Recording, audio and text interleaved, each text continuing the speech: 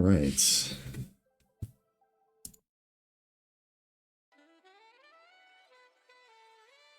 Just fix up the music really quick. There we go. All right, cool. So, welcome to the stream.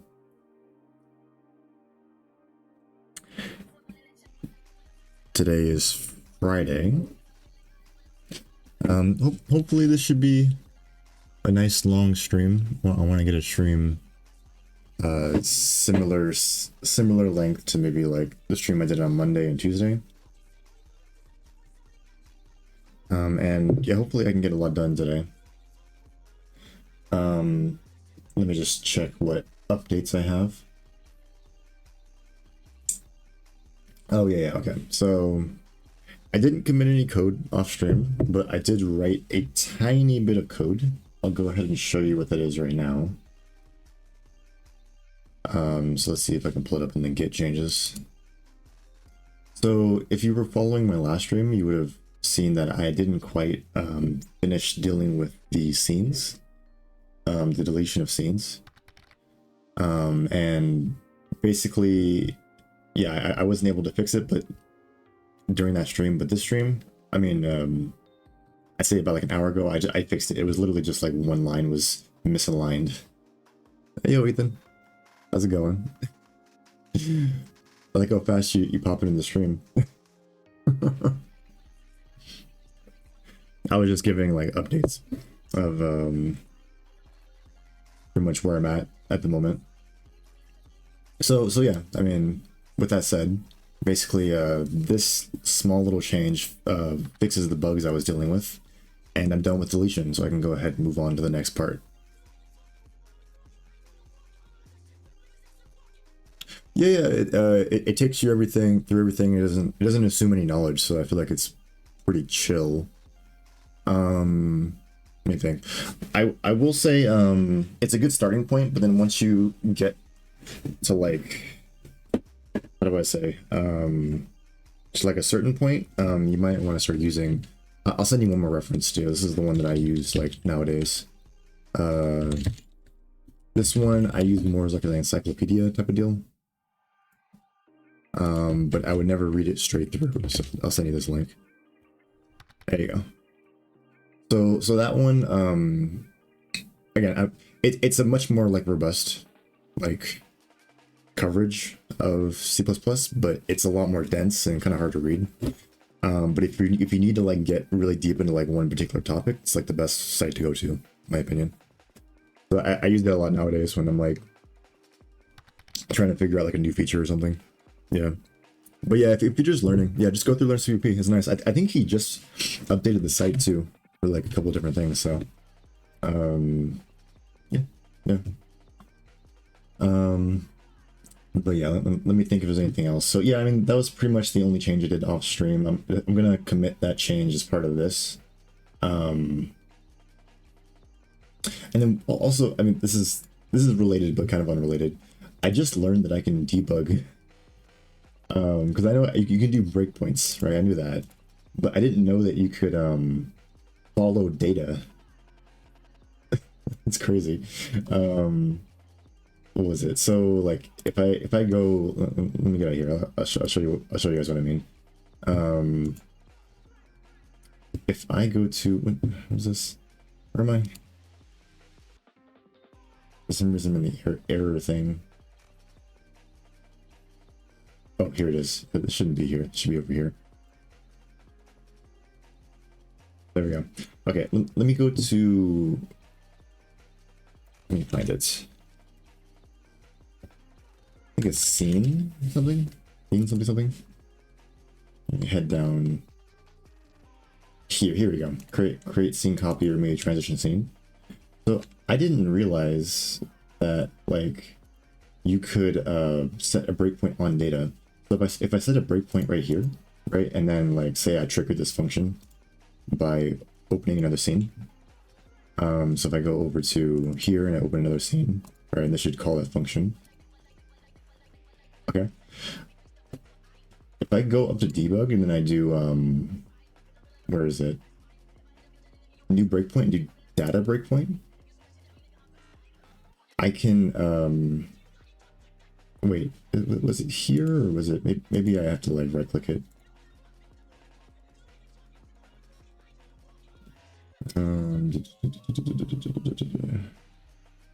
Where was it? Let's see.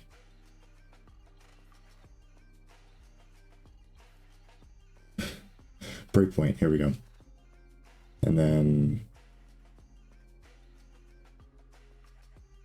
edit condition. What was it again? Okay, wait. Let me see. Data breakpoints to the address.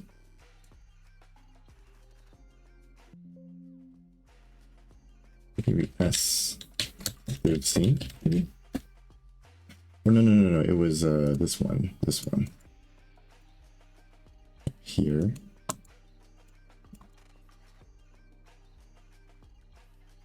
Here it is. Sorry, it took me a second to find it. Break when value changes. So essentially, if the application is running, I can click this, and then I can get rid of this. And then anytime that this data, this memory address changes, in any context, it will let me know. So like it hit right here because I changed it, and I keep going, right? And then if I just modify it in any different way, not just that function, it will always like break there and then tell me, hey, this data changed. And then I can kind of focus in on like one particular piece of data, and then no matter where, however I use it inside of the engine, I can still figure out when it's being changed. I don't know, that was like a big revelation for me. It helped me fix this bug.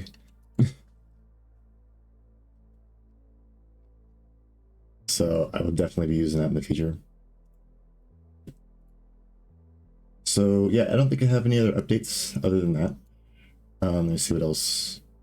Give me updates, open up progress board, recap, and then, okay. So let's go ahead and look at the progress board really quick.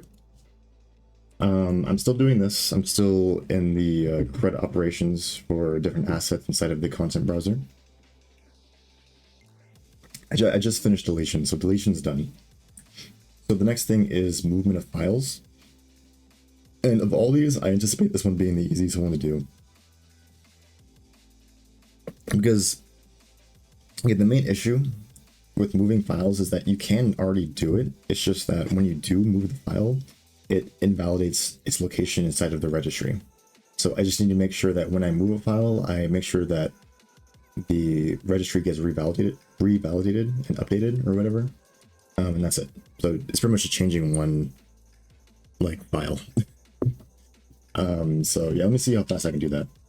And then hopefully I can get to maybe opening files in the content browser. It's basically like a copy of the creation and importation, but just opening the file. Or not importation. It's a copy of the creation. Because I can create, right, a new object, but here I can like just right click on that particular object and open it, and then I'll just handle all that stuff in the events and whatever. So let me see if there's anything else. Yeah, I think that's about it. Yeah, I think we know what we're gonna do. It's not too crazy today. So yeah, let's go ahead and get started.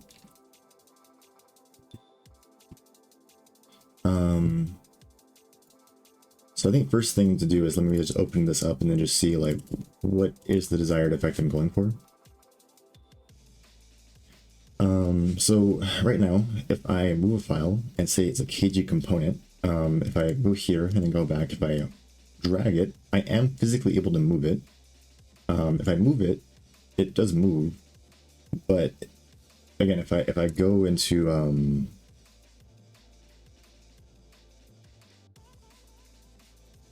go here, back to Pong, I go into the intermediates, wherever the AI state, oh no, that was a component, never mind, KG component.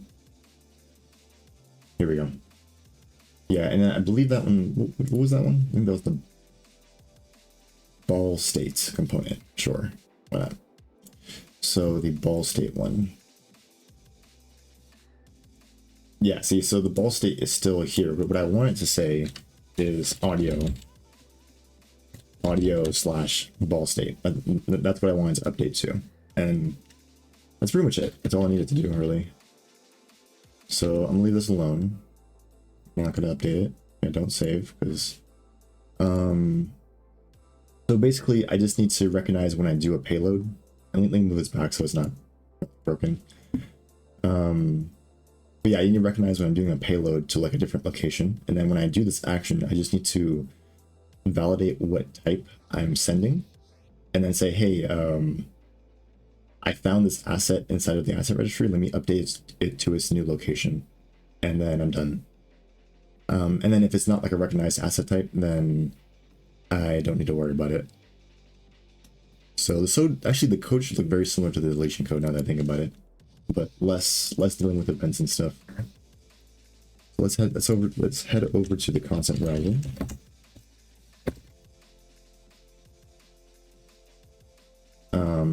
And you know, one thing I want to do really quick before I start doing that is let me head over to this right click.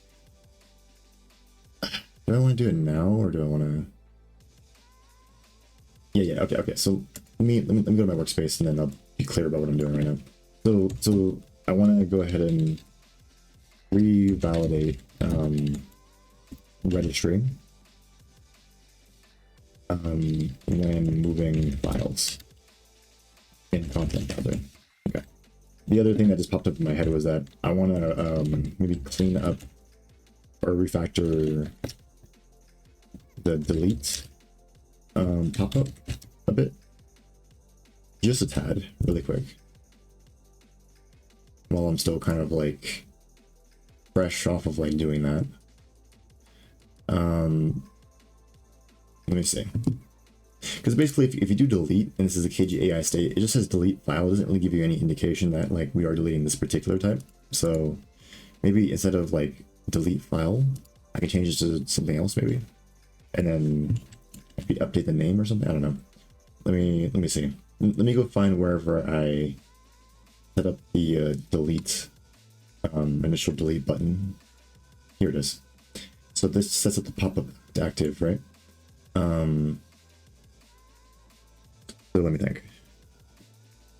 Delete file.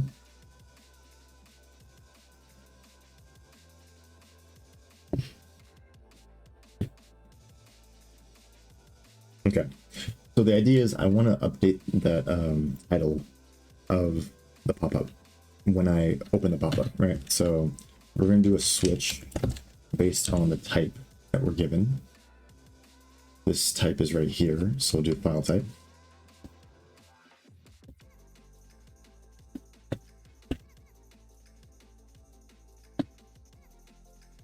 I'm guessing there's a capital T there. Yeah. Case browser file type.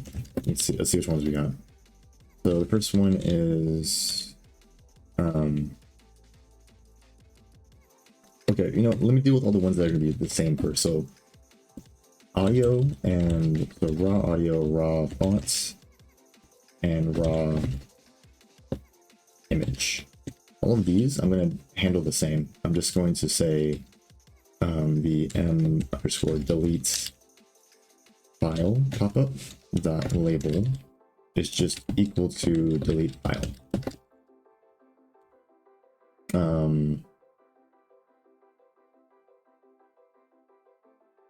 Yeah.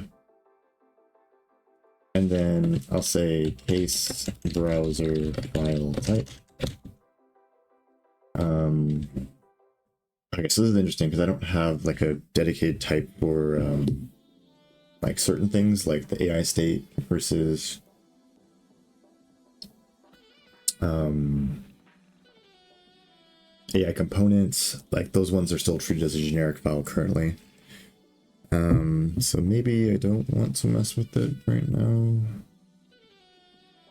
User interface is treated. Yeah, or maybe I want to add those.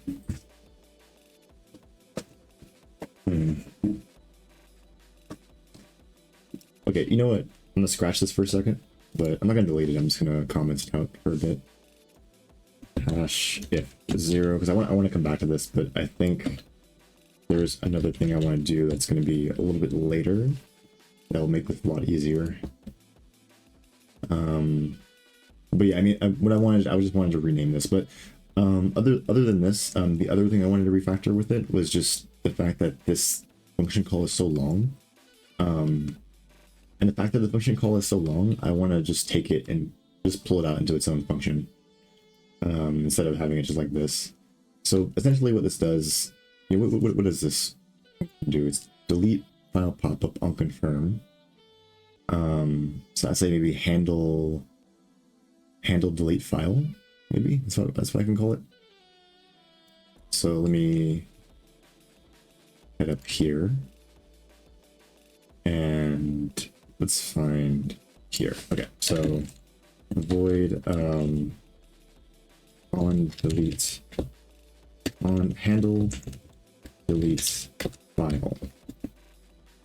Okay, and that, I think this takes in 0 parameters.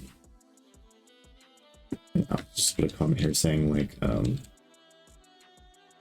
up functionality.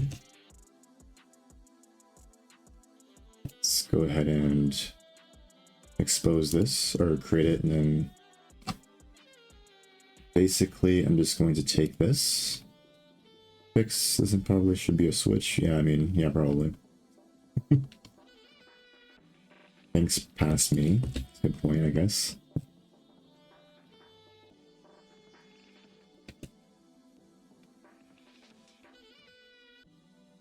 Alright, so this now, and instead of this being a lambda, I can do my little AG bind class function macro. And then I'm going to do, how do I bind these again? Oh yeah, so on handle delete file. There we go. Okay, cool.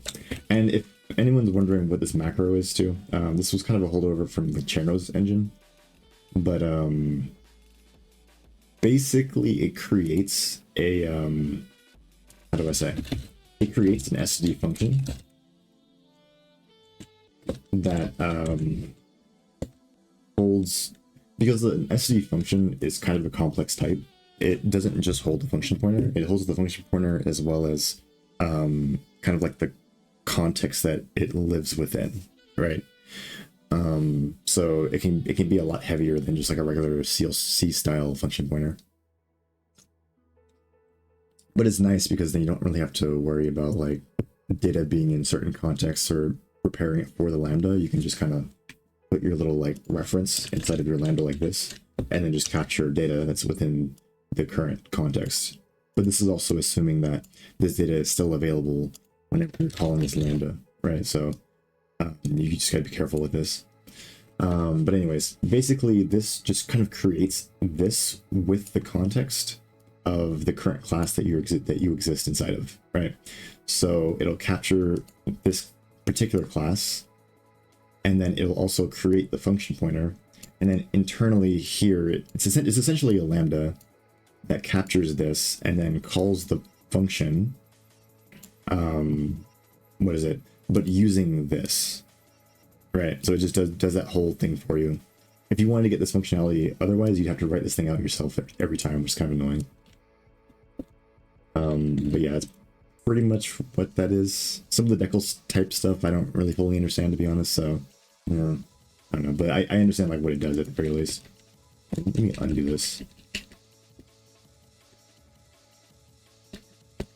Okay, yeah, leave that alone. Alright, so now this is nice and just it calls this. There you go.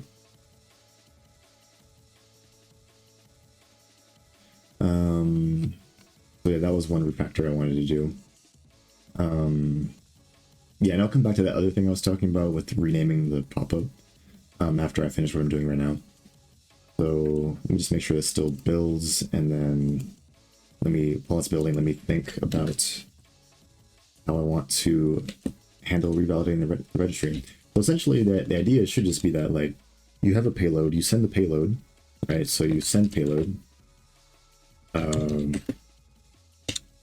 from where do you send it from?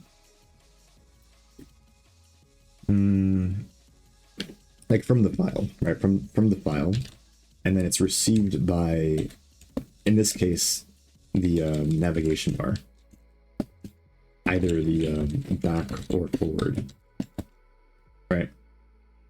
So essentially, the location where I really want to handle this is going to be in the navigation bar. So this is already done. I mean, this is fine.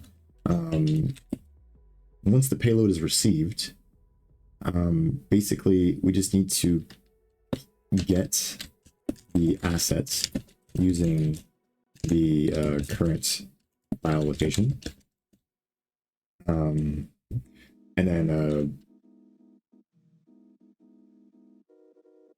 get asset and type of asset. The type of asset we can get using the file extension, similar to how we were handling the delete. How do you say? Similar to how we were handling the delete function calls in the content browser. So once we have the asset and we have its type, then we can query the correct asset registry, and then basically look for that asset based on its file type, get the asset, and then once we have the asset, we can just go ahead and update the file location.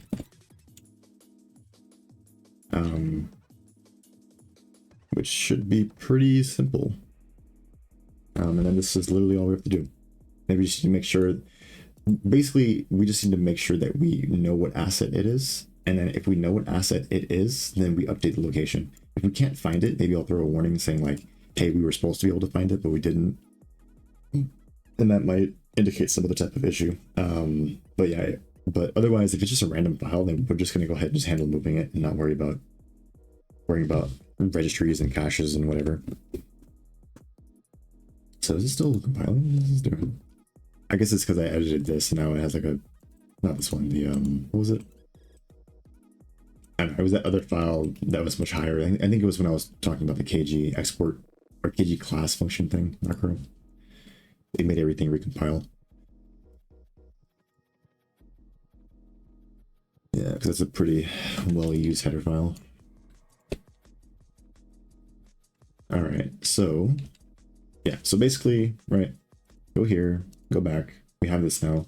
We can move a file in here, right? And then basically when we let go, the payload starting from here is received by here, right? So at this point where we receive it is where we want to handle the actual updating of the registry. So let's go find wherever I do that.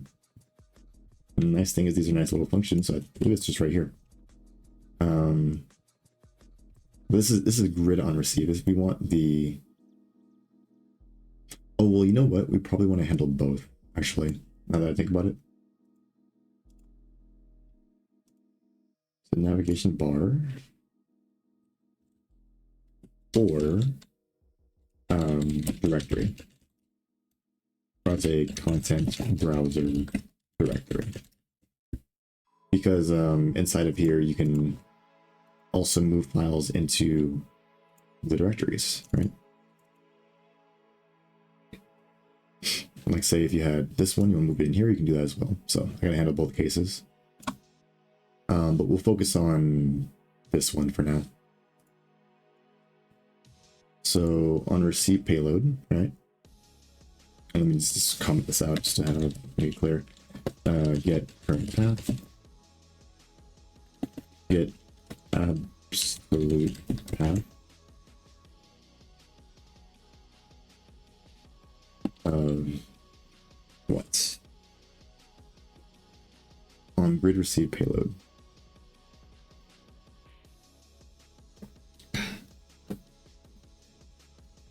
Current entry.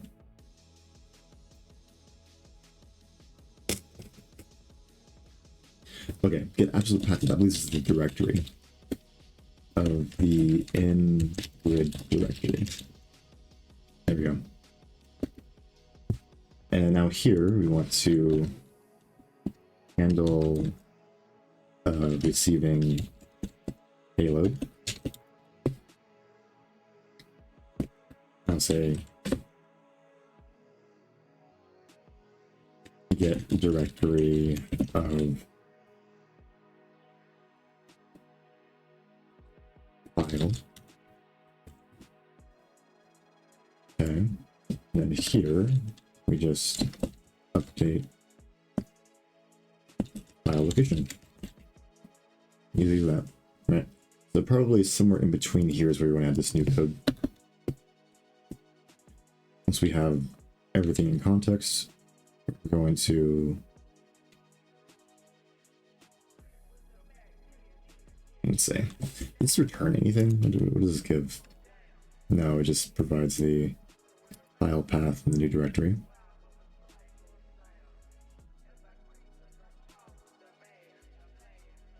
Okay, sure. Right. So we need to get the asset and type of assets. Yeah, we need to get the asset and type of asset. So we get asset type. And this is basically gonna be a copy and paste from how I handle deletion, I believe. So let me head up over here. And basically we get the extension. And how do I do this? File without assets. Oh, I use it here.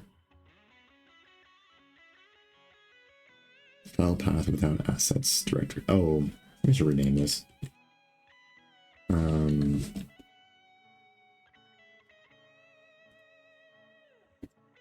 Relative file path. Well, I'll call it my relative file path.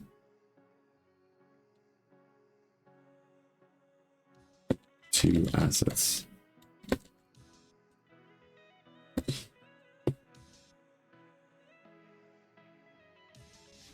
Yeah, that's more descriptive. A little bit longer, but I think that's good. So I think I need this relative to assets directory path, because this is what's actually stored inside of the registry. So I need both of these. So yeah, let me grab both of these. I'll get both of these, and I'll get one example. Let me head back. So get asset type and relative file path for a file, for payload file. So current extension is still this, but in this case it's going to be the payload path instead, because that will be the full path, yeah. And then this is just going to be current file to modify, the payload path. There we go.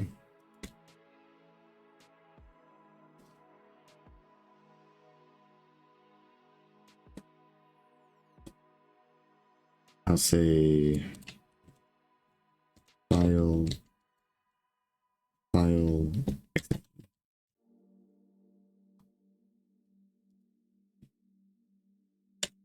Okay, this one clear.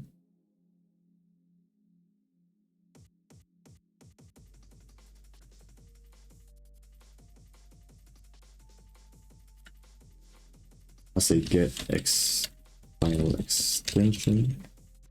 And now if it's like one of these, then we'll handle it. So if it's a KG state, right, we'll search the registry. This doesn't change. We check for the registry. And then basically we're just doing this now. This is the actual like actions, right? So we move it in both cases, right? So we move to the new in both cases. Right, and then we can get rid of this essentially.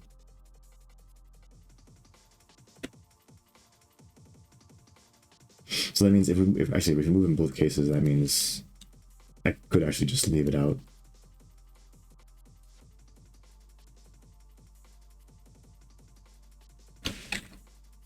Yeah, wait, let me see. Could just leave it out. Now that I think about it.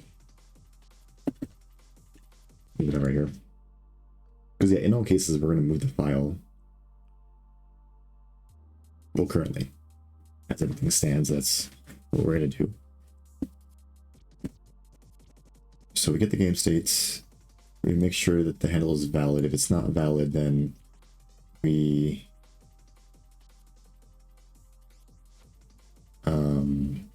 if it's equal, okay, if it's not valid, then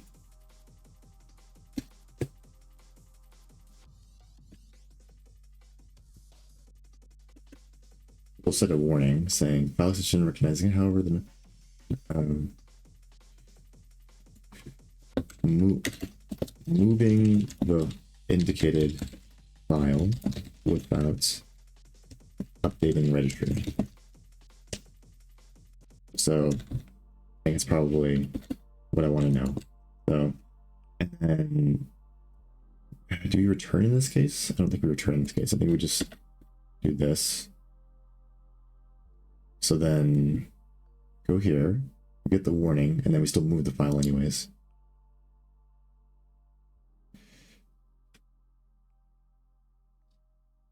Oh, wait.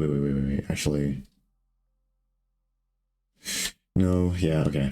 I might want to leave this just because I can see this getting kind of weird if I don't do that. It's just a weird situation with the whole early out thing. So I'd have to do this. So we're going to move in both cases. But in this case, we're going to move, but also we're going to handle revalidating internal registry.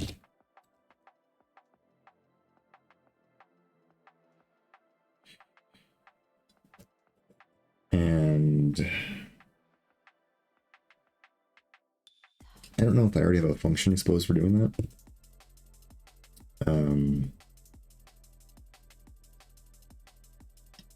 Yeah, actually, let me see if I do. I don't know.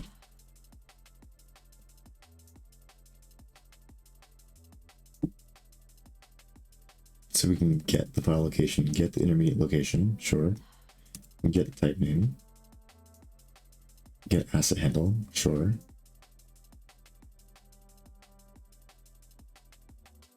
Yeah, I don't think I have anywhere where I set like the file name for a particular asset.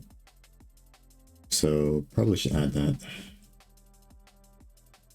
I might as well add the intermediate as well. It's a pretty easy function to add. So we'll go to asset manager. And I guess I'll just go down here. I mean, why not? So I'm gonna set a bool to indicate whether it was successful. And then that's asset file location. And then we're going to do an asset handle.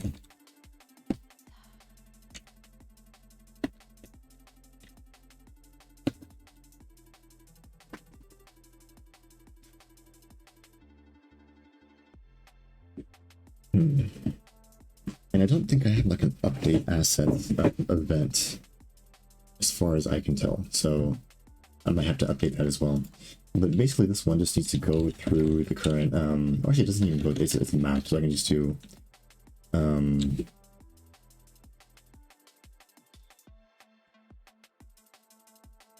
what is it?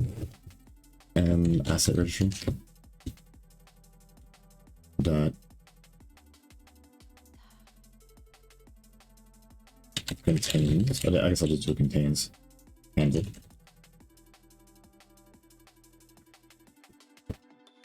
I'll say if does not contain a handle. I'm gonna go ahead and early out, just return false. Maybe a KG warn might be good here too. Say could not locate indicated asset when attempting to update file location. It's file location.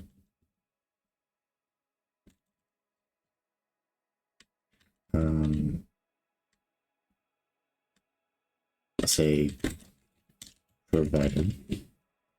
Okay, so validate asset exists. Okay, next thing is we need to do the actual work, which is sets. Oh, and then of course we need the file location, right? system reference. Do a const reference because we want to be passing by value. That'd be weird. New path. Okay. I might want to validate this as well. I forget. I think I do a similar validation somewhere up here. I just want to make sure that the file path is how do you say?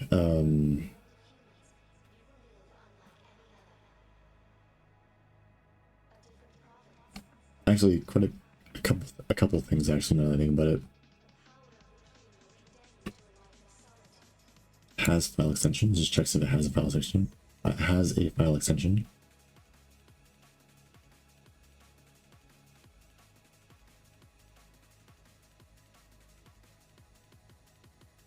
Not sure provided name is valid.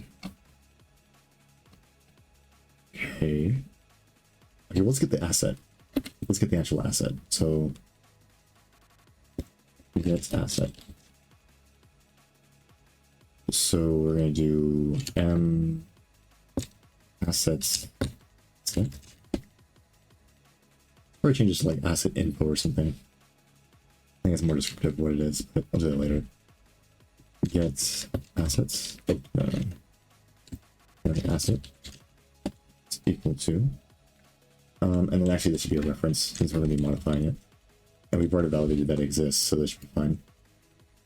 So we'll do asset registry dot at handle. So now that we have it, we'll just go ahead and update it. Update file location. We're going to do current asset data at file location is equal to new file location. Easy as that.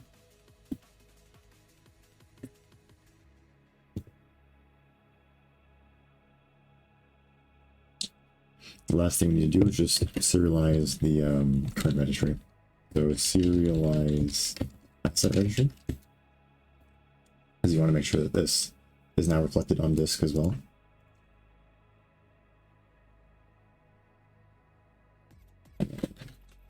To save changes to disk. Let's just return true in this case.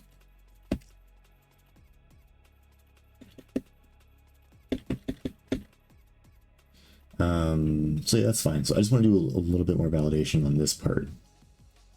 So I'm gonna say validate path.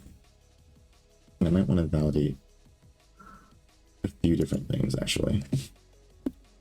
First thing is that well, okay, let me write out these paths really quick. So if I currently have like a path that's like assets slash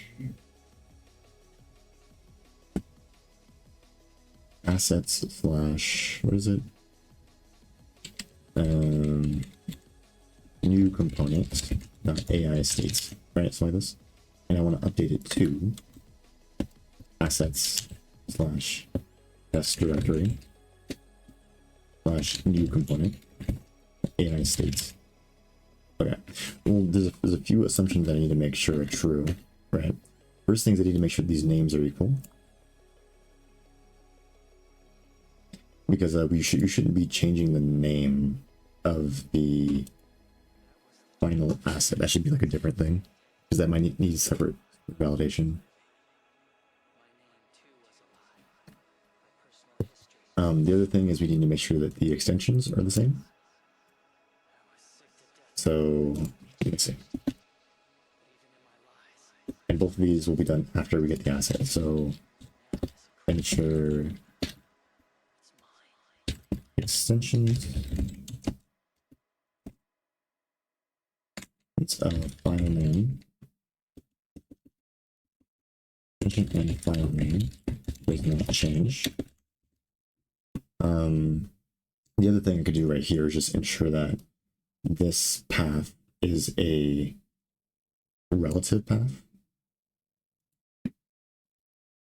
to the asset directory. because you don't want to like randomly put in like a full path here.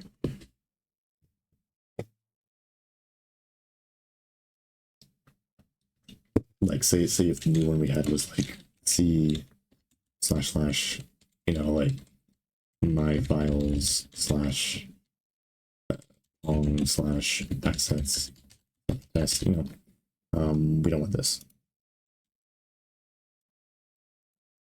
Gotta make sure that it's always consistent. So up here, let's see, ensure new file path is relative to assets directory. That's the only place where it should exist.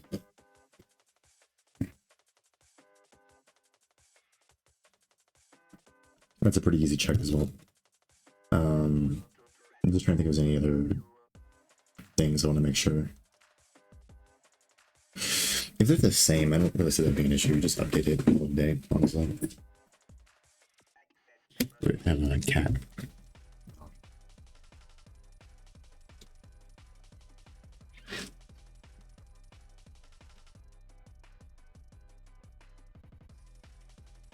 You have that, kitty?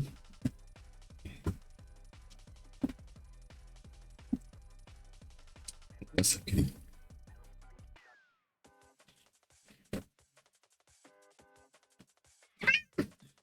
No coffee for you. You're gonna get yourself hurt. I don't know what coffee does to cats, so.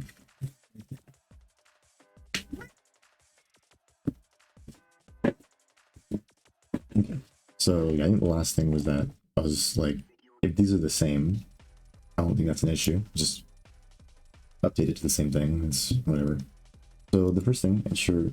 Okay, kitty, you gotta go. Not here. There you go. All right, so we're going to do utility file system, and then we're going to does path contain subpath assets. Oh, no. Project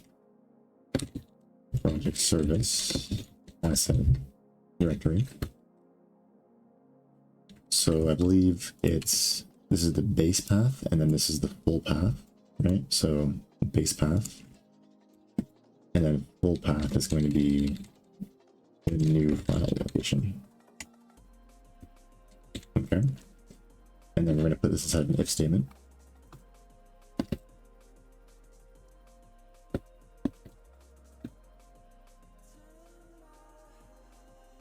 And false. Let's go ahead and indicate what happened. Attempt to update an asset file location with a path that is not relative to the active assets directory. Because yeah, that's not how we store them, so this would be an issue. And then yeah, so basically we just need to validate these two things. So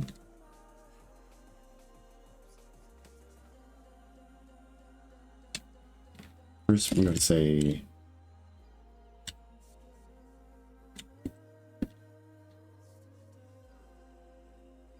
also maybe I'll validate this here. Ensure path provided is a file. Probably a good check to do. So if utility processing, and then this one's going to be has file extension. So if there's no file extension, then we can assume that this is not a file. I know it's not true in all cases, but as far as like my engine and the way it's set up, and in relation to this system in particular, this should be enough until I have to change it. So return false, say g, and see.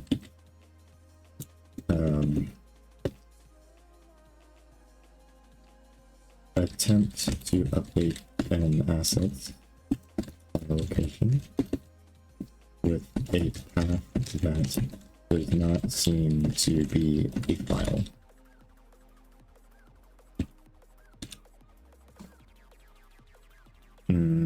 Let's see.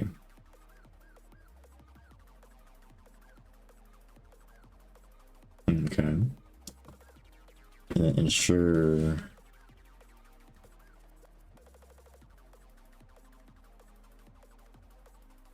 ensure extension and file name does not change. So if so the first thing for this one is we need to get the extension and the file name. So the file system path extension current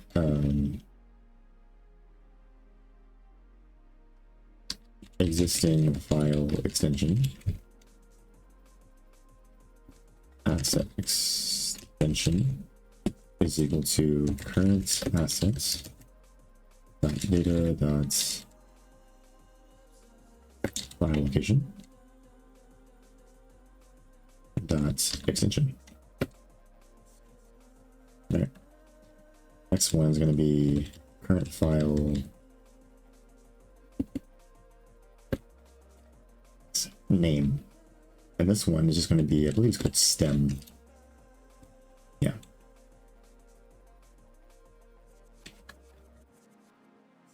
Okay. And then this is going to be the same thing, some code basically, but in this case, instead of doing this, we're going to do new file location.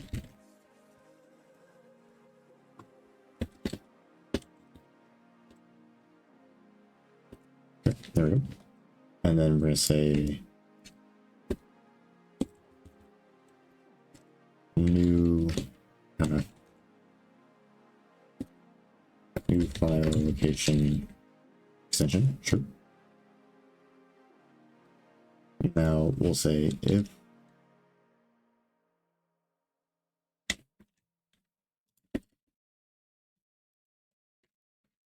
new file location extension is not equal to existing file assets extension,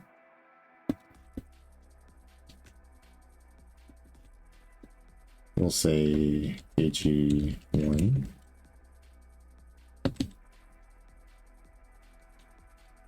I'll just copy this.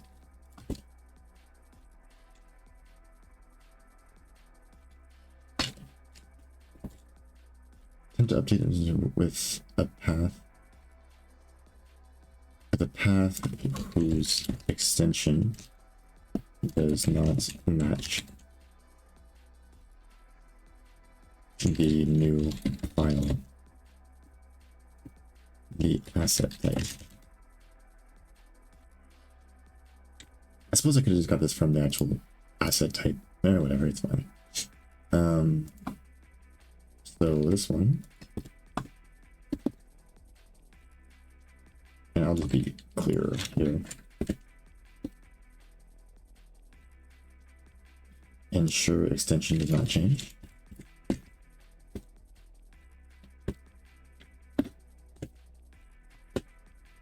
File name.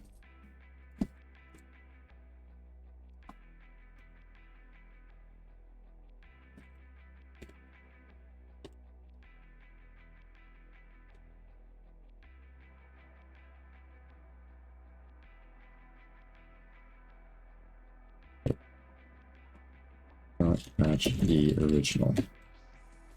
Okay. I think it's enough validation. I guess if I have more issues, I'll just bring it up later. But yeah, I just want to add all this right now so that, you know, later on when I'm messing with this, I can not add in weird data and then mess up my whole thing. So yeah, now I just need to expose this to the asset service. It's fairly easy. What's going on here?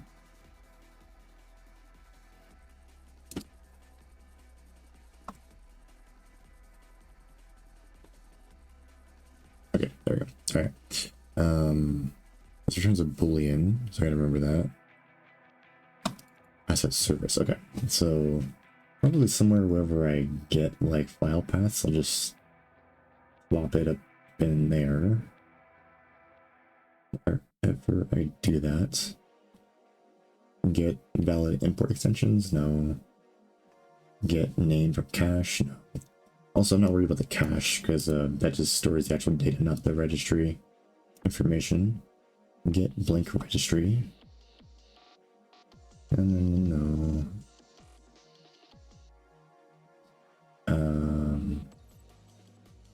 Here we go. Get blank file location. Get blank intermediate location. So right here. Paste this and paste this. So the first thing is basically this goes here. And then this is going to be set. Just set.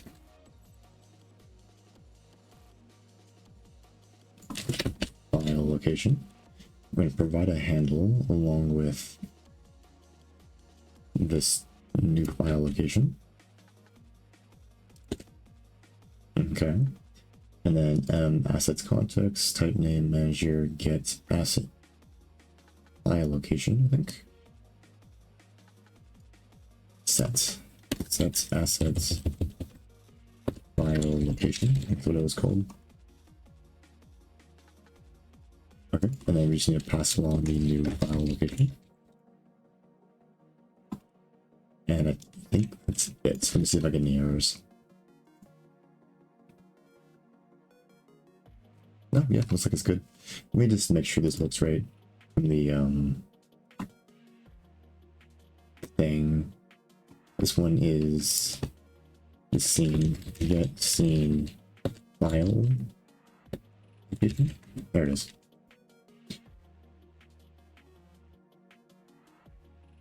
Yeah, looks fine to me. All right.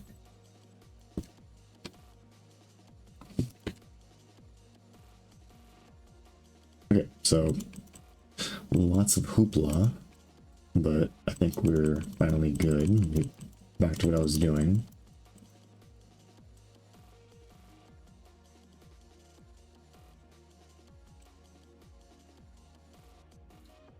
Okay, so now this should be as easy as assets.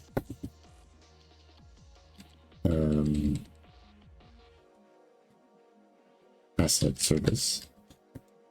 And then set. What is it? What is this one? Yeah, state. Game state. Yeah, game state. There we go. File location. And then that's going to be the result handle. Let's get a boolean success. And I'll just say if not success. And just another KG1 saying like code not update a game state. Location in registry. That's it. It'll still move the file, but it'll just be like, hey, like something didn't work.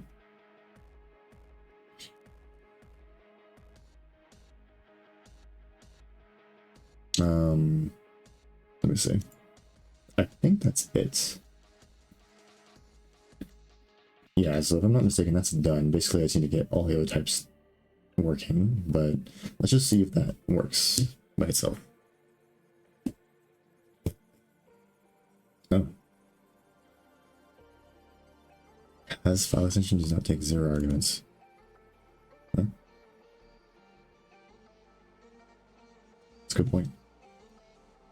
That's a good point. I wish the linter would tell me that.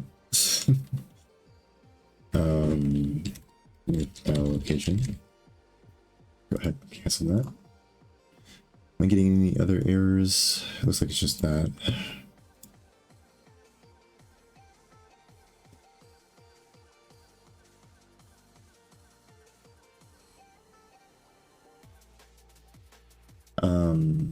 Yeah, so if this works, basically the workflow for moving files is done. Now I just need to like update it for the rest of the assets, which really should be pretty easy because I just need to fill out the rest of this function and I'm done. And then I can go move on to like opening files. That was surprisingly fast actually. I'll go ahead and commit the code too. I need to remember to commit the code. Maybe I'll put it right here.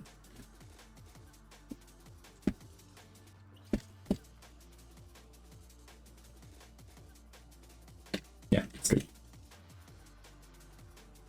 It's wrong.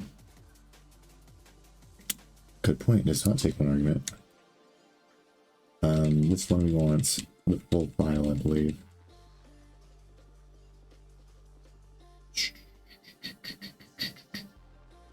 I think it's payload. Wait, no, payload path.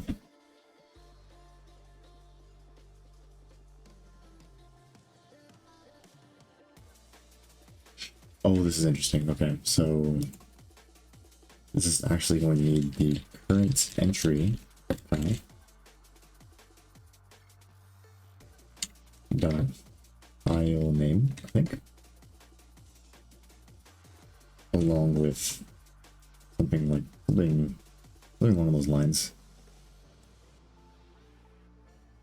Yeah, I just do a copy with this and it returns an error code that I can check. That's cool.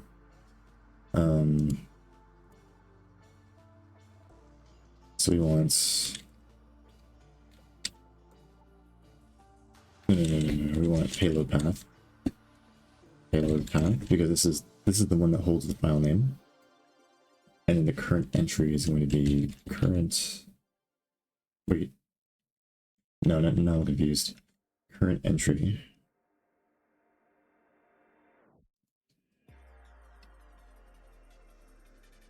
Let me comment this out for a second.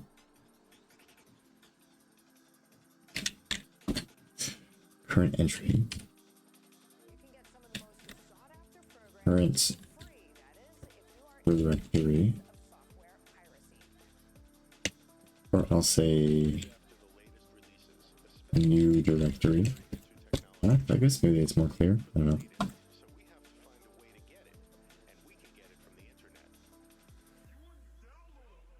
Car, would you? Okay, so now it's new directory path.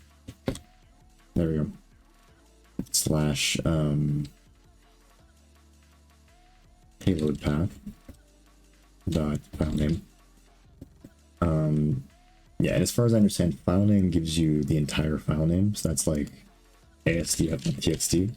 Stem just gives you the ASDF, and then .txt is just the extension, right? As far as I understand.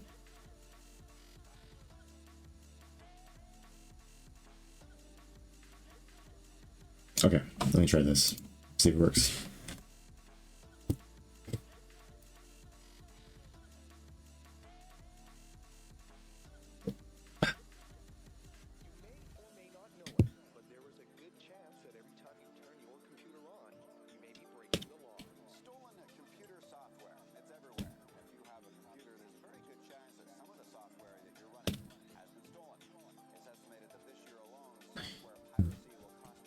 Just thinking to myself, I don't know. Okay, all right.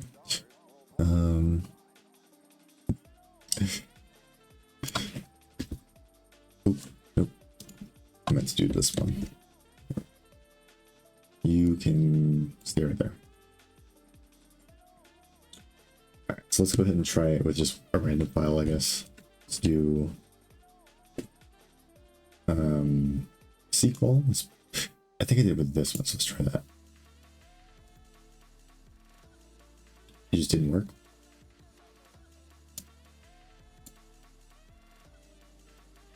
Oh. Okay. Let's see. What's going on?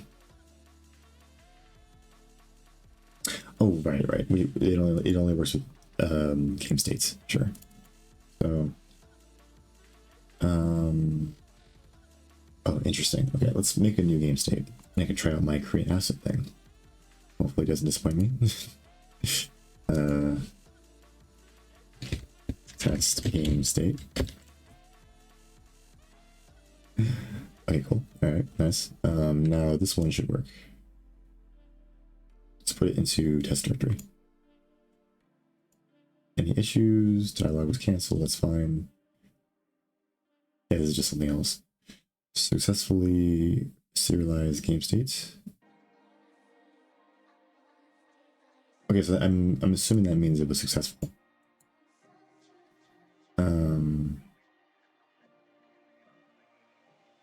I might want to put something saying like moved file from here to here, maybe as like a indication or something. Very nice. But let me just check. Oh, it doesn't update over here, right? Kitty, okay? No. Never mind. Oh yeah, that was the other thing I forgot. But I mean, it looks like it works though, from what I can tell. So the only other thing right now is I just want to make sure this updates here, right?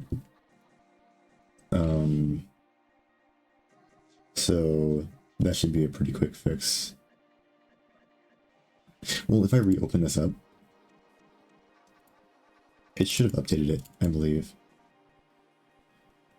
So if I look for test here now,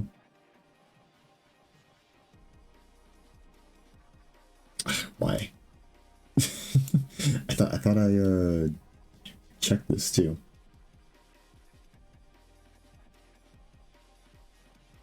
Wait, what? How was this? I literally checked for this, so this doesn't happen. Okay, I don't know. Weird.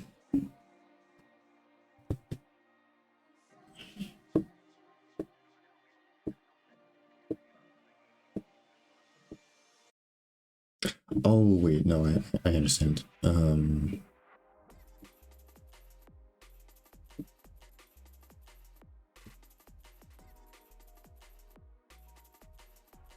You know what? Yeah. Okay. So let me do something. So this is kind of in an undefined state. There's a few things I want to fix really quick. So the first thing is I need to go back and literally fix this, like inside the registry, because it's now broken.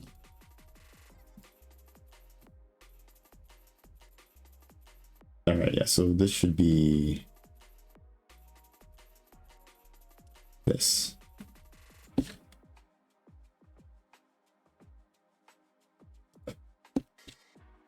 Okay, there we go. That's what that should be. And I think I know why it still went through.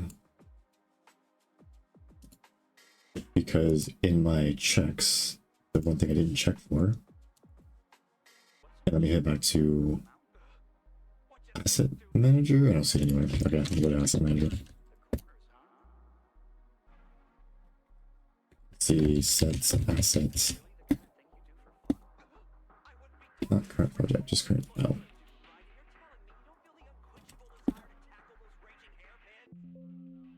What? File location? That's gonna take forever. That's assets file. How was it working for? All right. So this returns true in this case because it is actually a subpath. That's not really what I should be checking. Well, I mean, I should check that, but there's something else I forgot to check. Ensure file path is relative. Okay, it is not absolute. Because storing absolute paths is not good.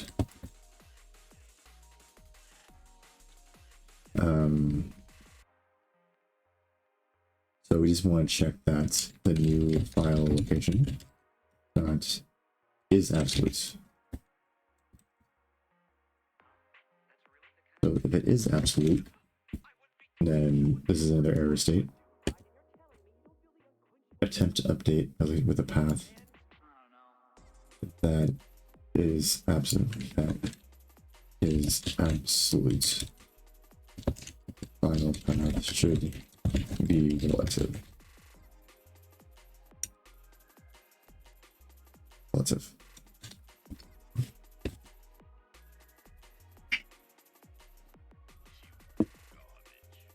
There you go, kitty. Let me see.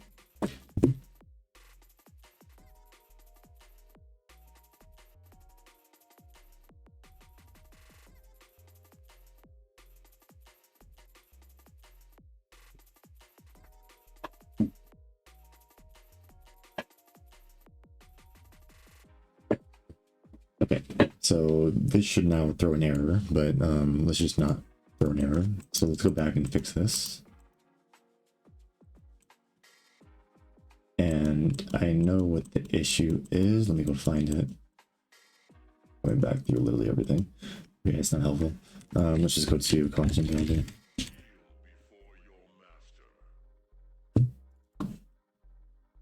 There we go. Handle. Delete file. Where was I?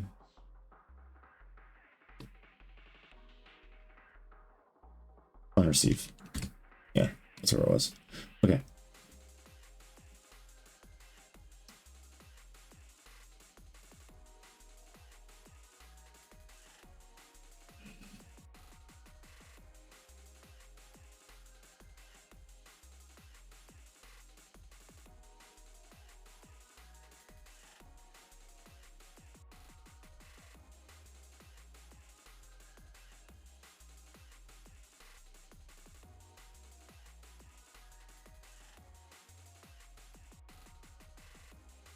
Okay, so this was the old relative path,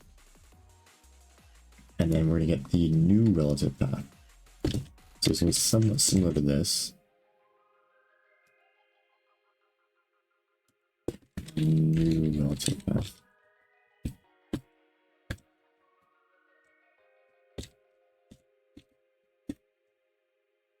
So it's going to be relative to this still, but it's going to be this.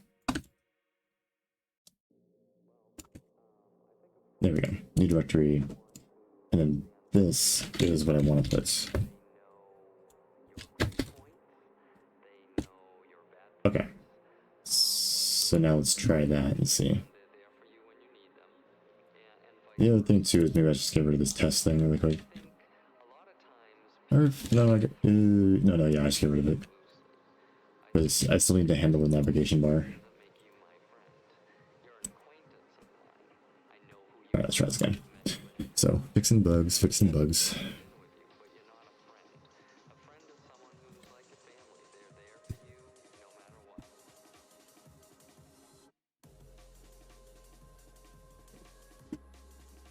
Take a look at this one.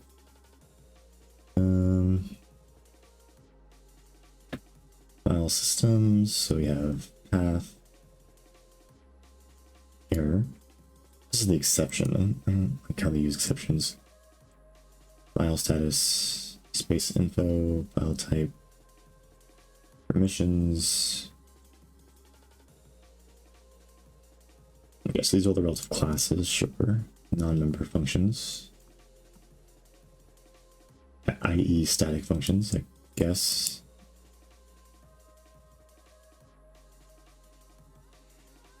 And then file types.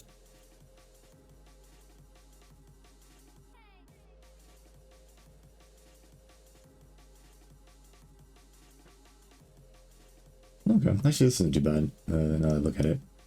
Yeah, it's developed in the boost file system. Yeah, no.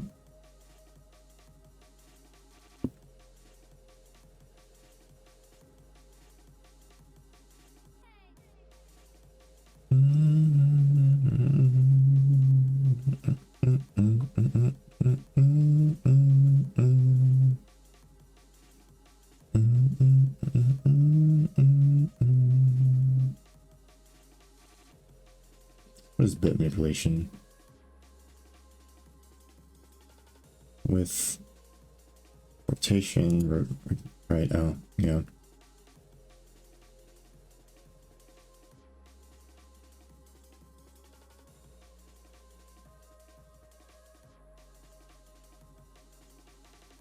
Native. What is native? All right. Mixed ending. Oh, is it?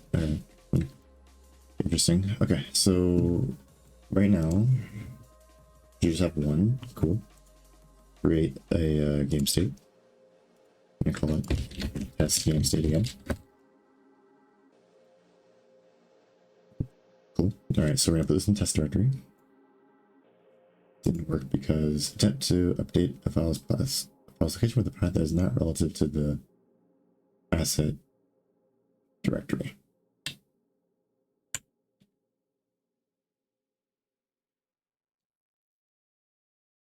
Oh, right. Okay, yeah. That can't be both. Okay, sure. Let's go back to assets manager. This is why we test things, because my functions are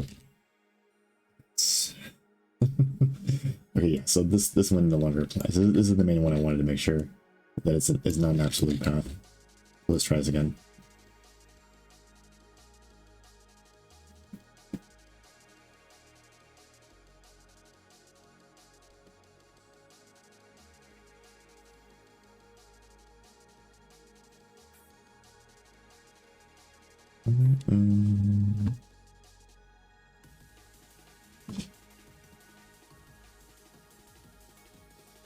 I gotta get used to this at some point when I start really getting into the details of networking.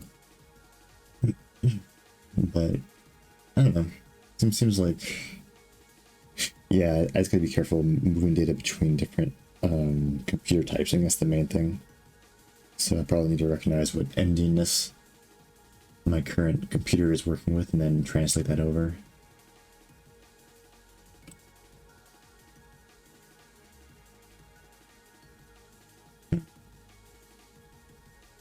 Resetting conditions. What's this? C library.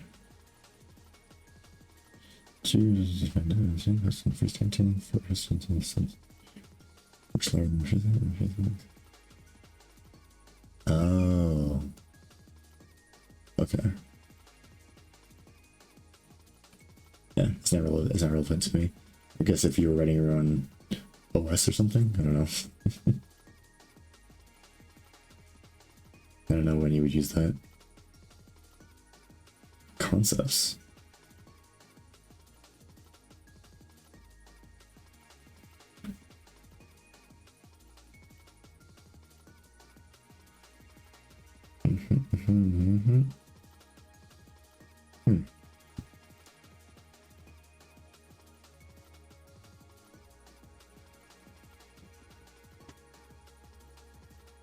All right, try one more time. So let's move this. So it's no because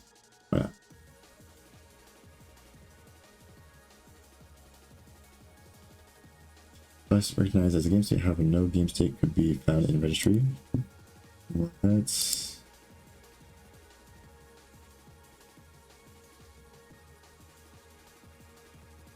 wait. Oh, what?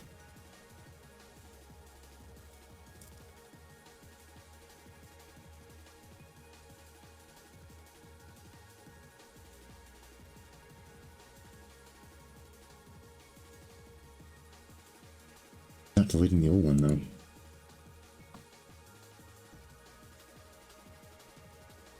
What? What a weird error. Okay, so then what does the registry say? Okay, this is getting weird.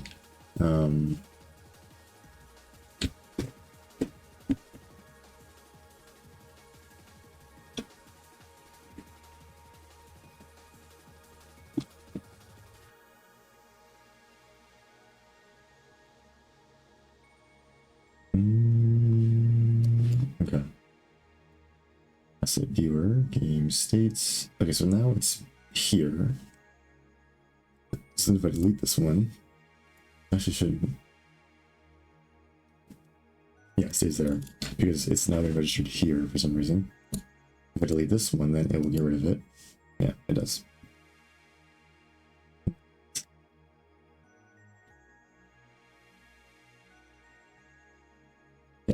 do create test game state. Let's try that. It creates it right here. Then we move it. Okay, now it moves it. Maybe it's because it previously existed there before, so then like there's like an issue with that. I don't know. Or maybe the move failed.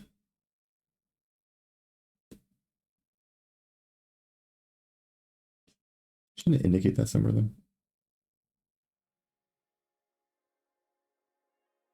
Yeah, this was something I did earlier. Okay, I don't know. Well, it works for now. Let me go ahead and delete this. Okay.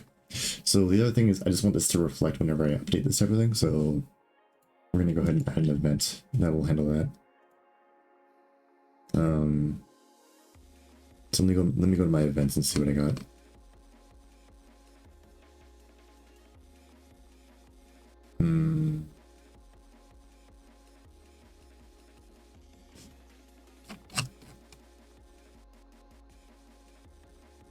I might already have an event that will handle this. Let me see. Asset events? Yeah, I have an update. Okay. So since I have an update, like something of that asset changed in some capacity, right? Yeah, I just don't know if I handle it anywhere, but first thing is just get it to reflect inside of the asset viewer, I suppose. So let's go to the asset viewer.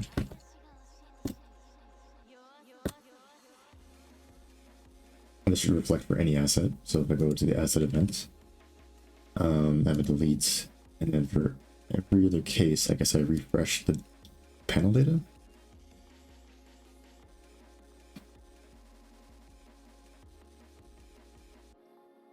Oh, okay. Oh yeah. Yeah, and then it's an update. It's not like a CRUD. It's not a delete or add operation, which can get really weird in like where you do certain things in what order. But since it's just an update, I can just call this and it should be all right. So I'll just go ahead and update the actual file, and then I'll throw the event. And then we should be good. Seems like we already handled it.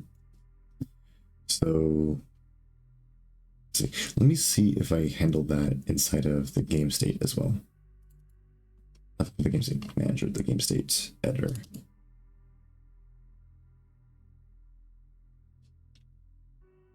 I believe I handle it for the delete. Yeah, I handle it for the delete, but nothing else.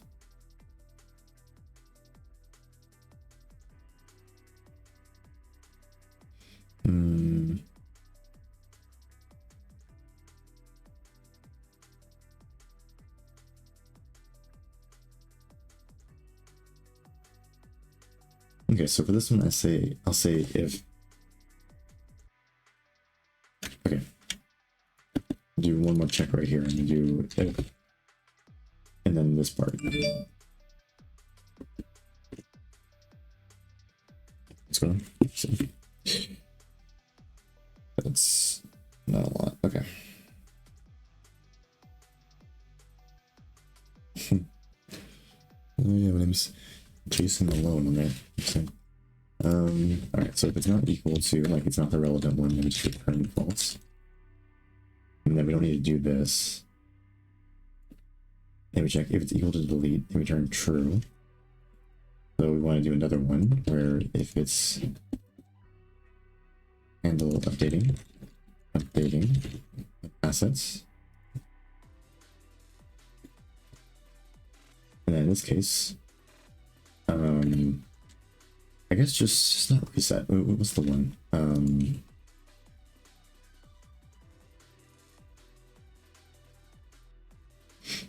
I guess I could just call reset panel. Yeah, probably more accurate. And then do I have a function where I like revalidate the data?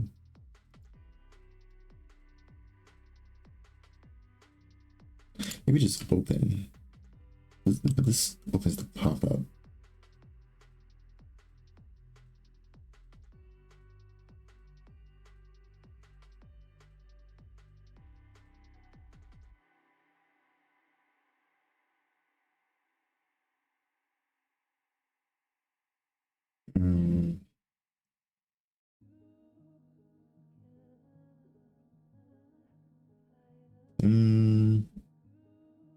me think.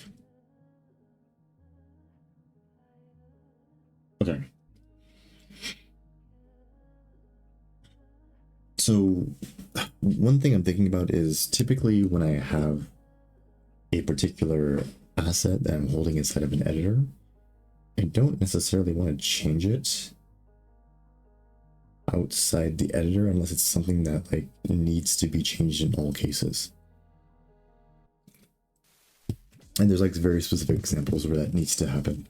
But in this case, it does not need to happen. I think I just need to check for the case where I need to change the name and then update the name. So since that's the situation, I'm gonna check if m main header, I think. Something like that. Or header, something? M header. A lot of C stuff. That's kind of, or a lot of Windows stuff. It's kind of annoying.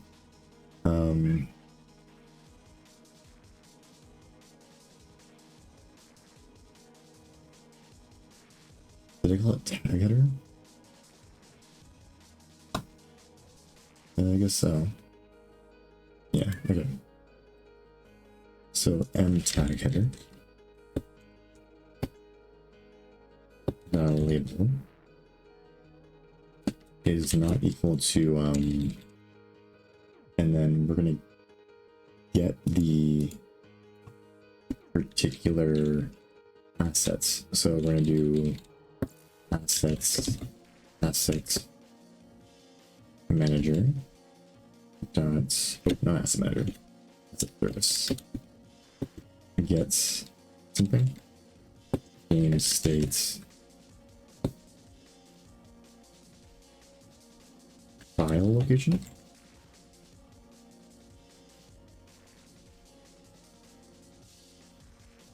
From the managed assets, gets asset ID.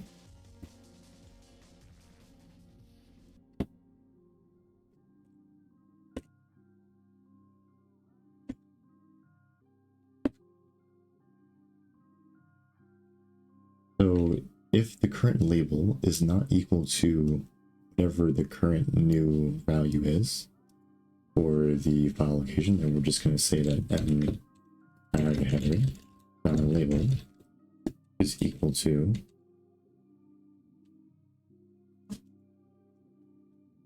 essentially this. I guess I could cache it, but whatever. Not that big of a deal. And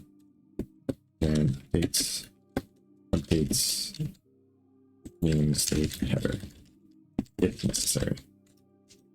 Right.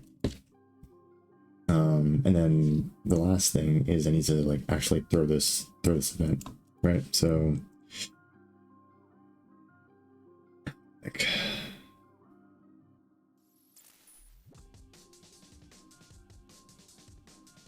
yeah, if I go back to the asset manager,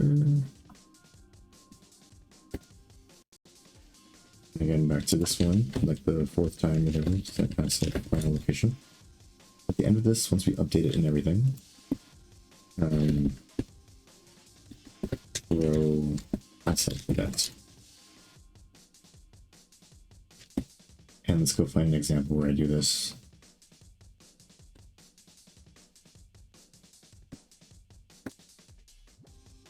Yeah, something like this. I submit this one to the event queue. Yeah, I suppose I do the same thing. Right, cool. So this one, actually, yeah, it's basically the same thing. Manage update. We want to provide the handle, which is just handy in this case. We want to get current asset data.type, so it's fine. And then it's update event, and then we just submit it to the event queue so it gets processed at the end of the frame.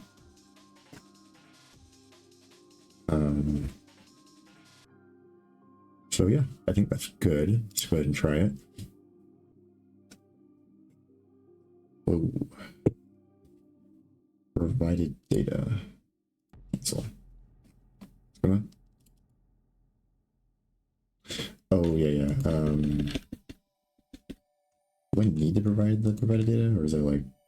Optional. Yeah, it's equal to null pointer, so I don't have to provide it. Okay.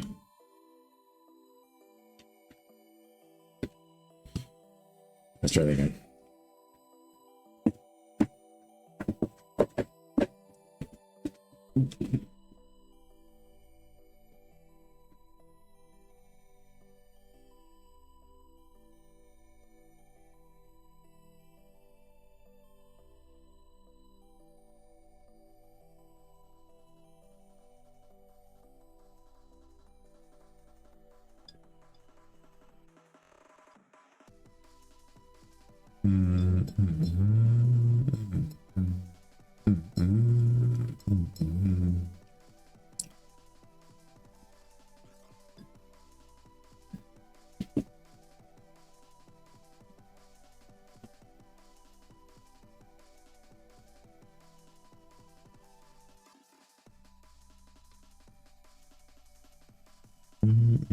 Okay, so hopefully this works. If this works, then that means I should be almost there with this. The only other thing is I just need to get the navigation bar to update, or it should to receive the payload do the exact same thing, and then it should be good.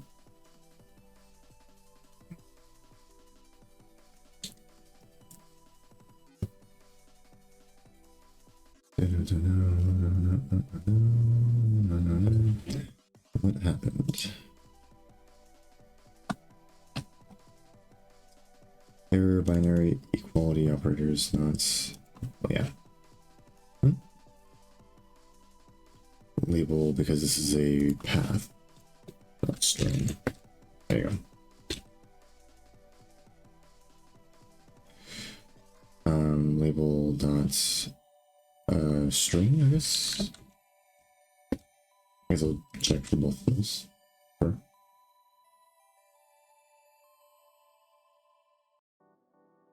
Again, not the most efficient thing, but this only occurs when I update a file, which is not a very common thing, so it's fine.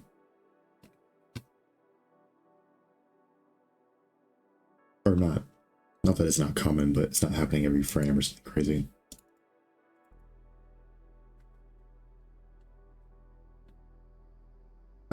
Okay, so basically the new thing I want to test out is I want to be able to make a new game state, right?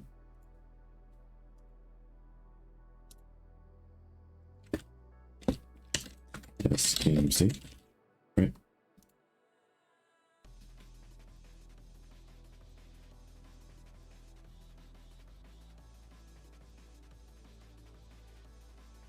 Okay. And then let's go ahead and take a look at it inside the asset viewer. All right, so it exists right here. Sure. Let's move it into the test directory. There we go. That's what I want to see. So now the game state updates the test directory. If I view it here, yep, it's all updated. Everything's good. And then if I move it back, it should do the same thing. So now that that's updated, the other thing, yeah, and then here. Cool. So look at it, it updated the editor as well. So perfect. The rest of this won't get updated, but that's intended, because if you have the cache changes that you haven't saved them yet, the game state shouldn't modify this. Essentially, these should stay the same until you decide to actually save it. So everything here is working as intended. Oh, cat's meowing again.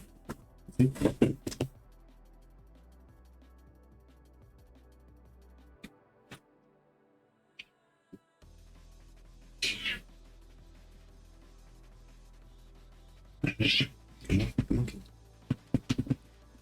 There you go.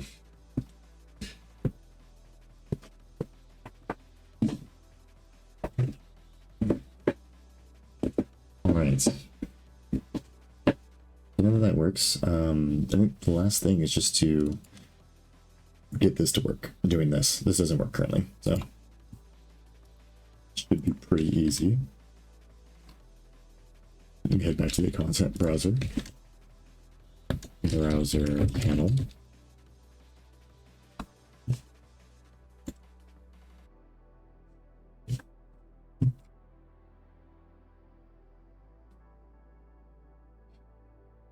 Okay, and again, I'm doing all this inside the on receive directly, I believe. So,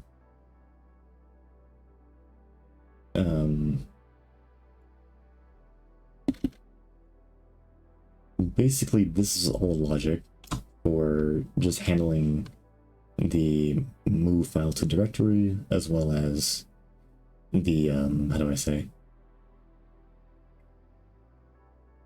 The, what is it called? Moving the file as well as updating the location, right? Maybe I should separate this out a bit. So if, maybe I'll do an else here. Yeah, I don't have to do this return then. And then I'll take this, all of this, and put it right here. And then I can take this, pull it out.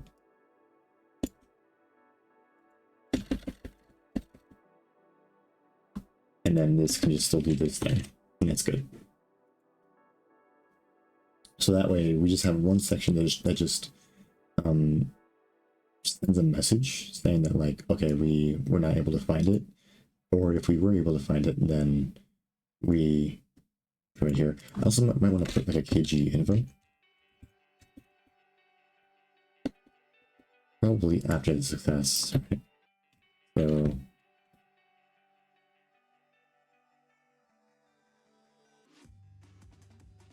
kg info. I was like, if success, I'll put the kg info right here.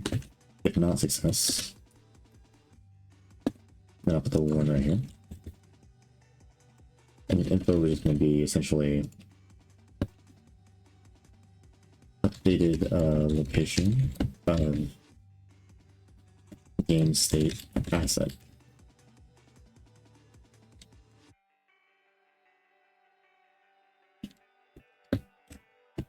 And then here I'm just going to provide the two relative locations. So the first one is the relative to asset, the original one, and the second one is going to be the new relative path. And I believe I need to put string for this, so that it doesn't get angry at me.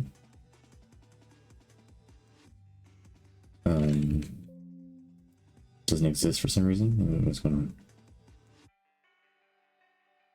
on?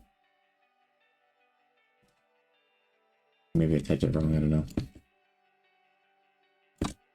Oh yeah, I did. Okay. Okay, that's fine. So that's good. If file attention equal to this, and then move the file, right? And then this, I think I could put into a function. So what I'm going to do is probably handle delete file, void on handle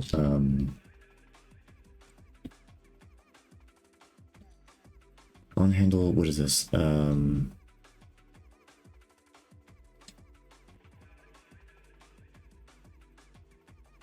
Move asset. On handle move assets location. And this is going to need a few things.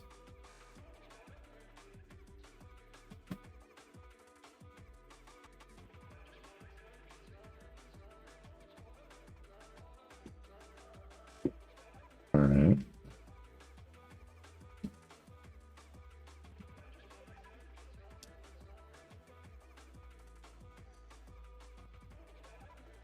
So these two can be generated like per thing, right?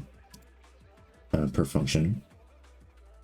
Basically what I need from this is the new directory path and the payload path.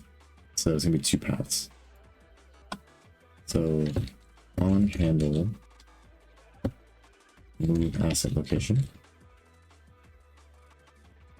And that's gonna take in the, what would I call this? Payload path.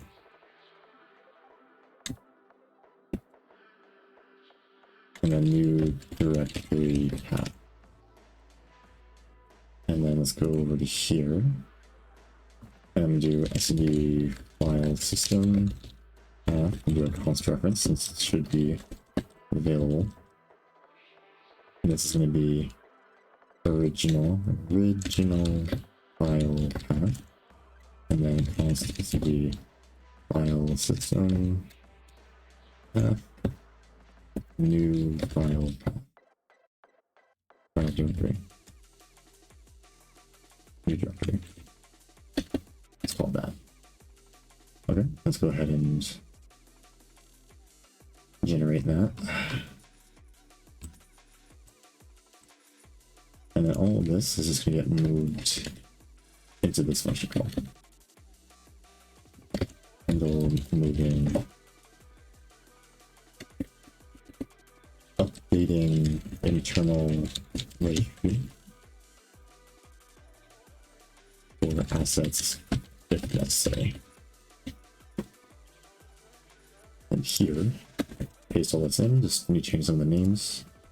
The payload path is the original file path. So it's going to update that everywhere. And then this is new directory. New directory. And everything else should be good. New directory, original file path, relative, blah blah. Yep.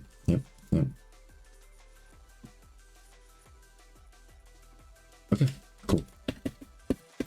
And I did all this so that basically now I can take this and go find, oh, where's it? The handle receive payload on the nav header now. And basically I can just do this now.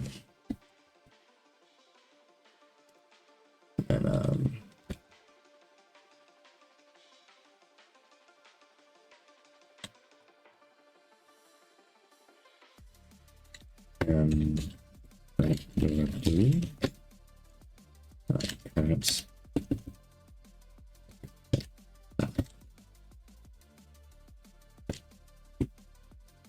Okay, so then in theory this should work. So get original file path from payload necessary, then move file to the new directory. There we go. And that really should be it. So now in here, I can just handle all the logic in one place. So let's go ahead and try that.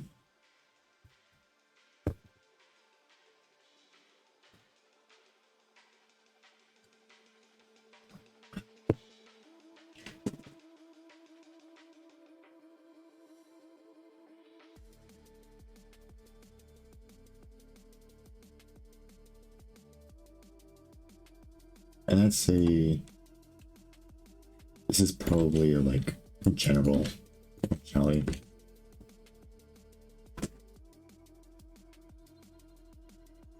Just yeah, these ones are specific to here, so I'll push them together. There we go. These are specific to the nav, and then these are more general.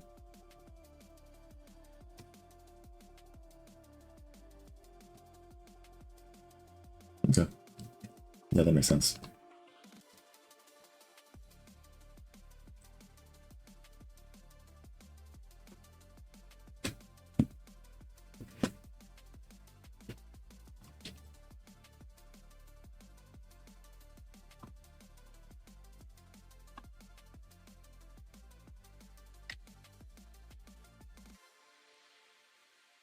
So now that all this is done, let's try this. Okay, and now let's see if that updated the asset here. Game state is now here. Yep. So then if I move it to, and then let me make sure I didn't get any updated location of game state asset here to here. Okay, cool. Yeah, nice. So then if I move this back in the test directory, it updates it there, and I'm assuming it updates correctly in there because it receives the exact same event type. So I don't see any reason why that would be messed up. So yeah, I think game state's working now, and I have the entire workflow good at this point. So now that I have like the basic workflow done, I can just run through the rest of the asset types, pretty much just rinse and repeat the whole thing. And yeah, it should go by pretty fast. Let me go ahead and take a quick break, maybe like a 5-minute break, if I get some water and just chill for a bit since I got that working.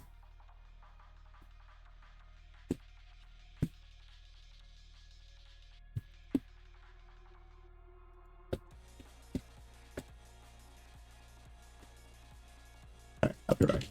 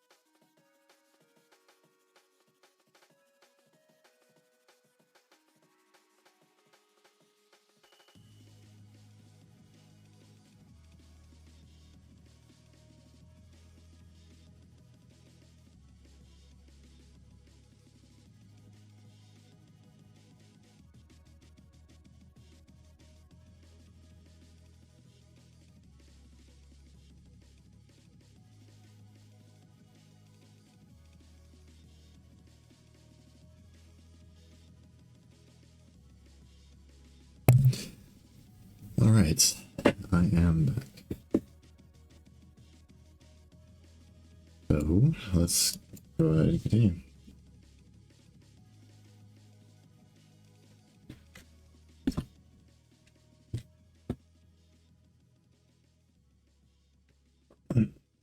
We were working on moving files. I got the game state working, so let's get the rest of them working. Yeah. Alright, so let's head over to wherever we're doing this. I think I was over here. Alright, and then the next one. This one goes here. There we go. Now we're gonna do an else if. Or just copy this and just put an else. Right it.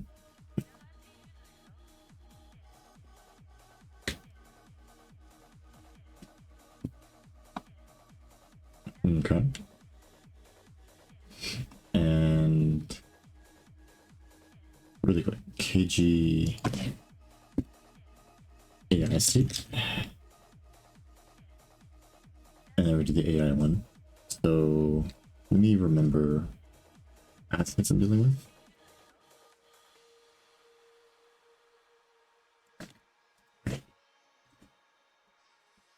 For a second.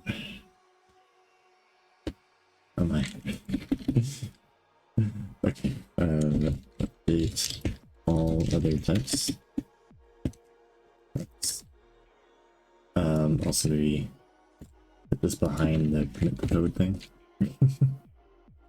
And then these other types are going to be the AI states, audio. Yeah, game states good. Input map, project, scene. Do I want to move shaders? No, I don't even have shaders in my thing, so now we're good. So scene, script, texture, UI. Okay, so let's do AI state really quick. So let's get this working first. KG AI state. One thing I might do here is I'm just going to find wherever I have the game state. Place it with AI state. And then everywhere where I have game state, like this, place with AI state. Okay. Let's go ahead and read this. State, yep, set, yep.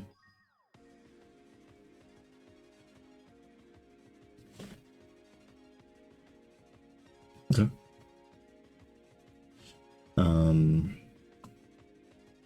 Yeah, let's just do all these all at once, I suppose. Yeah, alright. The next one's gonna be a KG audio, I believe.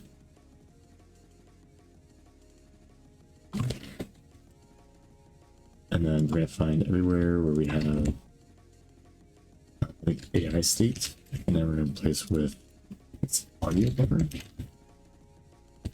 That's like the official name of them. And everywhere we have AI states, that's AI states like that. Replace it with audio. Okay. Sure, whatever. Alright, let's make sure this is right. So, no. As audio buffer, however, no audio buffer can be found in registry. Moving. Yep. Okay, cool. So, audio is good. Next thing's fonts.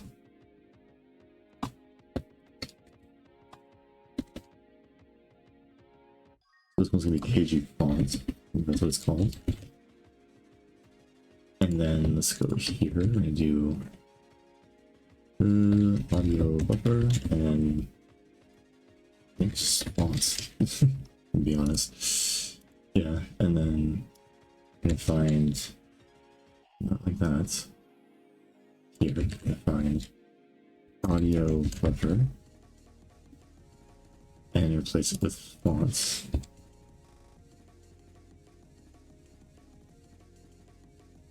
Okay, and then actually I should be careful. I should copy this one over. Next one, because I could see the background place getting really weird with that. But I use font instead. Input map. Okay, input map.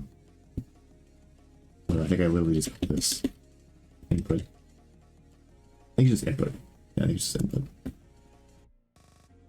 I'll change that at some point. That's fine. So instead of audio button, we're gonna say input map. Okay. And then here, if we have audio space buffer, we're just gonna put input space map. Alright. That should be fine to copy over.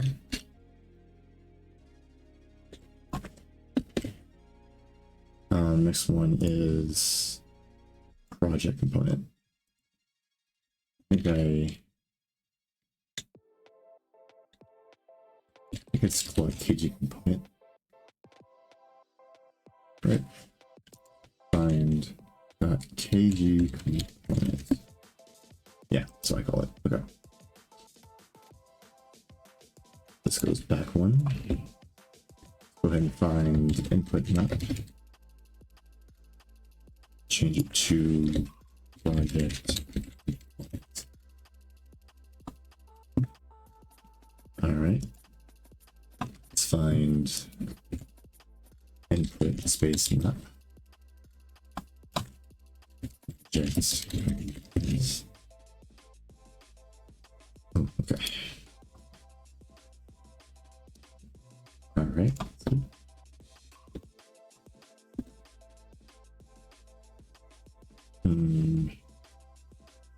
Scene. So KG scene. Okay.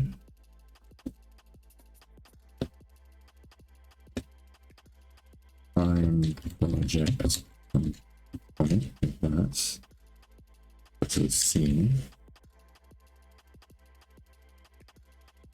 And let's do project components.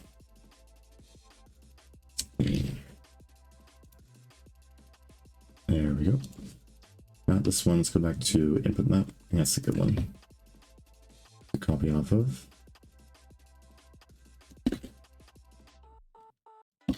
Okay. Next one is script, sure. So I think it's called KG script. That's gonna be a unique case when I update it. So we're gonna find map, change it to script.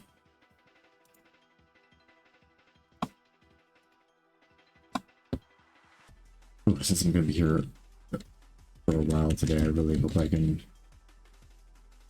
finish these last bits. I think I've been saying that for the past like 4 streams. Well, I'm almost done with the content browser. And it just keeps going, but this is a pretty important part of an engine, being able to move around and manage your assets. I mean, that's kind of like, yeah, it's really important for an engine, so I don't take this lightly.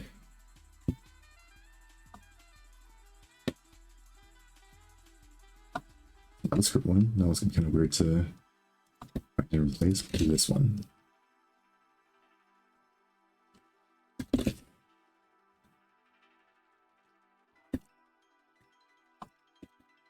Okay. Next one is script. Yeah, we skipped shader because that's not a thing. Texture. There we go. It's just KG texture, if I'm not mistaken.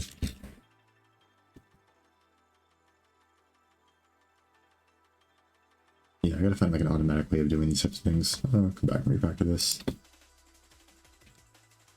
That'll be probably when I start adding a lot of new assets, I'll add more and more like abstractions to this.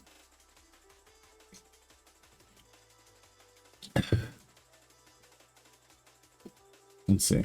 Input map? Yeah, input.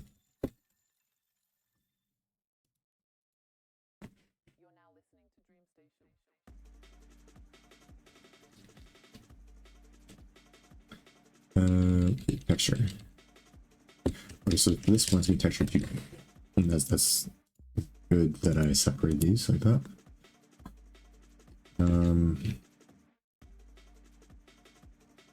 Let's see.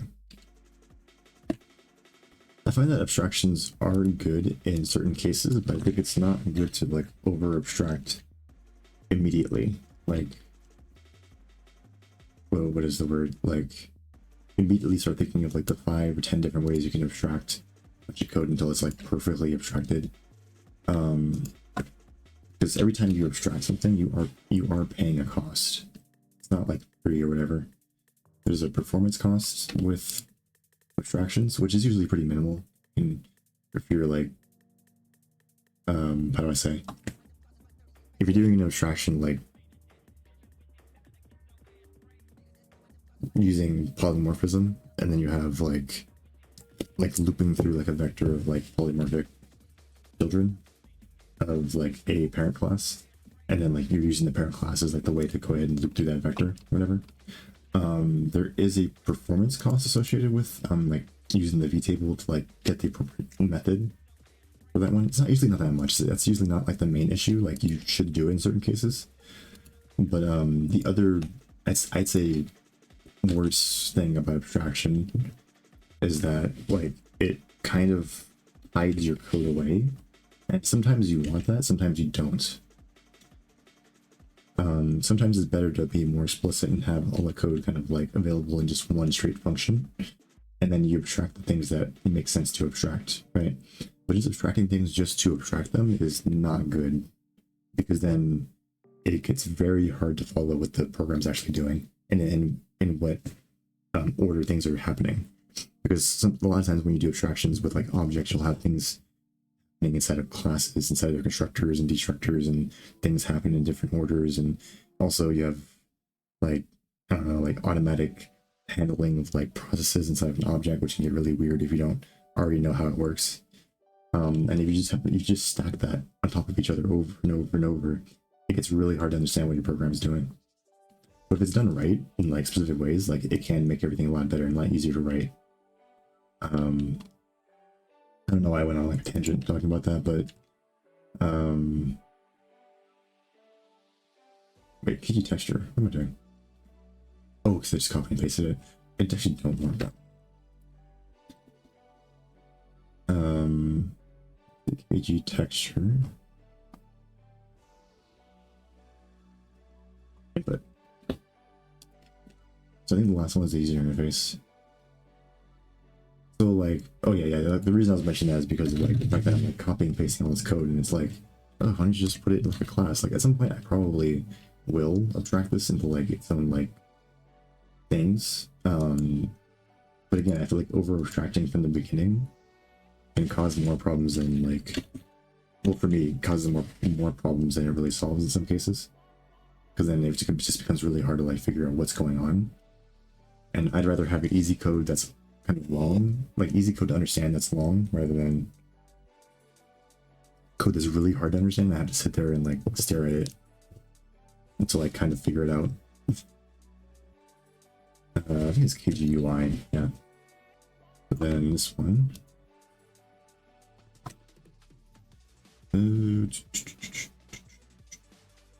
Input.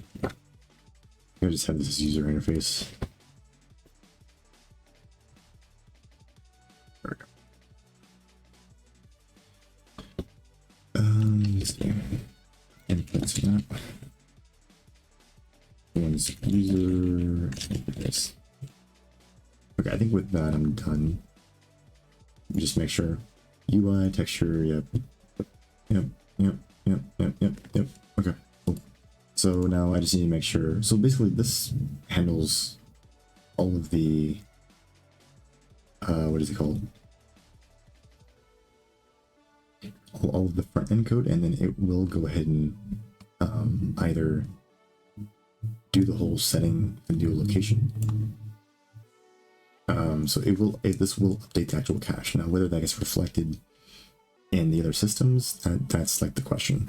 I believe the asset viewer is already good because it's agnostic of whatever asset type that you provide. So when I go here and have a managed asset and it's in delete, then we do those things, right? If we do an else, we refresh the panel data. And then this refreshing of the panel data,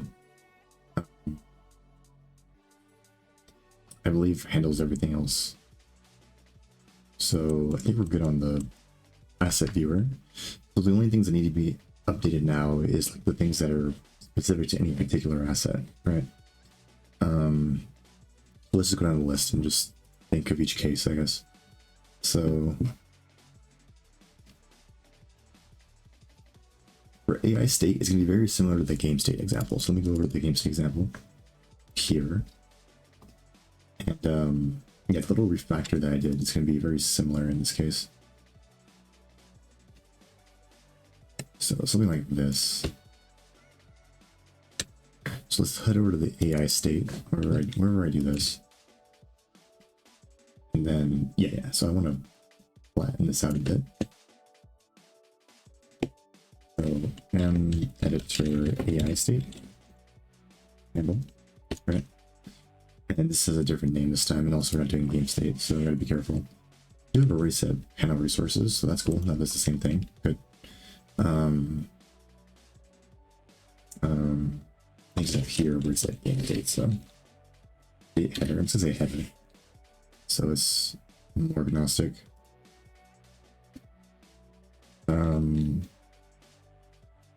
AI state. There we go.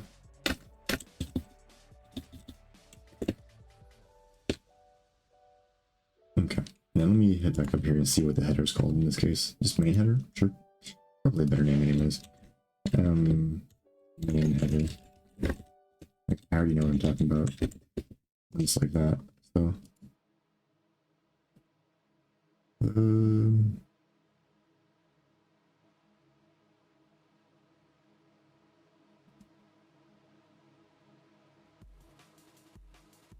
honestly, if I'm already grabbing this from the cache, I might as well just update it regardless. You can go back to the game state and do that too. It's not gonna hurt to just do that.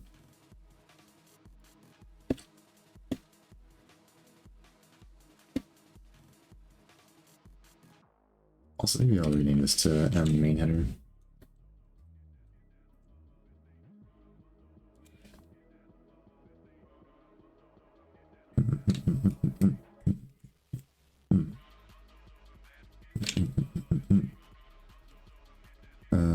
Game state. I hope it's not going to a bunch of other ones doing that as well. Game state. Well, I might want to do this actually. Yeah, for the project component, maybe make it main header this time. Now, scene editor panel.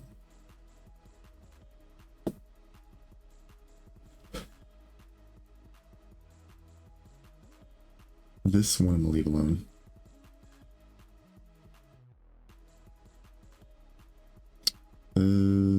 Yeah, leave that alone. This one should be modified though. This game state one, yeah. So let's go ahead and modify those. This changes the name. I don't see that being an issue. So let's head back to the AI state. Whatever I was doing. I think that's it for AI state, as far as I can tell. Let me just make sure these new changes work before I start throwing them everywhere.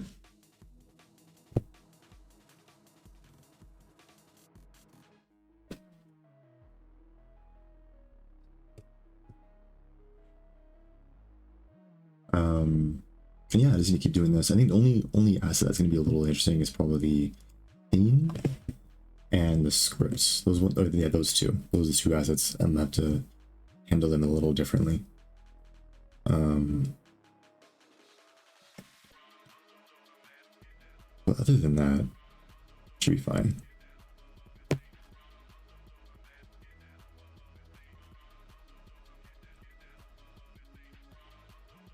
Yeah, And then after this, this should be done. Then I can push the code and then move on to opening the different assets. And yeah, this one ended up being a little bit more effort than I thought it would, but I guess that's just everything in the engine. The moving the assets around in the content browser. But still, hopefully the next section isn't too crazy. The opening, I guess we'll see. So this one I want is the AI state. So let's check that. Let's go to the AI state. Let me check my asset viewer really quick just to make sure I didn't leave the game state. I did leave the game state. Let me go ahead and delete these. So that gets rid of that. Good. You know what? Let's go in here and go ahead and no, we actually go ahead and add this right here. AI state. Okay. Let's test AI state. Okay. So we have this here. Let's move it. Okay. And move it back. There we go. Okay. Move it forward. Okay. Let's check the asset viewer. Let's see. Asset viewer.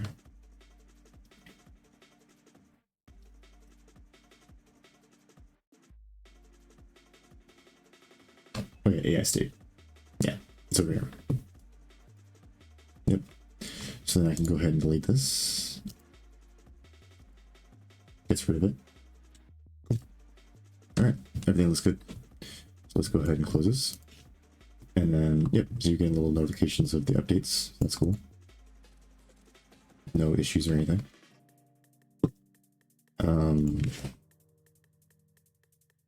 Alright. So let's go ahead and copy this over really quick. And basically we're just gonna rinse and repeat. So let's see what the next one is. Audio. So audio, I don't need to update anything, as far as I can tell.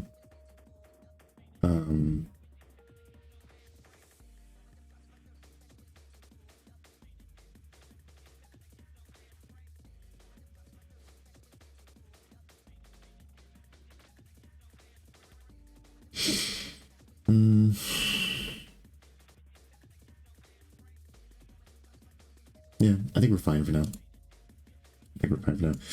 There are some cases where I might want to update it in some, like, lists or things, but I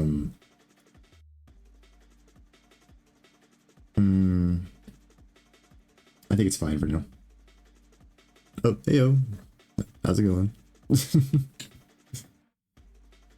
I'm just, I don't know, I think the last time you saw me, I'm pretty much doing the same thing I was doing, so. Just getting my content browser to still work. Kind of just thinking, I'm almost done at this point. I mean, I say that, but I think I've been saying that for the past few streams, so.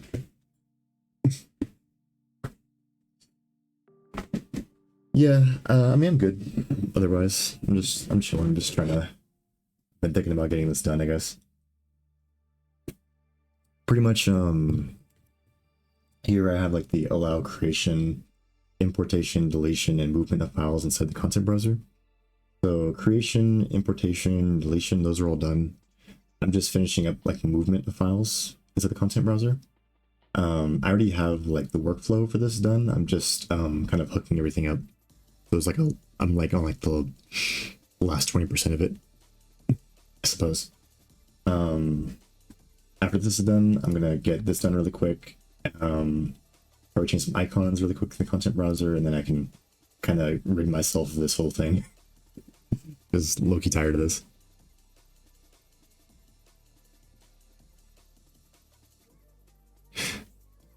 Let's see, so I coded over 1,000 line Rubik's Cube timer in Python. A Rubik's Cube. Oh, sick. Wait,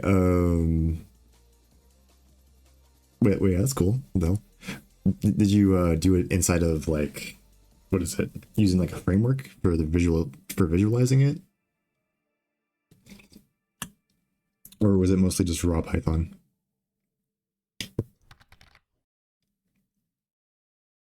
Okay.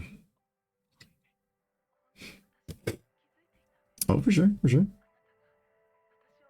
No, that's sick.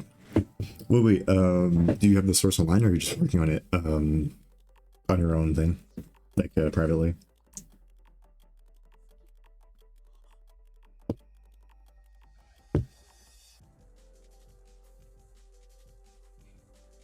Because if you have the source, I'd love to see it. That sounds pretty cool. Yeah, you're doing it private. No, I got you. I got you. Oh, for sure though. It is those random projects where you get to like try out random things. Like, oh, it works.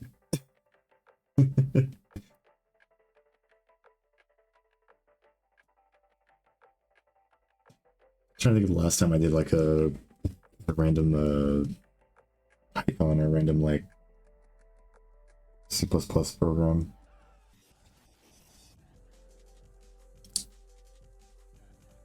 Yeah, I think most of my ideas I usually just write straight into the engine, honestly. Check my old things. I'm gonna look at it on the side really quick. I low-key forget. Code snippets, segment parser, no, this is garbage. Yeah, I think the only like random programs I think I've written is just like a ChatGPT clone, where like you get like kind of a GUI. I don't know if it still works. Let me see. No, it crashes. Yeah, something about like the modules messed up or something. I think I use tkinter or something. Email professor, binary, networking.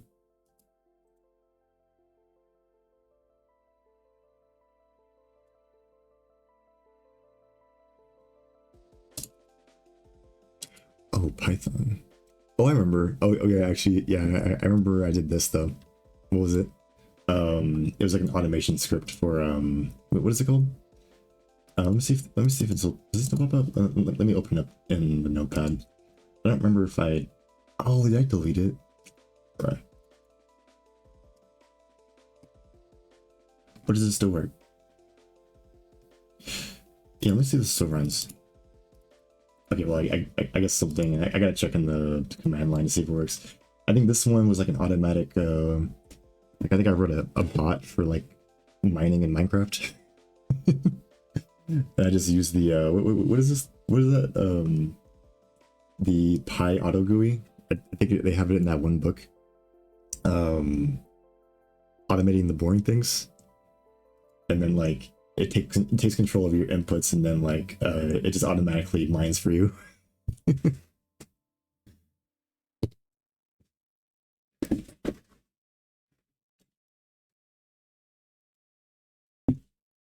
Let me see.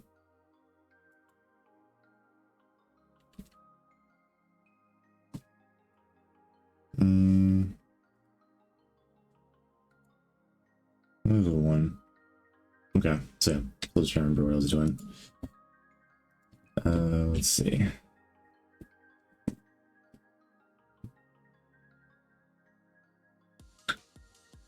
AI states. Okay, so I was thinking about whether I had to like update anything for audio. There are certain things that I probably need to update, but I'm not really gonna worry about it right now. It's fine. There's too many caches to like think about for everything. In that case, I'll deal with that when it becomes an issue. Font, same thing. There's nothing like currently in the UI that's presented that's really an issue. Input map though, I do want to go ahead and fix. So instead of this, and we have a reset. We do have a reset. So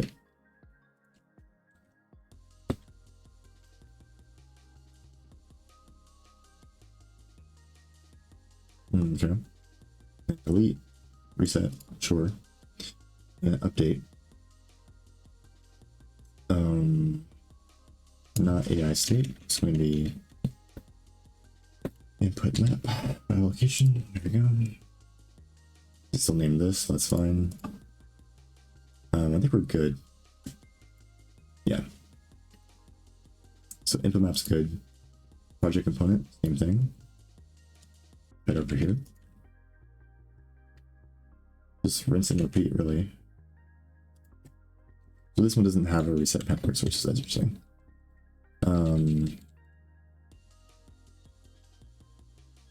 Filter projects, handle.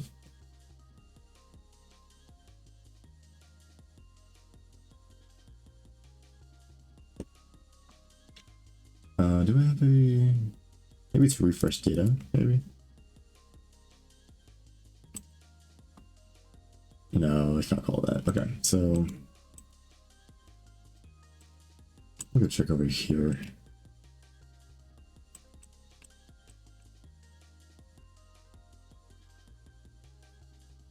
Okay, so I am in the project component thing here, and then publicly I have reset panel resources. Okay, so maybe in project component I should do the same thing. So external void reset panel resources.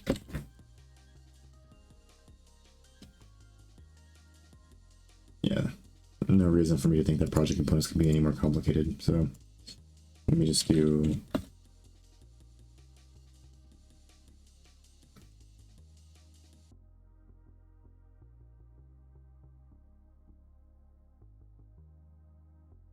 something like this.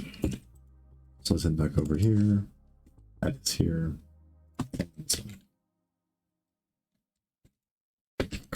Components.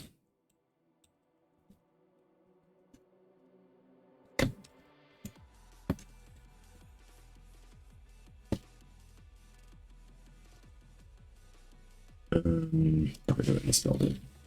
There we go.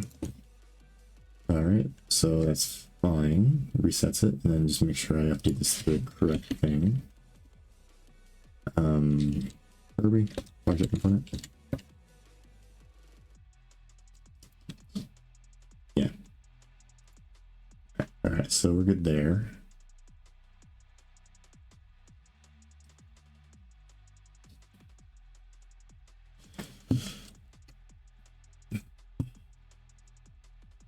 Okay, I'm gonna skip scene for a second. I'm gonna skip script again for a second too. And I'm gonna go to texture and UI to get these done because they're essentially the same thing. Actually, no, texture I don't need to worry about right now. Sorry about that. So UI.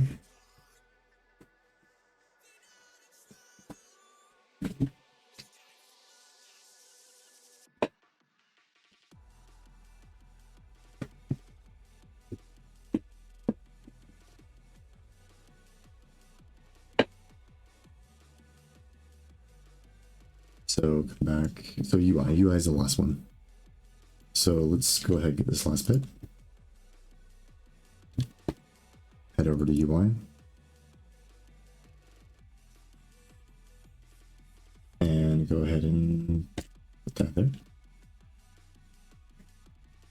And edit your, where's this? UI handle. This one's going to be UI or user interface there. And then project component. Okay, so let's go back to here. Copy this. This one. Okay.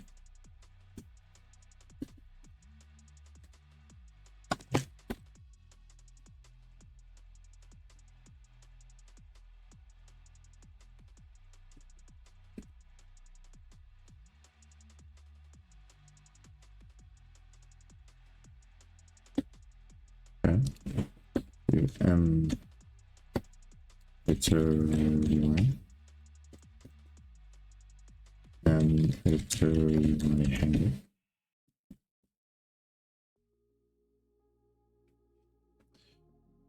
And all right, so wherever we handle this asset thing now, get user interface location, blah blah, yep, yep. Cool thing, cool. Handle deletion assets. Right.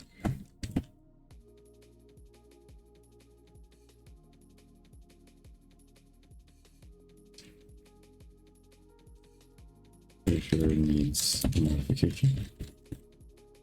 So that would be the thing. I don't know, whatever. So that's basically all of these. So now I just need to come back and make sure scene scripts work.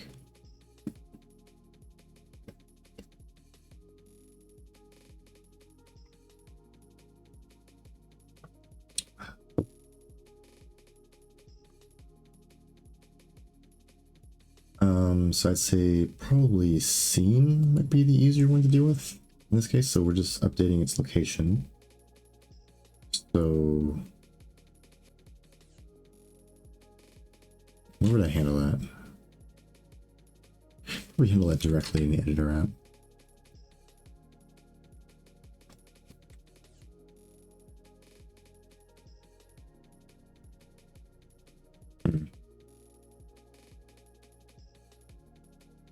And I mean, basically, if I move a scene,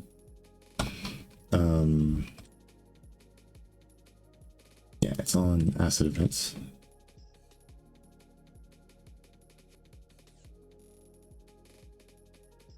So,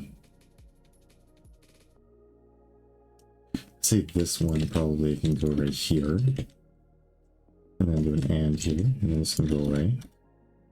And then this one.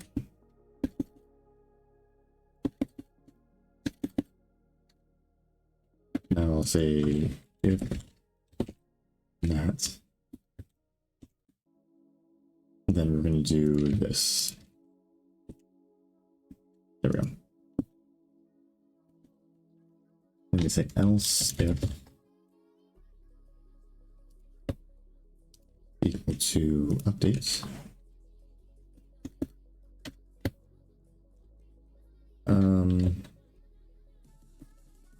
The main thing to reflect is just that, like, if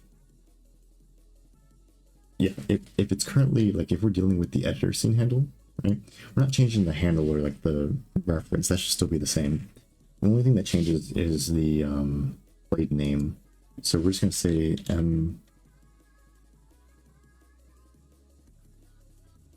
or actually no, wait, actually, I mean, this can stay the way this is because I might add some more unique ones. But yeah, it really should be in here, my bad.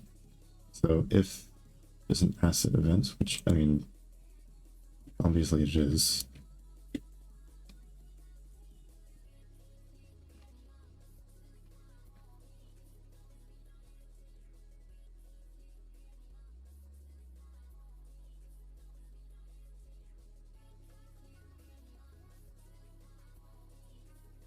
Yeah, there we go. So we get the manage asset, and then we check if it's project component, so that's different.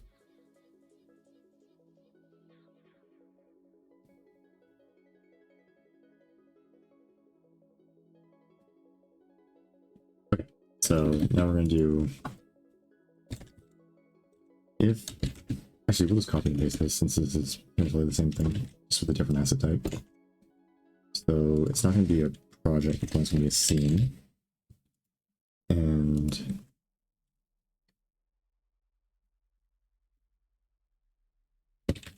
is updates. And the last one is, I believe, editor app.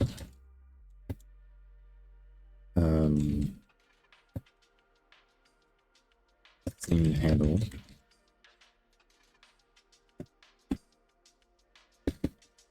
Because just to be consistent, if we manage assets, it's asset ID is equal to that. And then we're going to do our change to the name. So then we're going to do M main header, scene header, dot label is equal to how do I set this?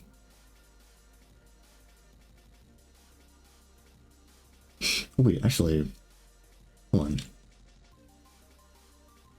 Let me call this out for a second. Actually, maybe I don't even need to do this, because if I go to the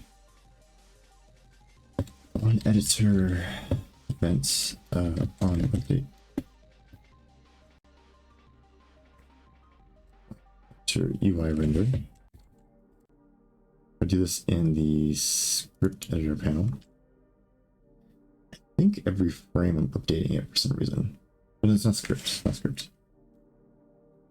It's the scene editor.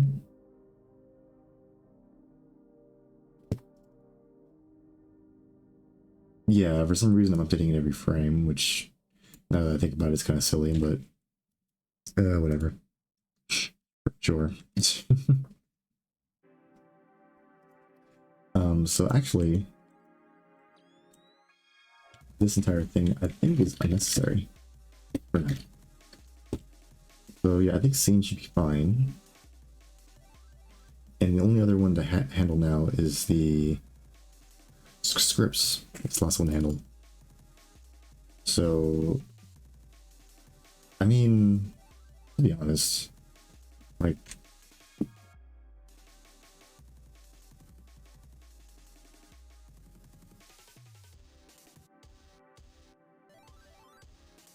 so it just checks if we're managing a script. If we aren't managing a script, if it's a delete, then we do a bunch of stuff here. Otherwise, we just, is it a reset? This one is not really reset, this is refresh, but I'll give it a pass for now.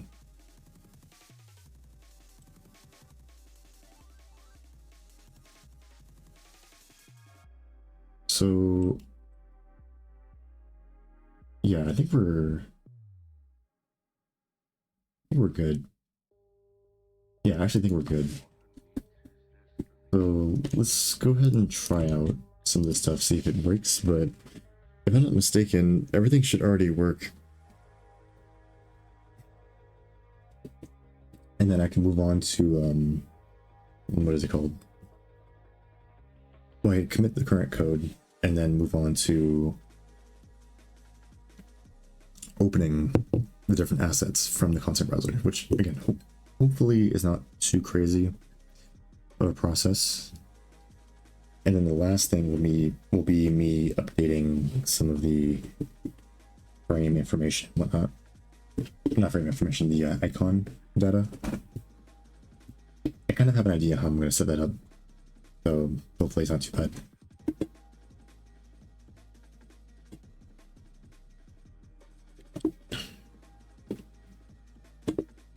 And then, yeah, if I finish that, I can spend some time reorganizing my project really quickly to like a place where I like it, and then I'll deal with any bugs that pop up. And I think I can call it for the concept browser.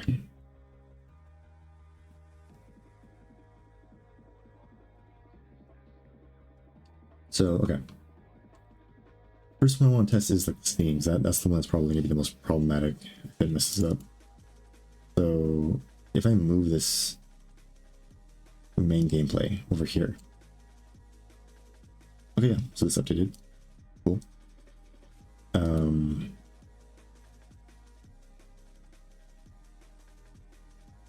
It's weird the audio is not playing. Usually like crazy loud. I don't know if it's on like a different thing or something, or what's going on. Like a different,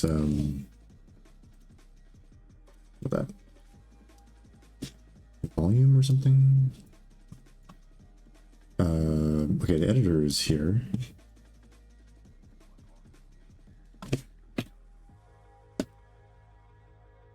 Is there a, oh, okay. Invalid file path provided to asset. Oh, because I updated it. Oh, that's funny. Okay. Yeah. All right. Sure. Yeah, I forgot I needed to fix that. That was something I never bothered to fix. It's stuck because of this. There we go. Okay. No, I know how to fix this. I just need to go through my scripts really quick. I don't think I do anything here. Yeah, anything in the new ones? I don't think I have. Oh, no, never mind. So confirm.ag audio. So we confirm. So if I fix this, just this one,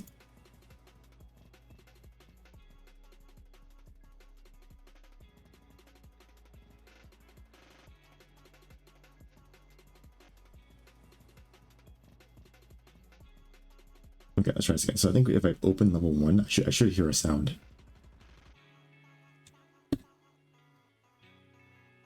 Ooh, okay. That's kind of wild. Oh, here? Of all places?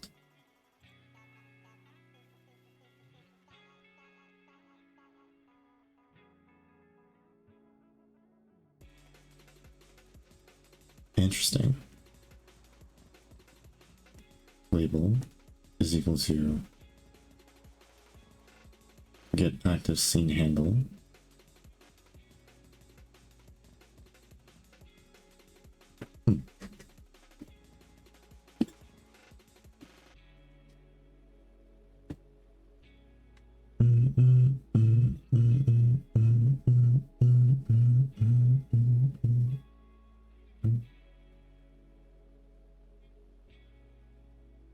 Interesting. Maybe it's time to like not do this every frame. But I know that's not the issue, but that might be a good thing to do in general. So I'm assuming it's either because the handle that we have currently is invalid,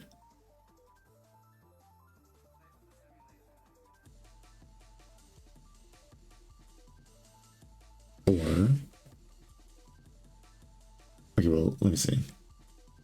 We're doing a map check of this as a string, and it's saying that we got an invalid key. So let's see what the key value was. Yes.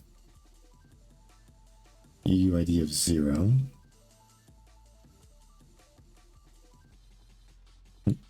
What?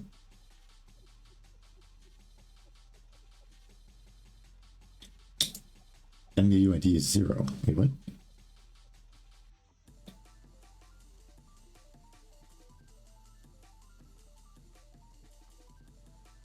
Oh. So the active scene handle was set to null for some reason. That's interesting.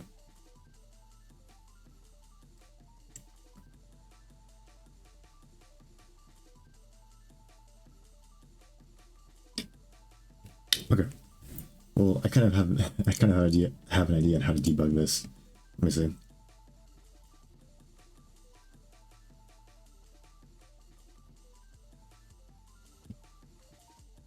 So wait, let's try this again. Open this single player. Okay, this time it didn't crash and it played. So I don't know. Weird bug. I don't know if I close this and then I open it again. No, it works. Okay, I don't know what happened.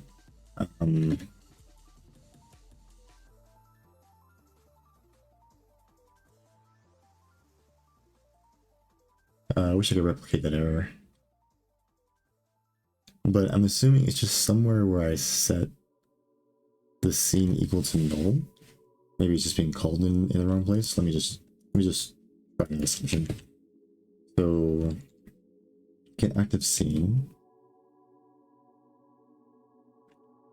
Let's find usages of this and look for all the places where it's set to null.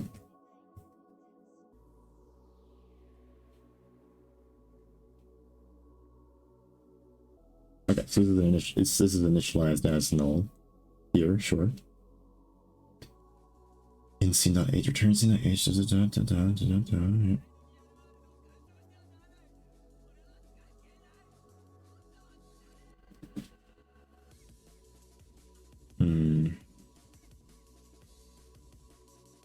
Okay, that was a weird bug.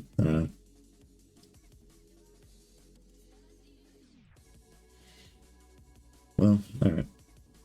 I'll see if I can replicate it again, and I'll see what happens, but yeah, we can go ahead and move the gameplay. Main gameplay. Let's move this back into the scenes folder. Scenes.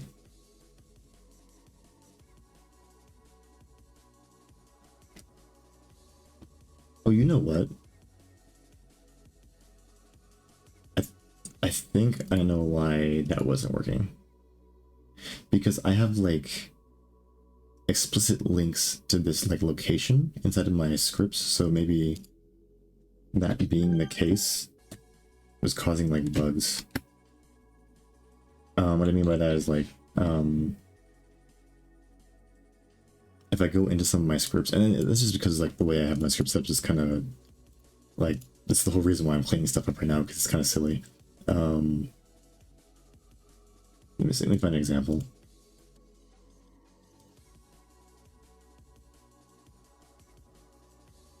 Maybe in here.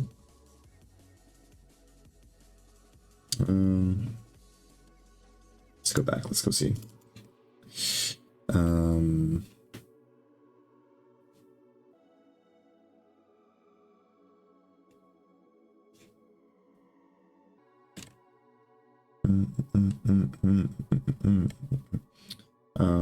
Click on collision.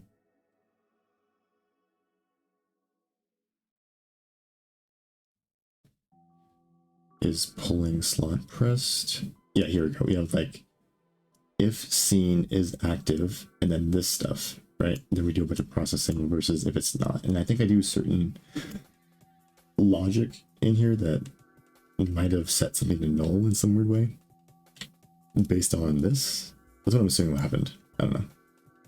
So, but I don't like this period. Like, why are we checking this in like an on collision update? You know, it's just weird. So yeah, it's the whole reason why I'm doing this whole reorganization thing, because I just don't like this. And there's definitely things I could fix about the scripting, but I think the main issue that I'm dealing with is just a lack of organization in my scripts.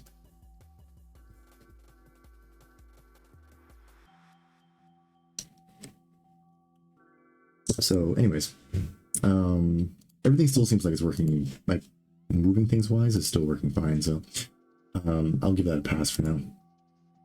Maybe I can figure out a way to get this to do a / instead of a / that'd be nice.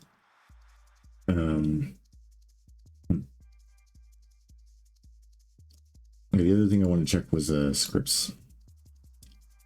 So if I create a new script, right, and say I do like new test script,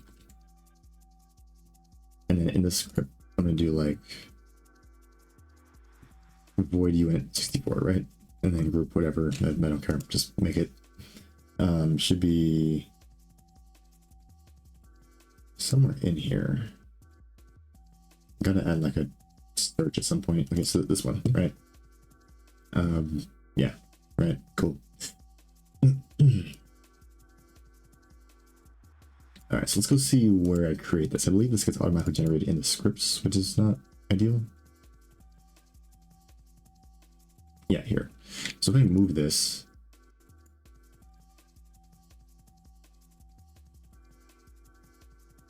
new test script is placed here. Now, is this change reflected in the asset viewer? Let me go see. Open this up a bit.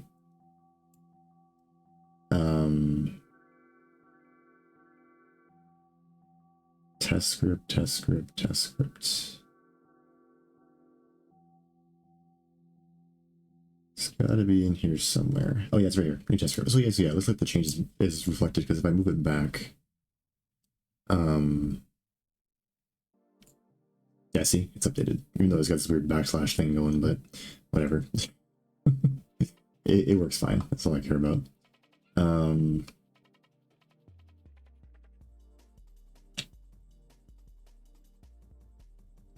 Maybe somebody like change the way it's displayed. I don't know, but it looks fine to me.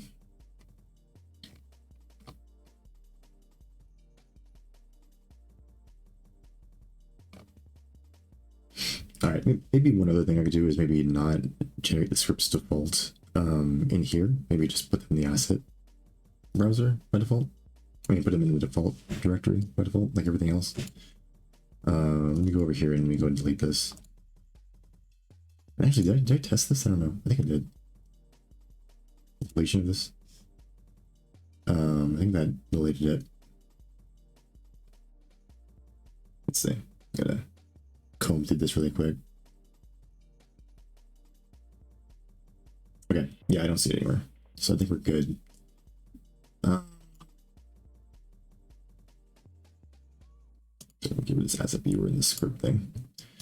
All right. One thing I want to change really quick is just that when I generate a script, let me go look at my script manager really quick. I think I have an overload for like creating a new script. Yeah, here. This is not virtual. This is just like its own thing with a spec, right? There's a bunch of checks and whatnot. And then, yeah, here. So now we want to do this.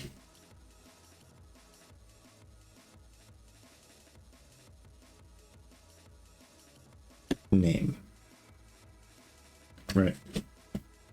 So instead of placing it in the, because this is like a custom function I have just for scripts. That probably will change this at some point.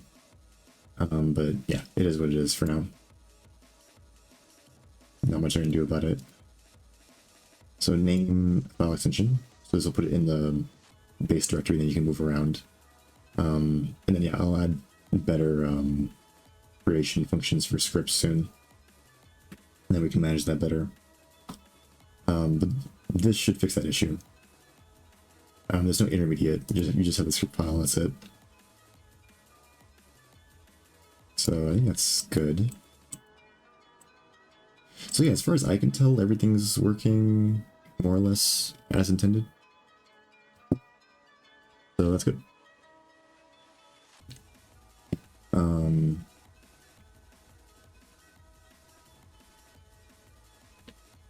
So yeah, I guess I'll just go ahead and commit the code. And actually, really nice, I can finally do this. Isn't that nice? So this is a quick thing I want to get done. Opening files, hopefully it's not the worst thing. It's only relevant for certain files too, so let's see. That was it. There we go. Okay, so soon I should be able to... Actually, I can already start organizing this right now, but I do want to get like this done really quick before I start really getting crazy with moving stuff around, because I'd like to like visually be able to see like which ones are the asset files versus which ones are just random documents and whatnot. So yeah, let me use the restroom. Yeah, I'm gonna use the restroom real quick. When I come back, I'm gonna go ahead and connect the code.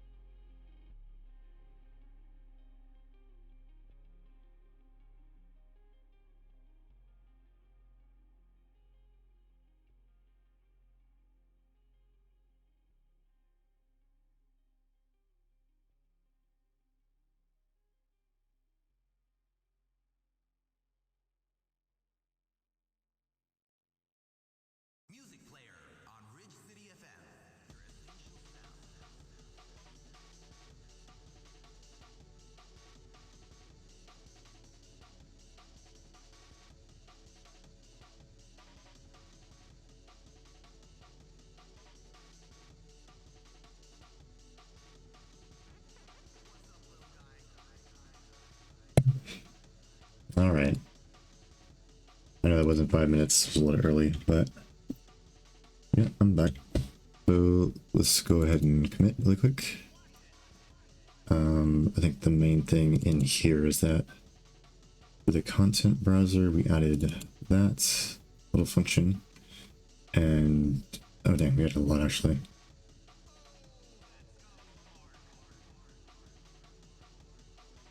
Well, it was mostly just moving the files around, I suppose.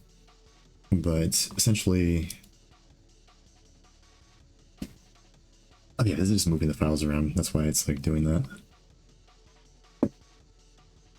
For the text instead of the file, move it around. Add movement as support for updating the asset registry of files when moving them within the project's asset directory in content browser panel.cp/h.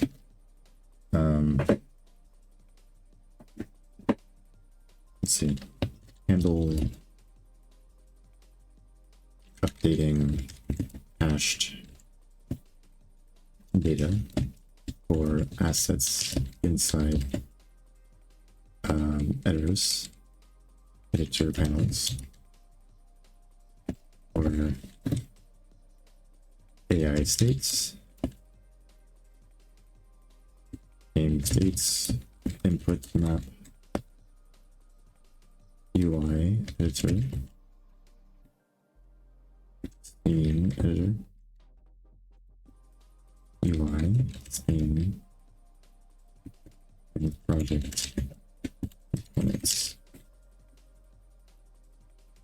I guess that doesn't belong in there. In various kinds.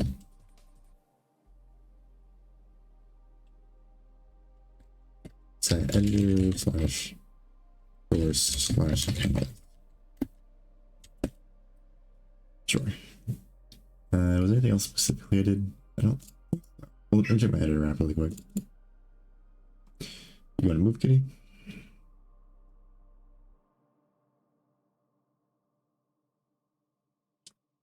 A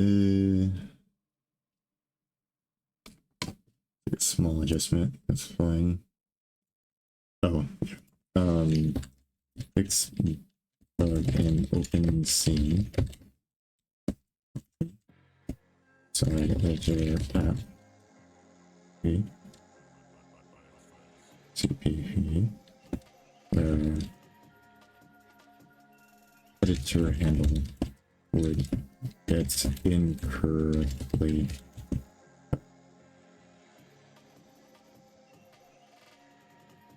could not be set. Okay. Asset manager. Oh yeah, I had a little function, so add function inside asset manager .h to allow updating the file location of an asset.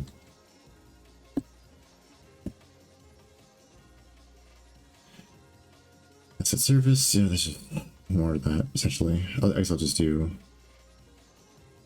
an asset service.h script manager. This is just a small change. Small fix in script manager.cp to generate new scripts in project asset base asset directory. There. So I'll say add supports for moving files slash assets within asset directory browser.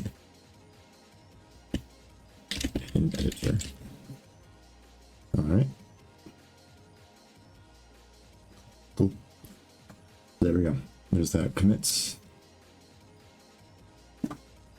Ooh, my legs. Okay, I think I'm gonna stand up for a few hours I've been sitting. I think my legs are getting tired of sitting.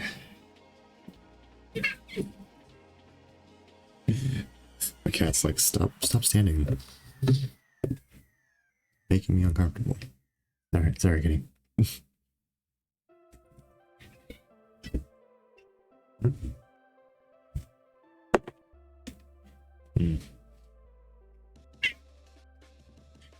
Take me about a minute and a half to do this.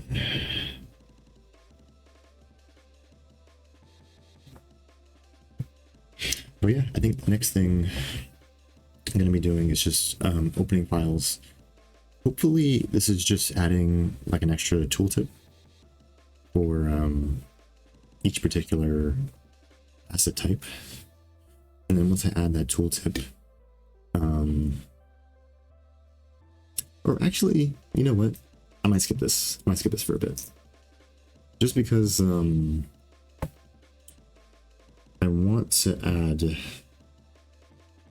the icons for each of my, how do you say, my content browser. And then I think when I add the icons, I will naturally add the remaining file types that I need. And then I can go back and maybe add this like open asset in editor type of stuff. So actually, yeah, let me go look at my content browser real quick. Yeah. So you know what? Let me swap these really quick. So I'll do this first, and then I'll do this. And again, hopefully these aren't too long. Yeah, I'm getting towards the end of this whole thing, so.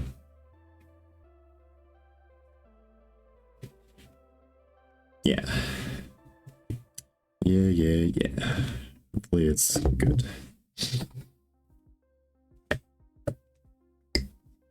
All right.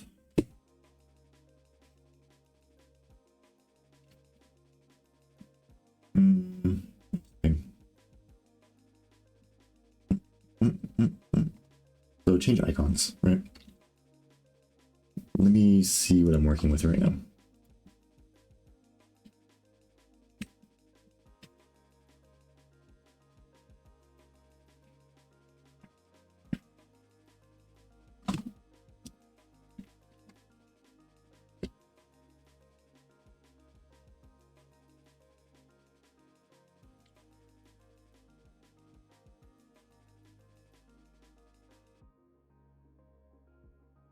Okay.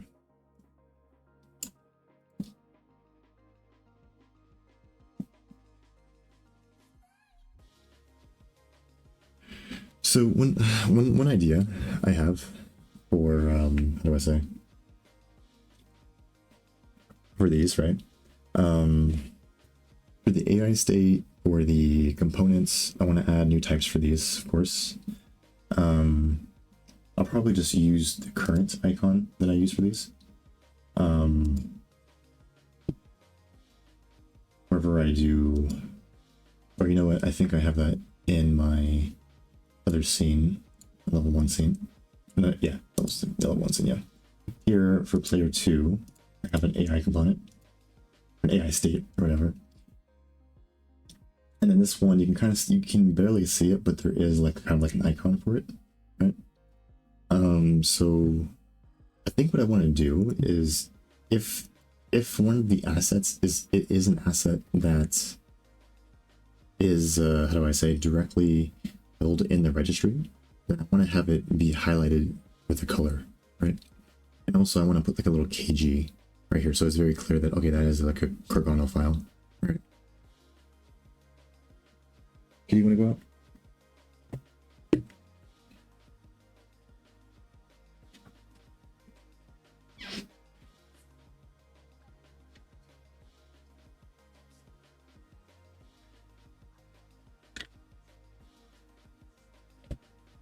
So yeah, I think that's what I'm going to do for this AI state KG component.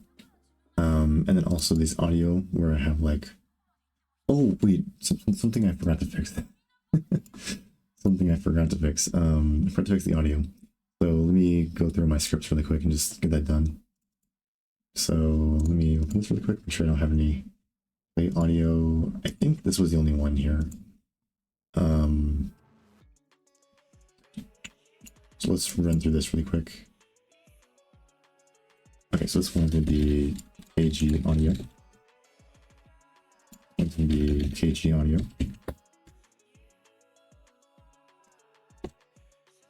Yep.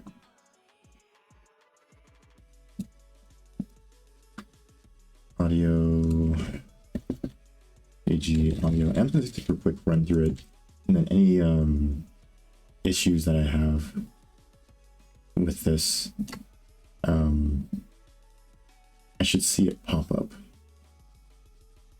in my, you know, my little thing or whatever.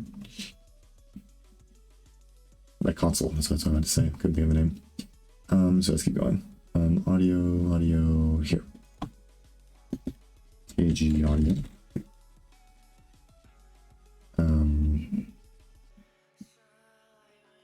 Okay. KG audio. And this one is going to be pop leak underscore sound. If I recall correctly. Or in this one, I think. Or actually, I don't have to do this. I can go back to my scripting, and then I can just view the asset viewer in the audio section. Yeah, it's lose sound. Okay, so we're good. So this one's gonna be pop sound, I believe. Yeah, so all these I just put an underscore in between. Yeah, so let's keep going. Yeah, so it's underscore, then it's gonna be KG audio. There we go.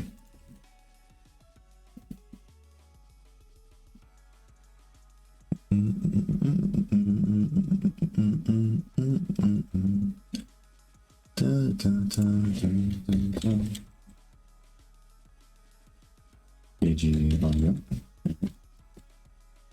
Alright, vol offline collision. Vol on create. Good. Online collision. So let's see. Use the same, so use KG audio.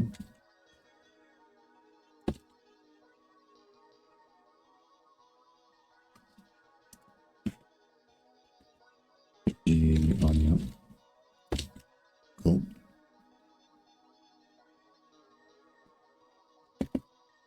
KG audio.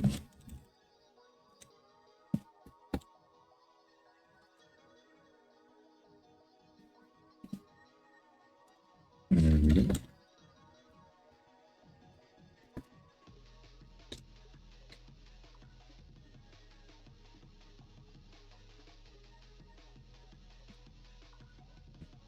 Okay, store, and then this weird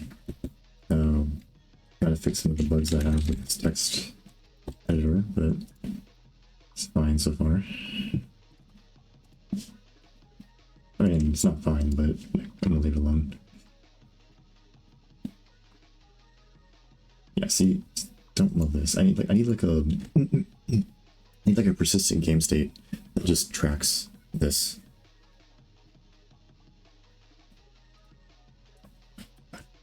There you go.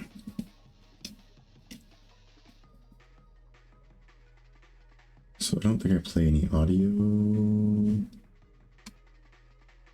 because the audio is usually, yeah, a log here. That's fine.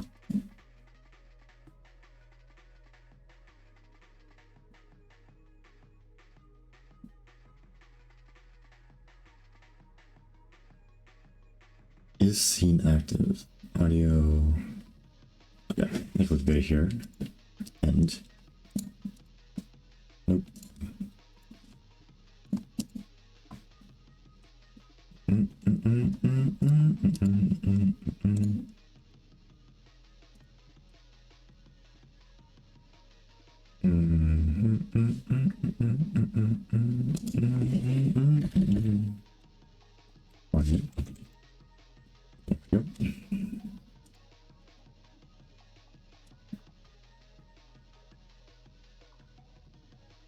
I guess I already fixed this. Yeah, it's the one that I keep clicking on, so it's this one next. This one plays KG audio. There we go.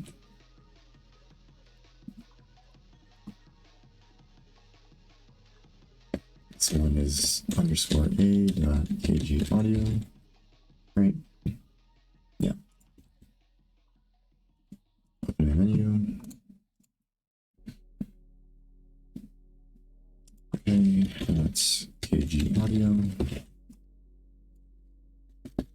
KG audio.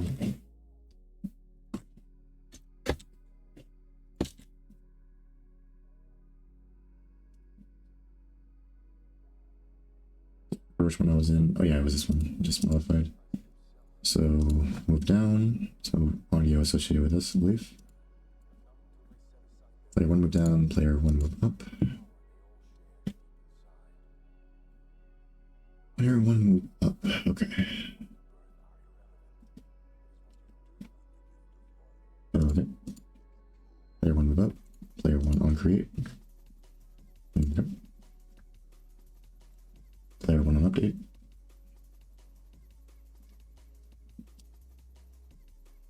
Player two move down.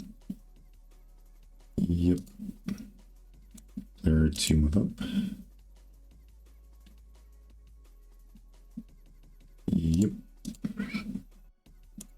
Player two on create. Player two on update. Nope. Main select definitely plays the sound. AG audio.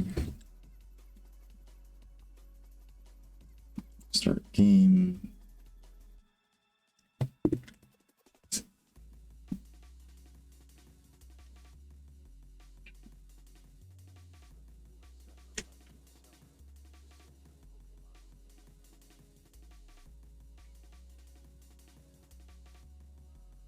Mama.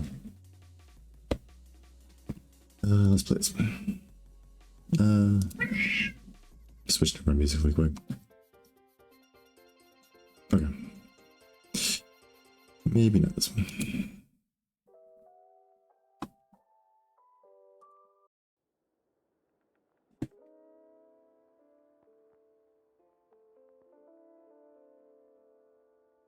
Okay. She's fine. Okay. All right. So start game. Yeah, it looks like there's no music. This one, start game. Don't remember where I was at. Oh, here. Start online game. Yeah, at some point I do want to have like a straight up just scripts editor panel. That'd be nice, like a full-on editor panel. I imagine the first asset that's really going to need like its own full panel is going to be the what is it called? It's going to be the user interface editor, because that one literally needs like right now it needs what it needs it. The next one I'll probably change over is probably this script thing next, because it'd be really nice to have just like a full-on window, and then you have like the scripts right here, and then here you can kind of like cycle through all your available scripts right here, and then you have like a full page to do it. And then also I can add like a lot more like validation. You can like kind of do like control Fs for like different things, and maybe you'll have like a thing where like it'll check all the scripts at once up here or something, and then it'll say like, oh, here's your number of errors, here's where your errors are. So it's really easy to parse these things. So yeah, at some point I do want to have that for this, and this will be the next easiest thing to do. And then after I get that kind of proof of concept working, I'll probably do a similar thing for shaders. And then once I'm kind of at that shader point, then I can start really going crazy with art shaders. And that'll be fun. Like, I could go crazy with the shaders right now, but it would just be a mess.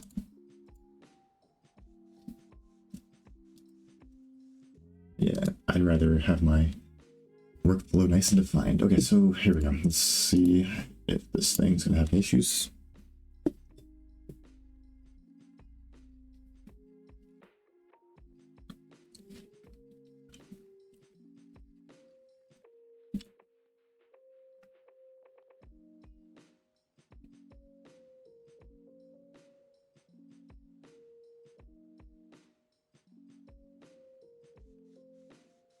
Mm-hmm.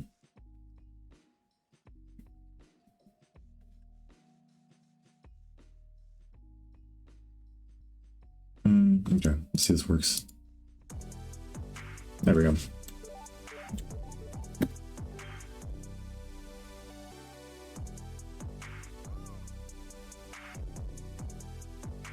Green A. Okay, so it's probably the start game got messed up or something.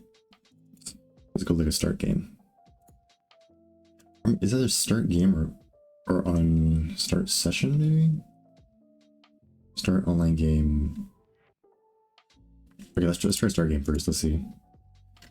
Yeah, I kind of doubted it was that too, but approve join session. Let's see. Leave on connection terminated. Okay, let's start session on open menu. On open. Okay, I think it's this one.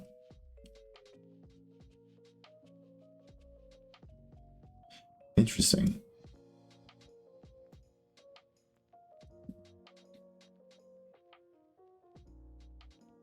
Open Pong. I could have swore it would be this one, but let me keep looking.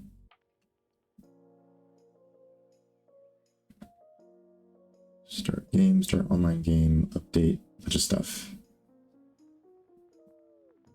Interesting.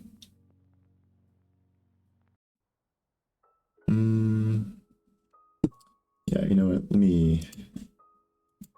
gonna ask ChatGPT if you can leave me. Because I'm kind of lazy. So, yeah, can you give me a function that looks through all the files in the not function. Can you give me a Windows script, a Windows command line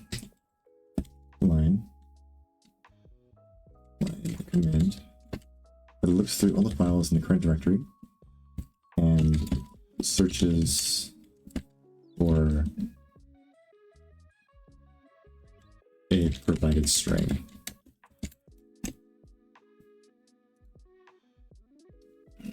Yeah, find string. Searches all subdirectories. I don't really care about that. That's fine. Mixed case sensitive, which I do want. Lists only the file names that match. Not matching lines. I'd probably like to see the line specifies the search string. And okay. So yeah, we'll use this. Let's go here. Oh yeah, cool. You can open a terminal. Like even easier. So we're looking for blue underscore A. A. Wait, what was the error again? It was oh,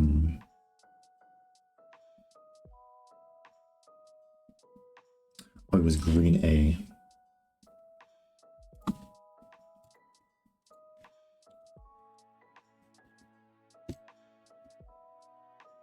Approved join session. That was the one that had issues.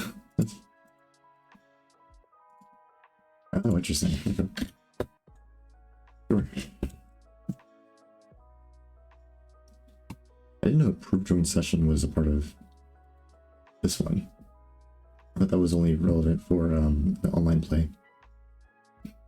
But I guess so, yeah. Okay, sure, why not? What is going on? Okay, I don't know. Let's see what's wrong. Didn't I save this? I understand.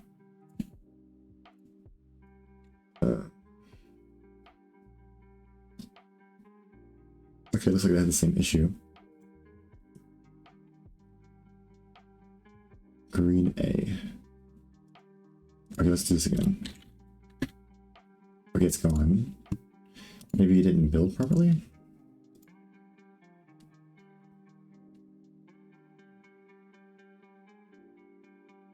No, it loaded. Okay. What?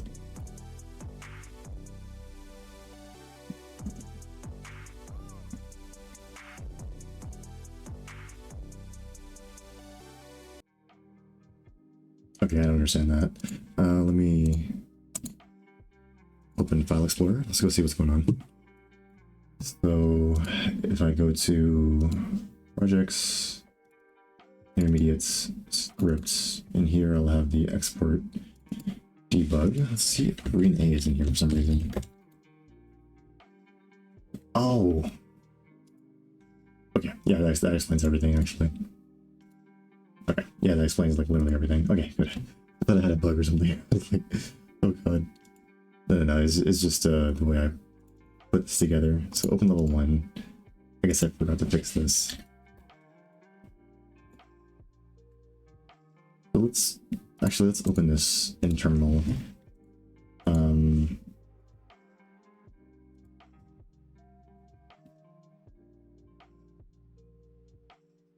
Okay. Find string /s/i/m/c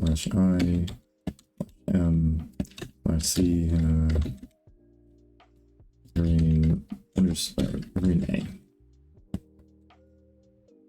How about if I do green underscore A? There we go. Very cool. This one just tells me the file name. Sure. Okay, well, good. It's actually really useful. Open terminal here. Didn't realize that was useful like that.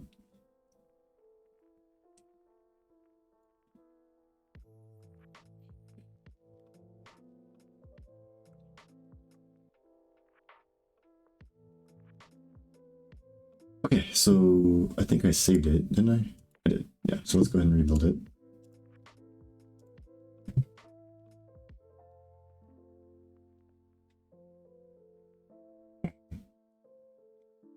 Okay.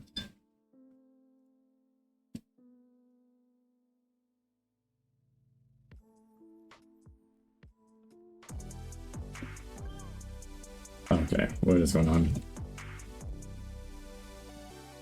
Oh, yeah. Again, just being silly. Left it as a wave. PG audio. There we go.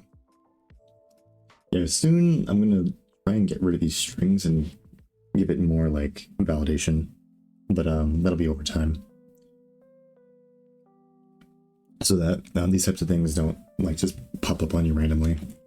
Like it should just immediately give you an error and then you can go check out what's going on.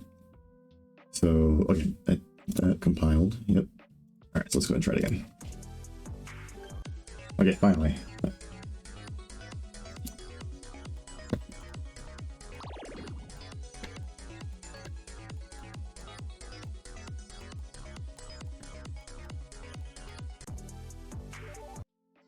All right, cool. So looking good.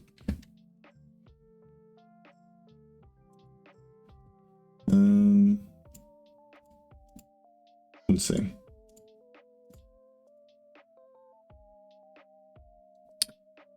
Kind of forgot what I was doing out like. Oh yeah, okay. So I was switching over these KG audios so that I can use them. Again, I don't reference textures or fonts anywhere in the script, so that's fine. So okay, that was a quick fix. I gotta remember to push the engine code at some point. Actually, not the engine code, the Pong code. I might do that really quickly. Oh, and you know what? It becomes a lot easier now since I have the terminal. I just open a terminal here. I just do read ls ls a you git, yeah. Okay, so git status. Wait, what's going on? So we changed over, yeah, we got rid of these two, good. Then we moved over these scenes, or we just modified these scripts. Deleted some binaries. Associate, okay, and that means these delete things are working here as well. Nice. Modify some registry files, modified some of these linking things. Maybe I shouldn't push these things, honestly. Maybe added a few. Wow, cool. Okay. Maybe not all that, yeah. Okay. it's clear. I think CLS is, oh, maybe they both work here. Weird. So git add dot git commit #. I'll say the main thing I changed was just transition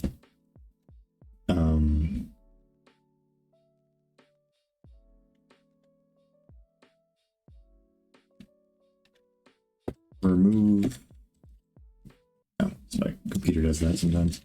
Remove unused audio and update registries to reflect newer asset management. This one.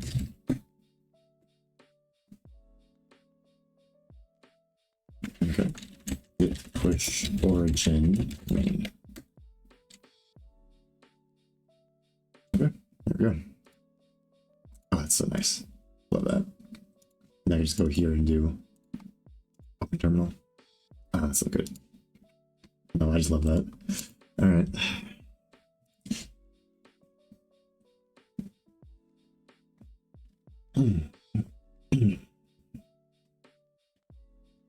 And you know, okay, I'm gonna do another side thing really quick, just because it's something I've been wanting to have for a while, but I just haven't had a chance to really use it.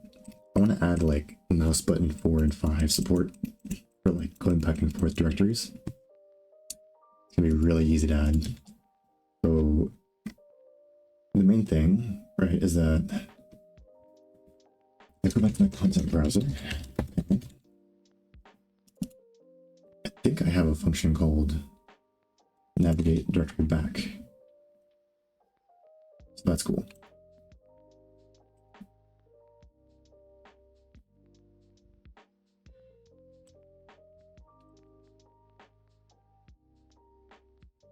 So one thing I might want to do with this, I need to figure out what this is called, and I might need to add some, what is the word called?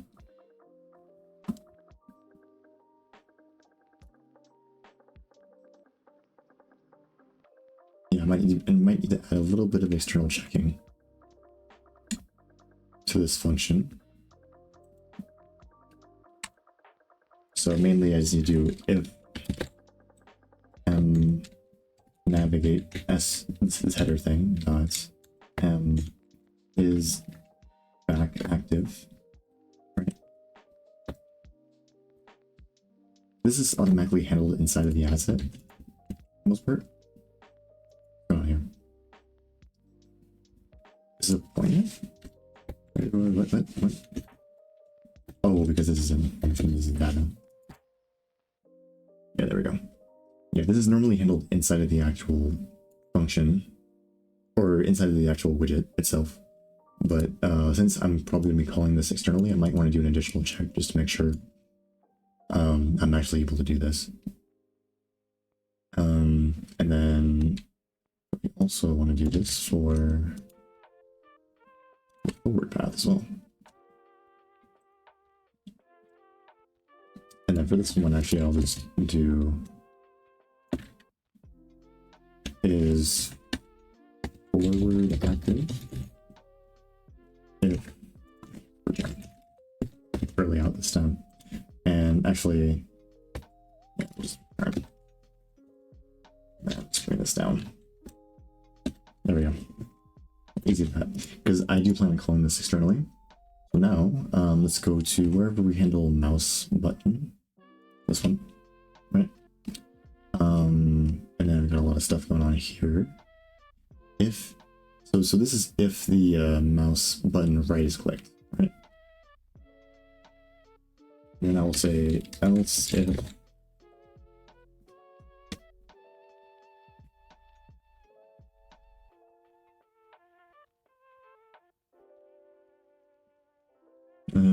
if mouse button right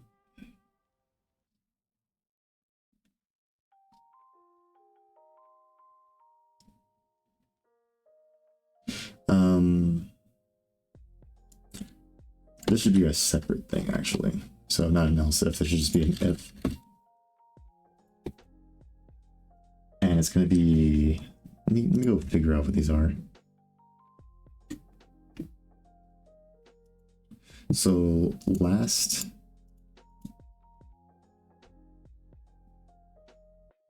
oh, okay, you know what I might do?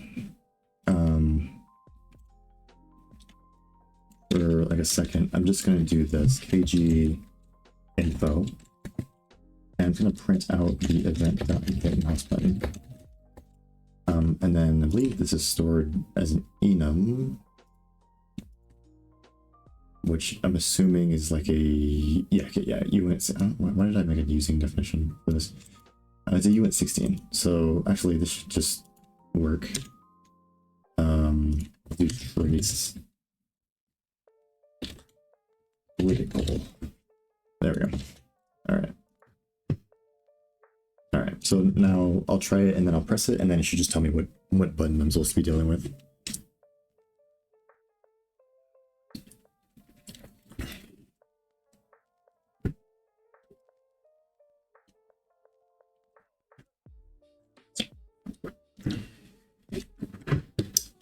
And I might add additional definitions to these things.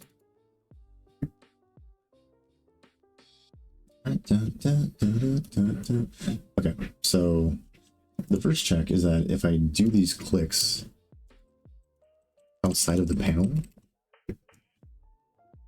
yeah, let me so you can kind of see what I mean. Because this is only relevant when I have this thing selected or this focus, so this is working perfectly. If I click here, there we go. Yeah, that's good. So it's 4 and 3, so forward is 4, back is 3.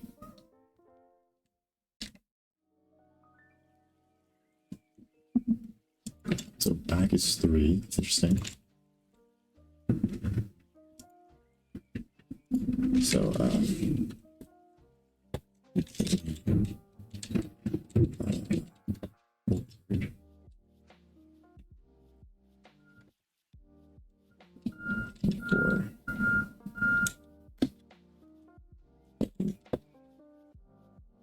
back is equal to, oh, and it should be a comma here.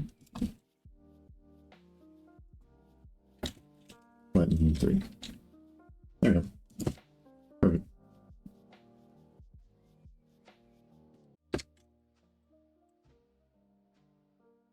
So now, like this,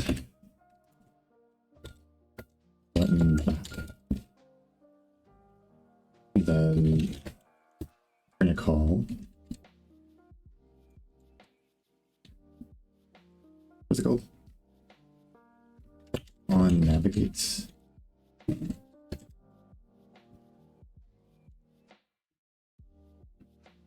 Let me just find the function. Let me see. What's it called? Navigate directory back. Directory back. There we go. Otherwise,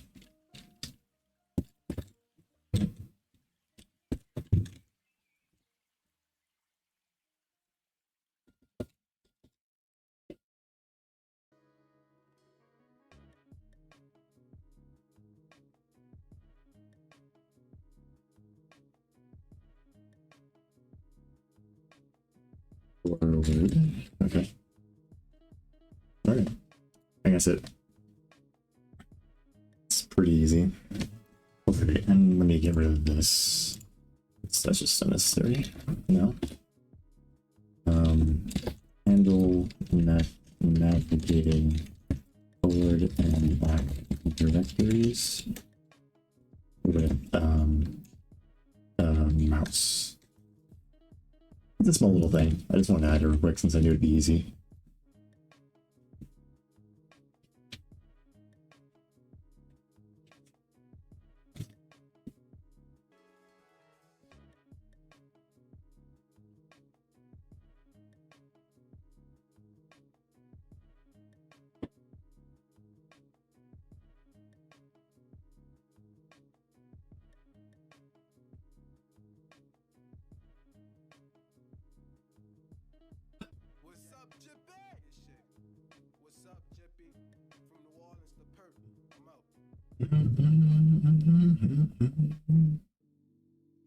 But yeah, so yes, let's close it for now. Let's see.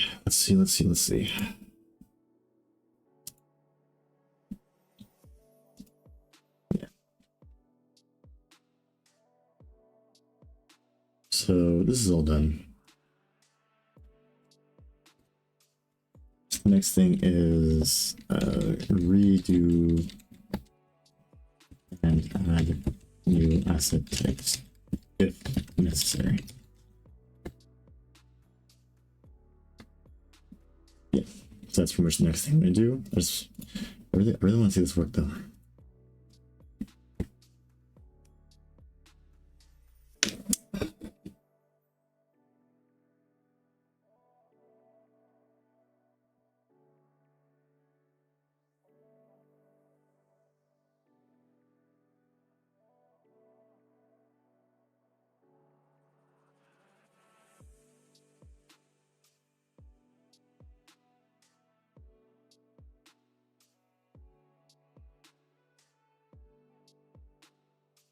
Okay, first thing, let's see if this thing crashes if I try to do this.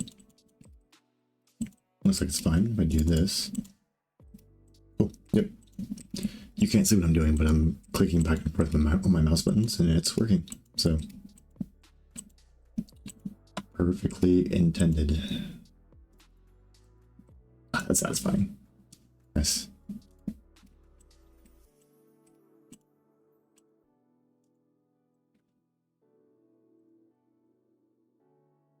Cool. All right. Oh wait, why did I close it? I want to check something. So, take a look at these icons. See what we got. I think the first and easiest one that I want to deal with is probably this KG audio thing. So, yeah, first thing probably is I want to add probably like KG right here. Well, I want this to look different in two ways. So the first thing is I want to add like a KG right here, right? And it should always be like the same relative size. So I've got to figure out how I'm going to get that to work. And then I want it to be like a highlighted color or like this version. And then this will be kind of grayscale, kind of indicating that it's like a raw file that I don't really worry about, but I do recognize that it's an audio file. But these ones, it'll be more like, okay, like this is something you actually use and is recognized by the engine. And then here you can go here and import the file and then just do your thing, whatever. You can make as many as you want, right, out of this thing. That's so nice. Okay, so basically the first thing is I need to make a new asset, a new file from this. Let me head over to wherever I store that type of thing. I think it's in the editor somewhere.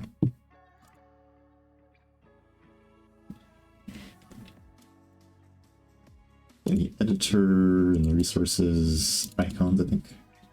Yeah, here. Okay.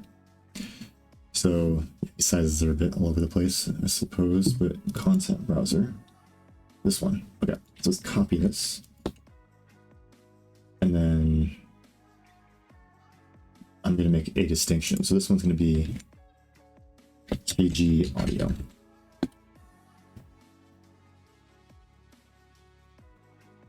Or maybe audio KG.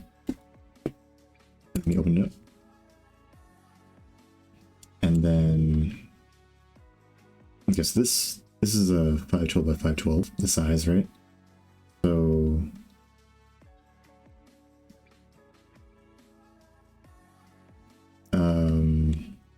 let me think. 512 by 512. If I do like this 92 by 92, what proportion is that? So the area of the bigger one is 512 squared, right? and the area of this smaller space is 92 squared.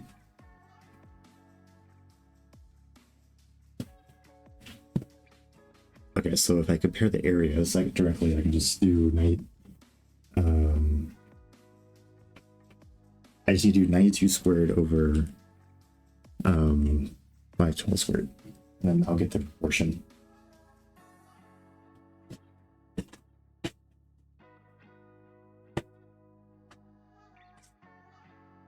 Because once I have that proportion, all I have to do is just multiply that by whatever other size that I use, and it should always be the same rough size, even if I have a different file size. Or like, yeah, if it's a different file size, I can still get the same proportion. So 8,464 divided by 512 squared times 100. Okay, so it's 3.22%, or 0.0322.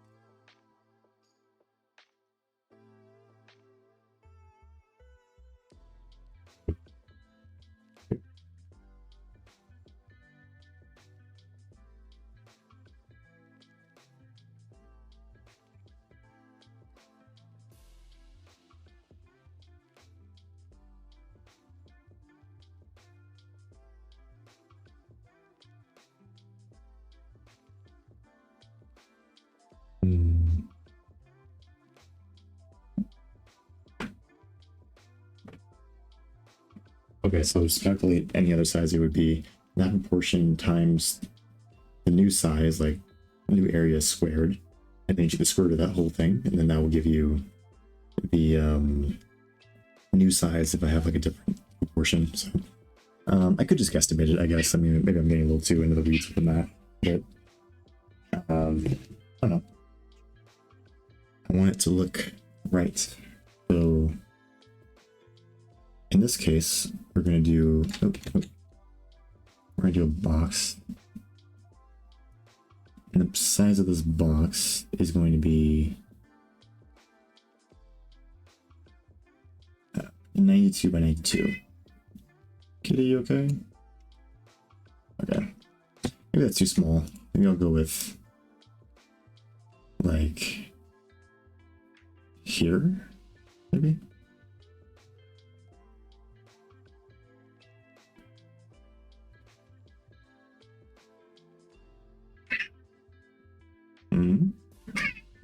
What's wrong, Kitty?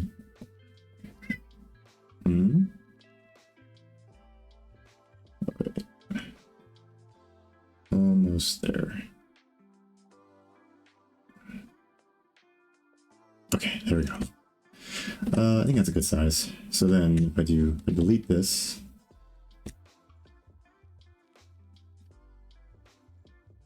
and then maybe I'll do like can I do an outline? How do I do an outline?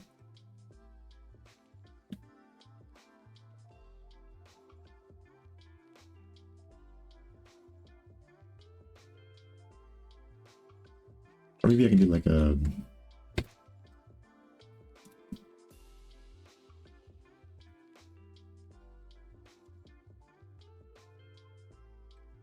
something like this. Let's make sure it's a box. Okay, so there. Yeah, sure, whatever. And then we're going to do a box. For this one's going to be fill color. Let's get like a outline. Okay, it is an outline. Okay. And then it's going to be the color white. And then let's make the brush size like 10. Like that. Let's make sure.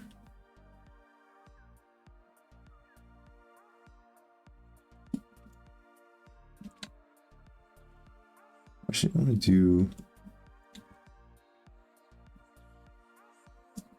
something like this. 182, 182. Okay. There we go.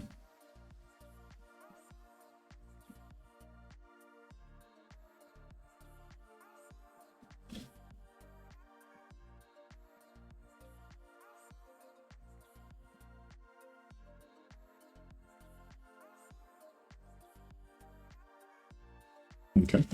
And then I can do maybe some text. So I'll do like here. And then I'm gonna do this, do AG. Can I, anything else I can do to the text?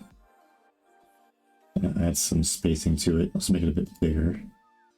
A4. This is gonna be impact. Alright, there we go. And then, yeah, maybe make it a bit bigger. 96. AG. That looks about right. Maybe a bit bigger. Let's go like 108. AG. Oh, okay.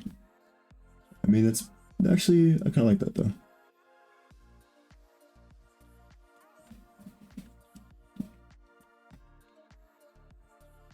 Is it? Yeah.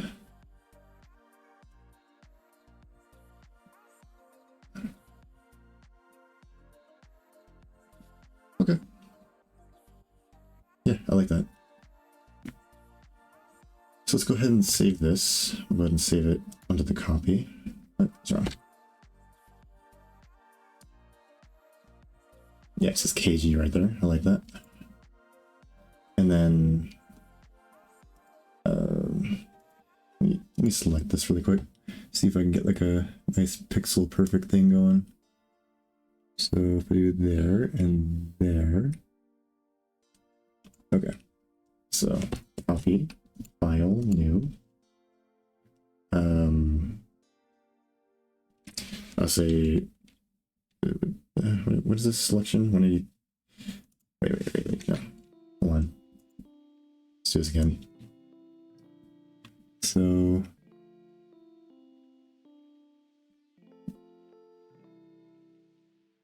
there we go. Okay, that's good. Then copy, file, new. There we go. There we go. Perfect. Save as wherever I'm at right now. My files, personal projects. Let's see. Carano, editor, source, resources, icons. And I'm gonna call this badge icon. I don't know what else to call it, but yeah, that's pretty good. There we go, KG now. And then basically the idea is I'm gonna have it like this, and I'm gonna have this a highlighted color instead of just being like a plain color. And then that way, what is it called? You'll be able to clearly see which ones are like assets handled by my engine versus assets that are not handled by my engine. So I'm actually going to modify this one a bit. This one's going to directly look a bit different.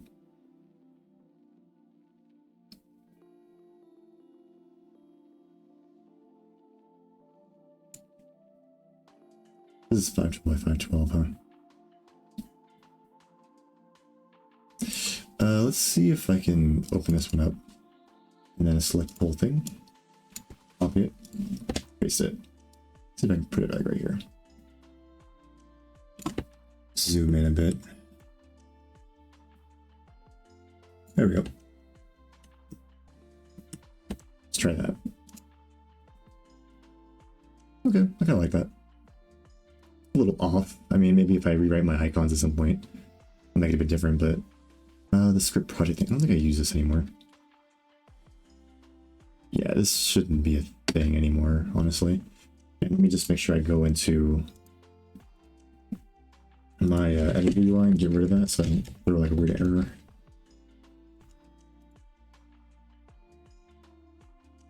So let's go to init.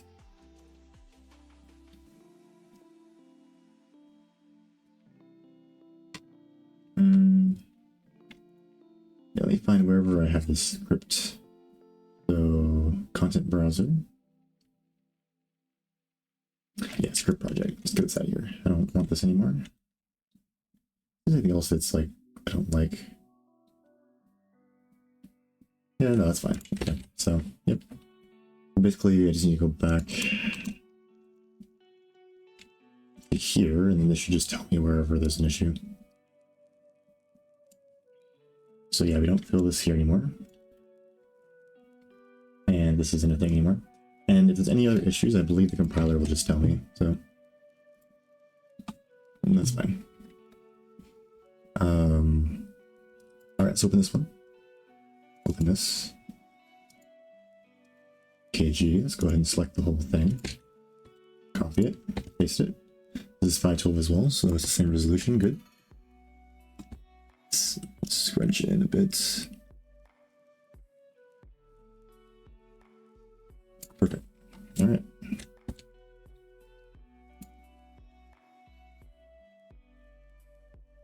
Yeah, I'm actually liking that a lot. 512 as well. Easy. Easy money.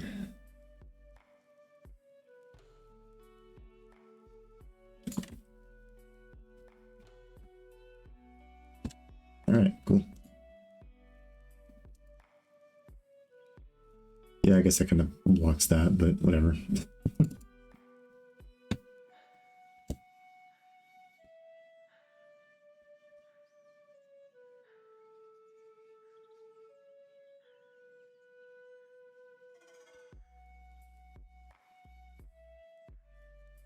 Alright, there we go.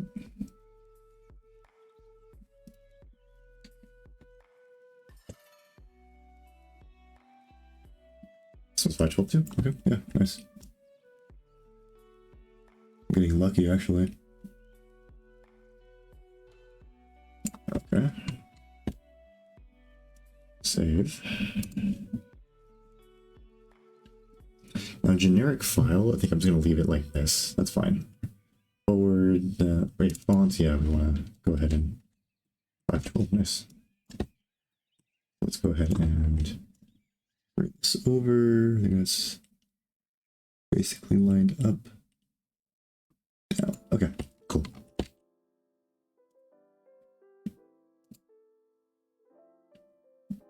Yeah, all the cages look basically the same. Directory does not need a KG.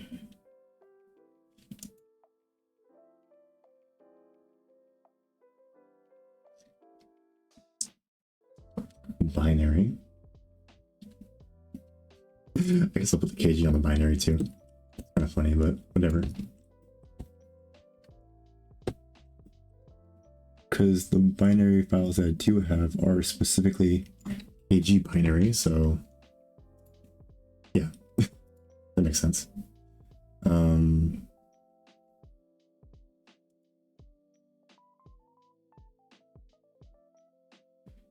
Okay. Ooh, I think one thing I might have messed up is the input, the image, and this one. I might have want to kept the original ones because this is underscore KG version of this, and then this is the underscore KG version of this. So let me go find my other. Let me copy in my old versions of this. Go find it in my development branch.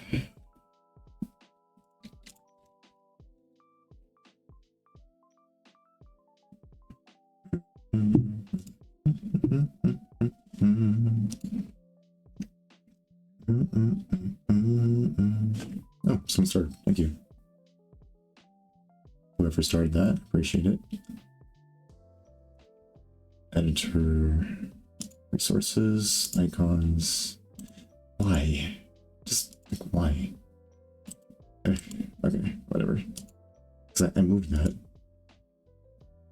All right. So this image I'm gonna want to download, and then what? I believe audio is fine.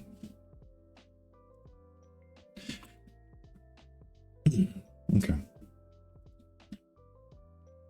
Also, if anyone's wondering, the reason why I have all the files as being purely white is so that I can bring the icons in at, and then the values are 1111, like float values are 1111. Or I guess if you're used to like 255, it's 255, 255, 255, right, for the RGB.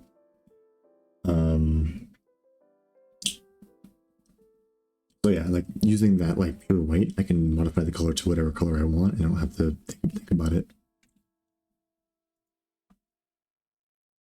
Let's see, Cardano. There.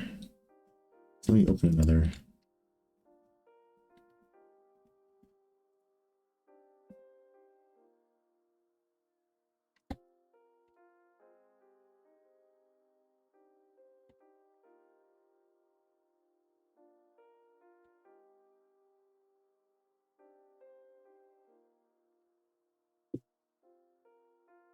There we go. Okay, so now we have normal font, normal image. Let's just still load in. We need to add in a few new ones though. And the ones that are like input, and the ones that are like registry, these are just like default KG, right? I mean, I guess I could fix the naming conventions, but it's fine.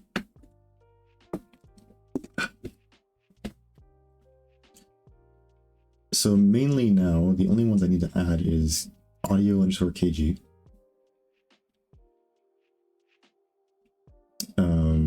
Image underscore KG and font underscore KG. So let me just see what this looks like currently in the editor. Let's just see.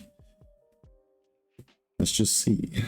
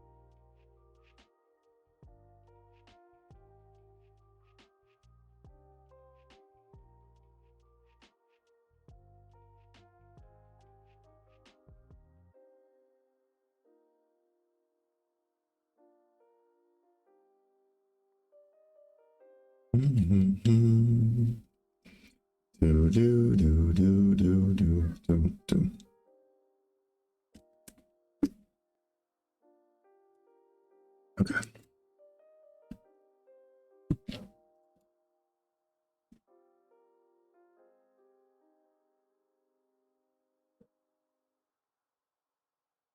So weird.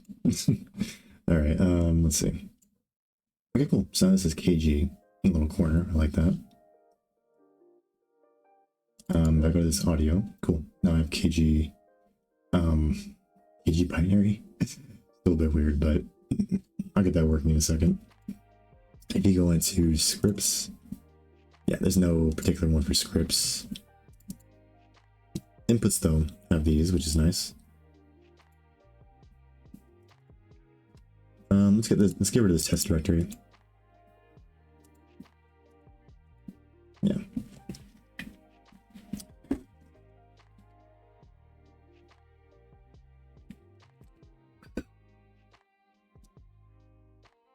Yeah, you can't move a folder in a folder right now. Let's probably have that at some point. Be pretty easy to add though. Okay, yeah, I mean, I'm kind of liking this though. And it's like pretty clear that this is like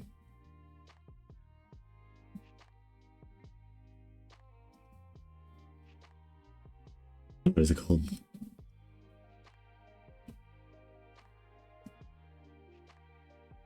I wonder if I should. I don't know if I want to get rid of this. Maybe just have the T by itself. Would be kind of cool.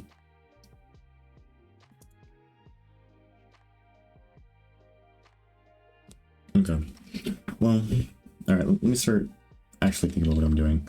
So basically, I'm going to go through all these different asset types. Let me open up my asset viewer again, and then we'll do this thing I always do where I look through all of them.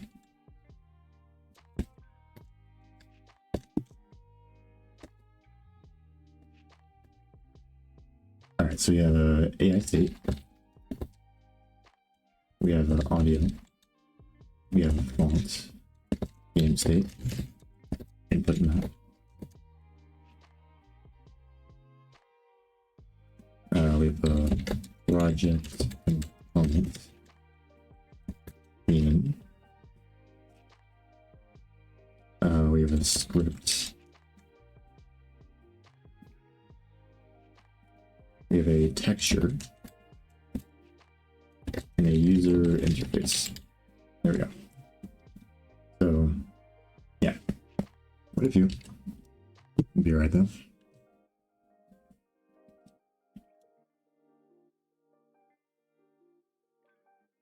All right. So for the first thing is that for the AI state, I'm gonna want to go ahead and use. I think I already have one icon for this.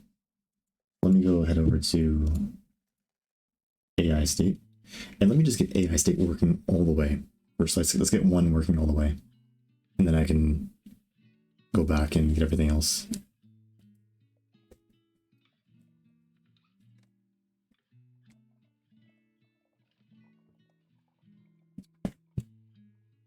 So where do I do this? I forgot.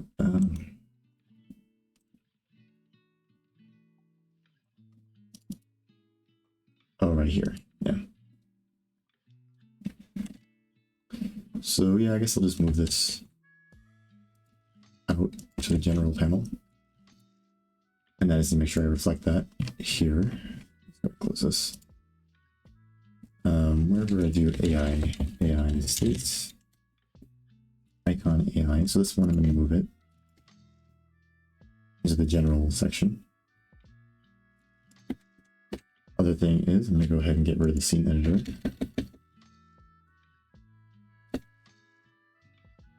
There we go. And last thing is just its location. I'm just going to move it over into the general icons. There we go. All right.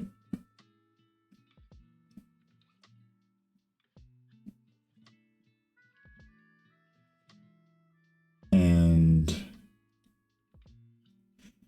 the other thing is I'm going to want to add like a KGAI. So I'll say S icon AI KG.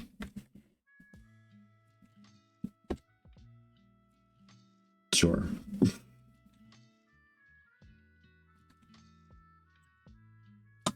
So it's like a generic AI one. This could be the KGAI, right? And then these are all inline, so I don't define them specifically anywhere. These are being static is kind of weird. I'm gonna change this a little bit later. Just move them all into like a editor UI context. Just move that into there. And then that'll honestly automatically deal with this, whatever garbage this is. That'd actually be pretty easy, but I'll do that a little later. So here, I was gonna put it right at the end. GG, right?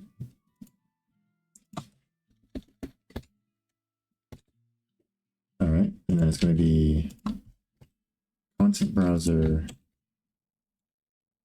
AI. I guess so. Sure. All right, and And then just need to remember to clear this out.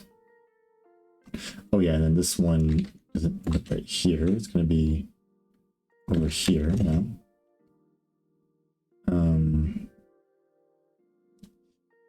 This is the content browser one, so it's s icon AI underscore kg. All right. And now we need to make this an actual thing, or else it's going to crash. So if I go to content browser, let's go ahead and add this in here. Call it AI underscore kg. And really all I have to do, hopefully it's this 512 by 512 it is, so we're really lucky.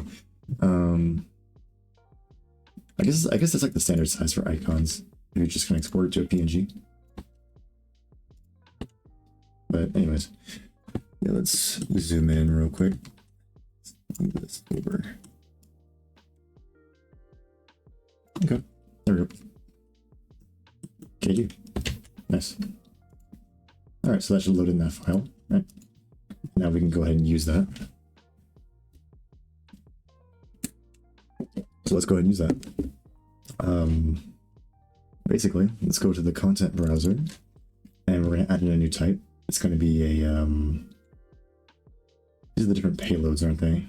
Image, audio, raw font, item, theme, and user interface. I guess. Okay. So we got directory, raw images, binary, which I guess gets lumped in with item, I presume. Registry, of course, is its own thing, so I guess we treat registry like the rest of the files. Okay, sure. Theme, raw fonts, user interface. Yeah, user interface I haven't managed. Input. Okay, so there's a lot of stuff I need to add. So this next one's going to be, what is it? AI state. Let's move this raw fonts up here. And then we just sort A B C D E F G H I A L G A B C D E F G. There we go. And then all of this might move above that. Let's put this up. Space like that. There we go. Yeah, like that. And then just comment that, comma that, and then there we go.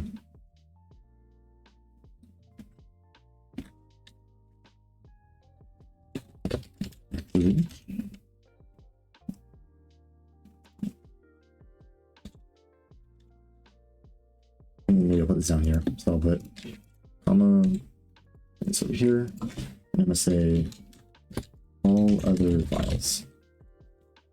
And I'll say this one is raw raw data files that can be imported, and then these are Oregano managed files. So these are the ones that I really want to like highlight, I guess. So with this, we'll go ahead and do AI. AI state, maybe more specific. All right, and then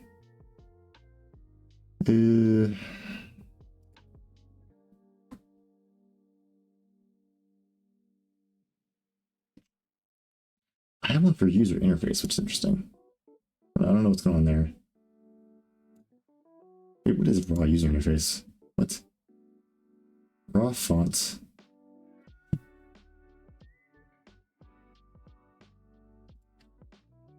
Yeah, maybe I broke something. I think this is supposed to be raw image, raw audio, raw font, right? And then item, scene, and then what's going on here? Let me see. These are, okay, yeah, I think I had something broken for a second. So the raw ones go up here. Sort this really quick. This goes here, this goes here. Yeah, okay, cool. Yeah, I had something weird going on over there for a second. So payload, right?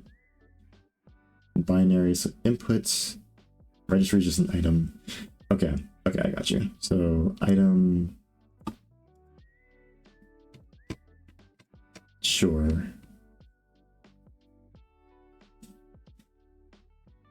Well, let's see. These on different rows. I don't know why I had it like this. It's just easier for me to read. Item, scene, user price. Okay.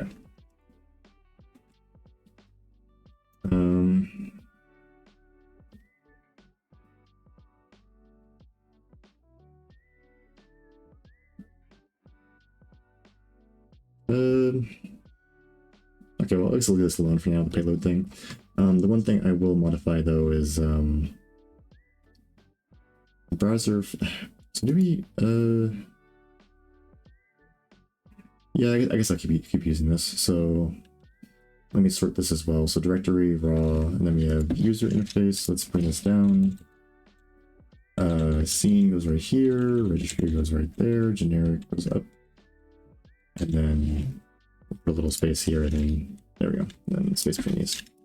Okay. And then let's just add one for AI. So AI state, the S icon AI underscore kg. Check any other functions. Determine file type. Okay, so this one's going to be. These have automatic things for the raw files, or whatever.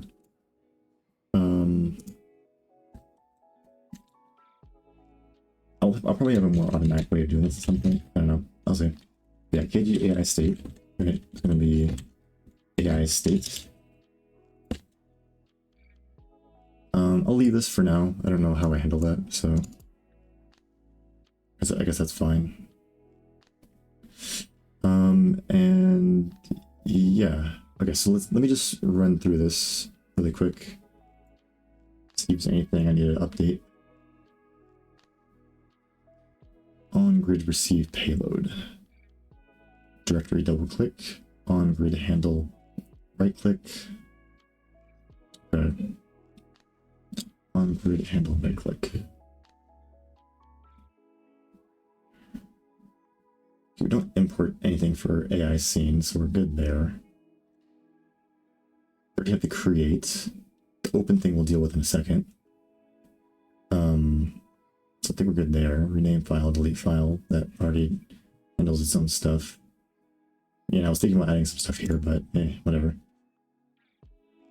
I just don't know if I have anything. Okay, I think we're good. I think we're good here. KG AI state. We already handled this here, so we're good here. Handle deletes file. AI state. Again, we already handled that here, so we're good. Assets. Okay. Okay, here's the part where we need to add something. So this is raw file, raw, whatever, you know. Might reorder this a bit.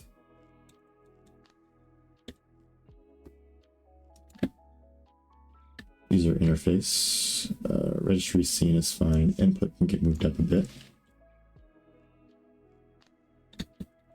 I'll just put it right here for now. UI, go down here, generic sign something. There's something else missing. Directory. Yeah, these are the archetypes for like general. These types, you know. So I just need to add one more for basically the AI one. So AI space arc. Okay, AI state arc, sure. AI state arc. AI states here, sure. And then this is going to be S icon AI. KG, that one.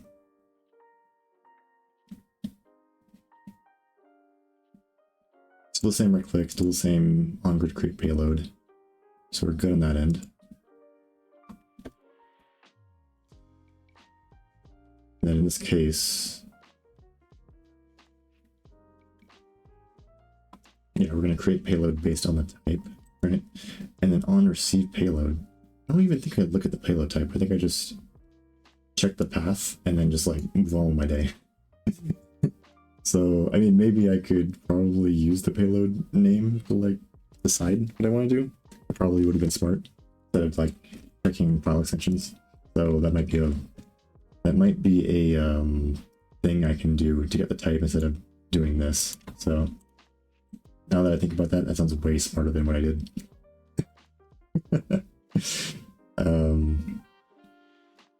But yeah, okay, so, well, anyways, let me keep going through here. I don't think there's anything else I need to update, as far as I understand. Yeah, AI state here is fine. I don't need to update any of this functionality, I don't believe. Okay, so let's go ahead and try this. And basically the last thing I want to add is just a little bit new functionality inside of the grid, where you can specify the color. And then once I'm able to do that, you'll have like kind of like a little highlight for the ones that are like the icons that are held by the engine and recognized by the registry, right? Those ones will have a little highlight or whatever. And the rest of them that are just regular files, like not worry about it.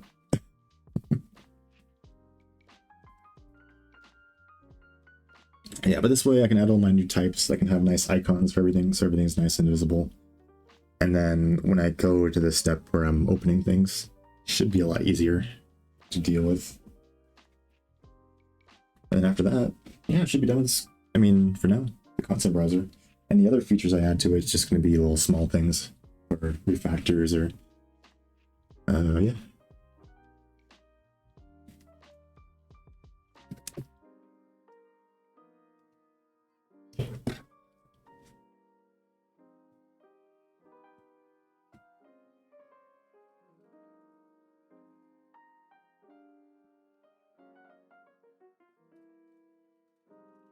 Let's go. Really out of window.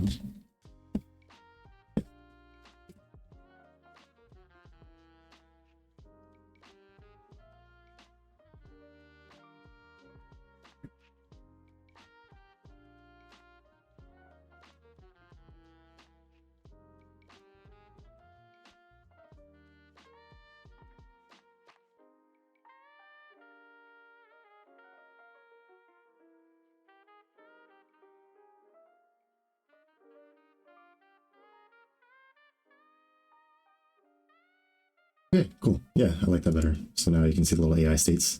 Oh yeah, I like that. Nice, nice.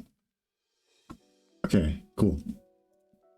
I think that's pretty clear. That's like a AI thing, right? Yeah, I like that.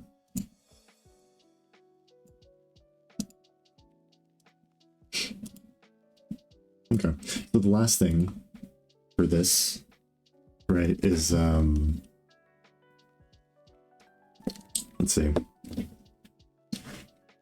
Basically, I want this to be this color, and then I'm good.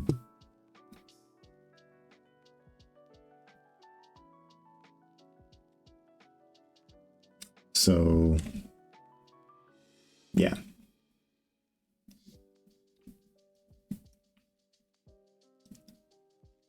Yeah, let's see if I can do that. Let's go to the grid layout, or grid spec. And then basically in the template, so the archetypes, I want to add,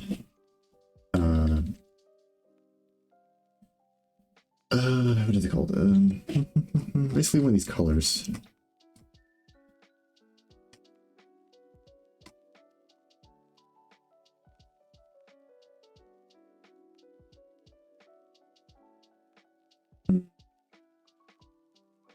I don't know if I'm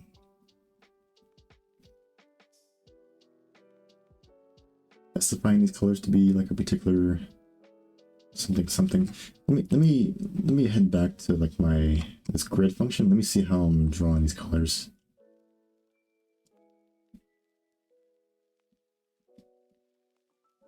Because I must be defaulting to like gray or something.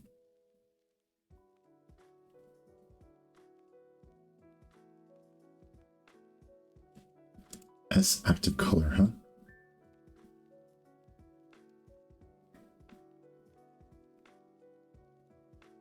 Interesting. So what's going on here? We have frame padding, background color, and then we have tint color. S active color. What is S active color in this case? Okay, so it's this. And then the tint is S disabled color. So yeah, this is just the default color. So let's change this. Basically, and let me take a look at this definition. It's an IMVEC4, right?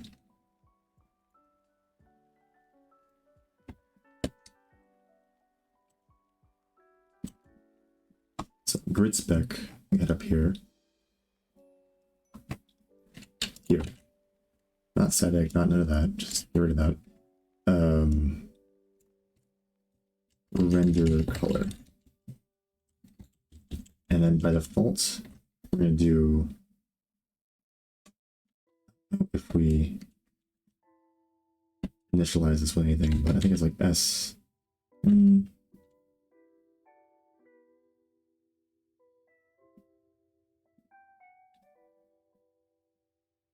think S pure white. So I think like maybe like 1.0 F, 1.0 F, 1.0 F, and 1.0 F.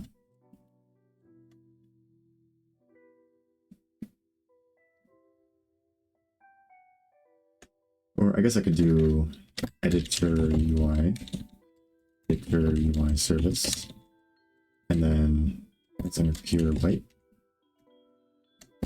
This is like an inline static thing. It's not like a per class thing, so like this can stay the way it is. I think, yeah, even for these, I think I might just pull these colors out and then just maybe put them in their own like class, or maybe their own something, I don't know. But yeah, these just being like static colors, I think it's good. Maybe it shouldn't exist directly in here. But yeah, if I do like a refactor, that'll think about it. Maybe I'll do S disabled color. I think that's like a good base color to work with, right? And it's not gonna be S. Maybe recall this M draw color.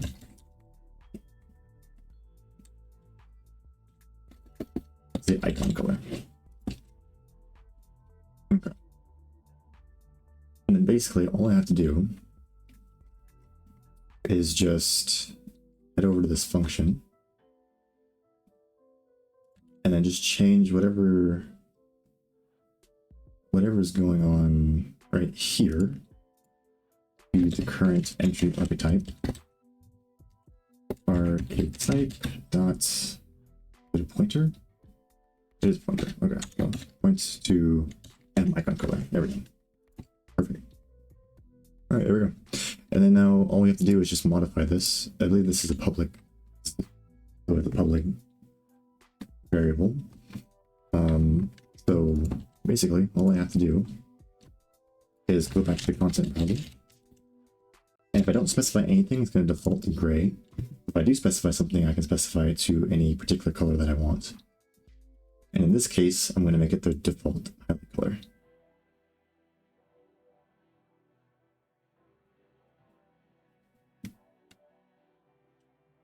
So let's see where I put. I always forget where to do these things. Every time I come here. In here. Yeah, I initialize it here. All right. So AI state. So in this case, we're going to say AI state arc dot M icon color equal to editor UI service.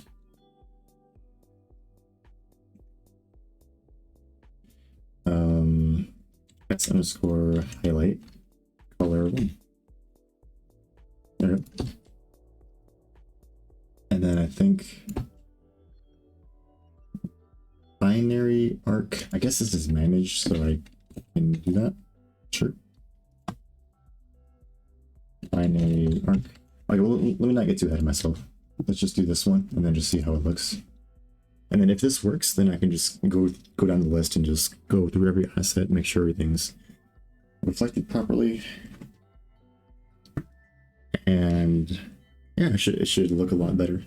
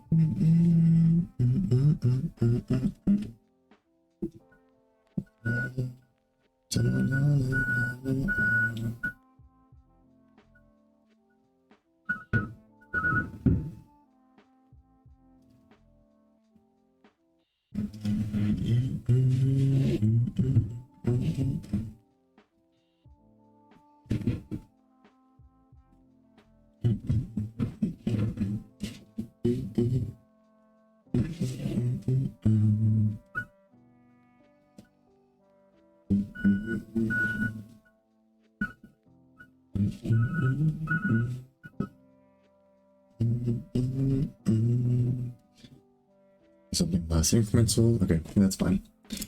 All right.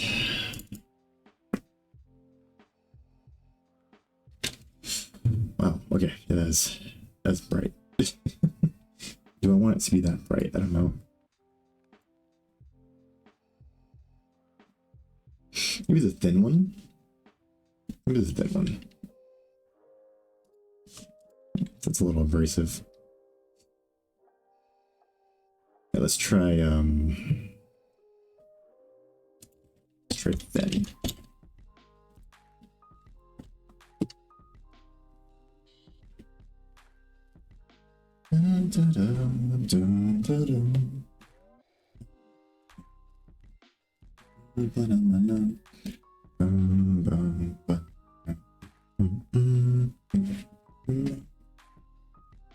All right, let's see. Maybe thin might be too thin. I don't know. Okay, no, I like that. Yeah. It's a little less abrasive, but you can tell, like, okay, this is like something definitely important.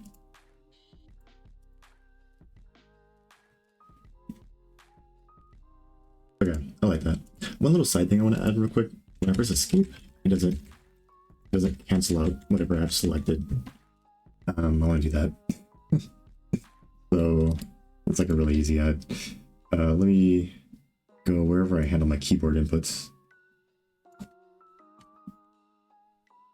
Yeah, I think on key press editor. Oh yeah, I don't have any little things here, so that's interesting. So if event dot get key code is equal to key escape. Right. Now let's just do some stuff, right? Basically, I just want to get the active grid. I don't know, the names never pop up when I want them to. Grid. On grid create payload. I don't know, where is it? And file folder viewer. Okay, I guess there. And file folder viewer dot not clear entries, just do I really not have like a way of like clearing the kind of silly. Let's head over to this real quick. Clear entries. Okay, do I have like a deletion function for this? Add entries, clear entries. Okay, so it's like this. Sure. Alright, easy function add, void clear selected entry. There you go. And you know what? Clear selected entry.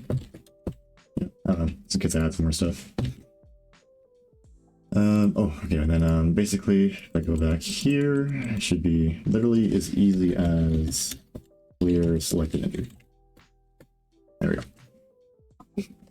Cool.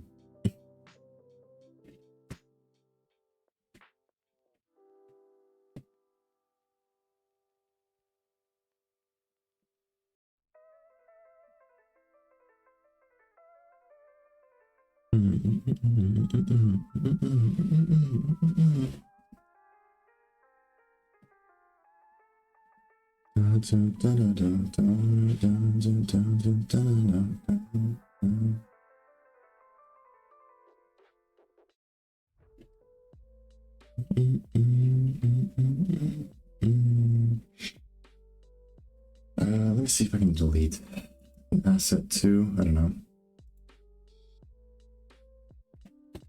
Delete something. Delete file. I just want to see if the tooltip is updated correctly while this is compiling. I just had like a random thought in my head. Handle delete file. Grid handle right click. That's what I want.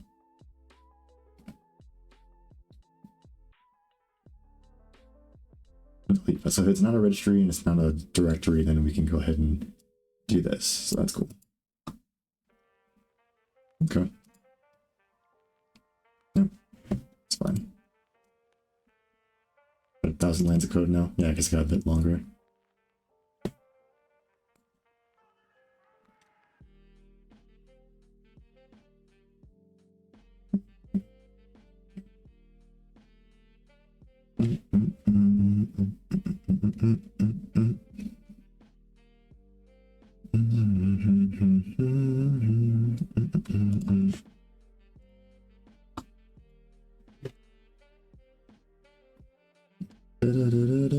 Okay.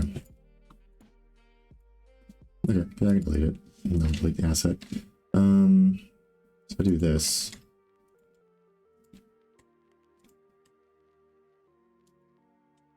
Yep. Perfect. If I go over here, it doesn't do anything. If I go over here, yep, cool. Nice. Like that. Okay, so yeah, this looks good. Basically now I just need to rinse and repeat for every relevant asset type. So should be fun. Let's see.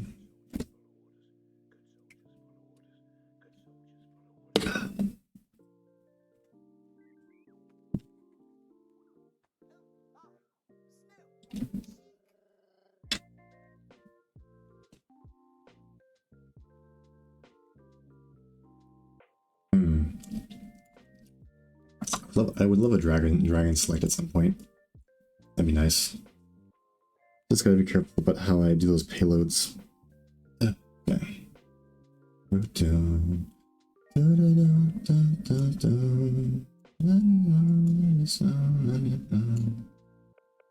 Okay. Time is it? Where are we at? How long have we been streaming for? 4 hours? Okay, it's not too bad. Could be worse. Let me get some gloves on really quick. Hands are getting cold. Let me also see if getting close to the end of this mix. Nope, still a lot of music to play.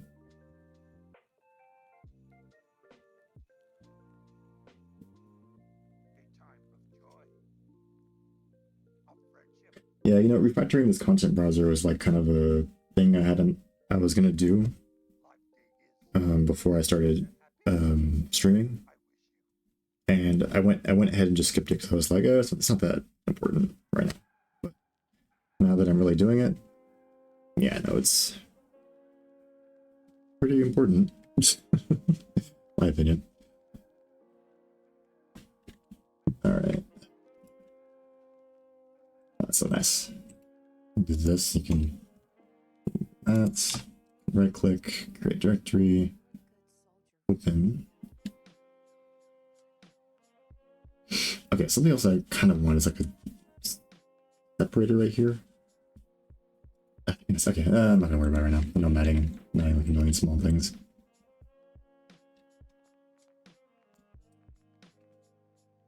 You know what? I'm gonna do it. I keep getting distracted, but I really want to add it. It's kind of bothering me. I don't have that. Let's go to... Okay, you know what? Let's not wear these gloves. Cannot type. Alright, editor UI service. Alright. And let's head down to... How am I handling the tooltips back? Tooltip. There we go.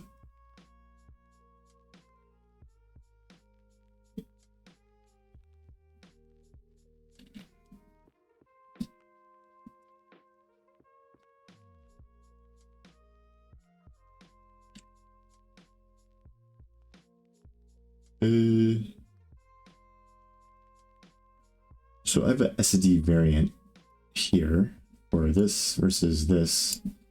But for the separator, oh, you know what I could put in the separator? Maybe like color data, I guess. Correct. Tooltip separator. Separator data.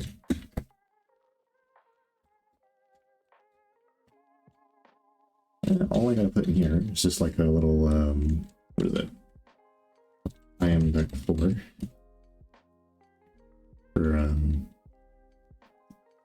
I don't know, separator color. And then we'll just go ahead and default this to I don't know, what's the default separator color? I think I defined that. Where do I define that?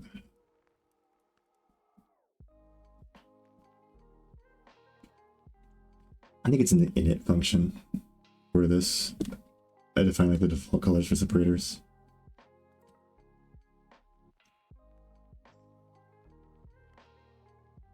Default colors for where do I do color defaults? Here we go. So for the separator, I do S accent color. Is this the separator I'm thinking of, or am I thinking of something else?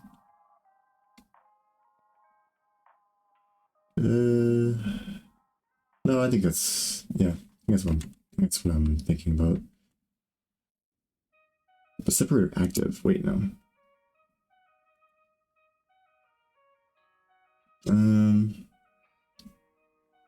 I guess by default I'll just do S disabled color. Editor UI. S disabled color. Just need to be careful about like keeping this static. I think that's the main thing. And then make sure I don't initialize things that are...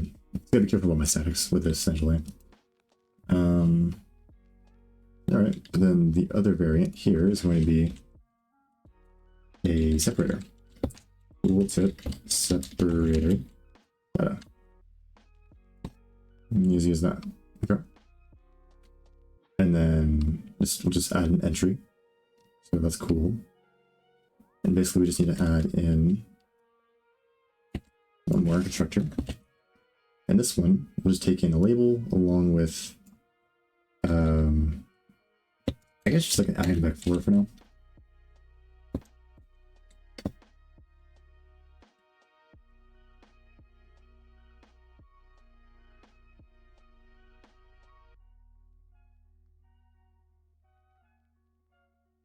Yeah, SD move here makes sense because it's a vector. separator color.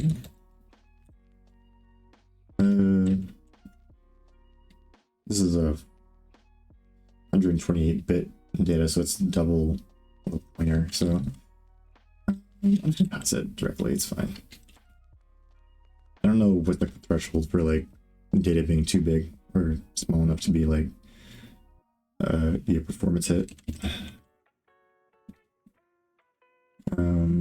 M label, item label, or equal to. We don't need an SD move in this case. We can just pass this directly as a tooltip separator, and then we're just gonna private data. And we're just gonna provide the separator color. Okay. And this will create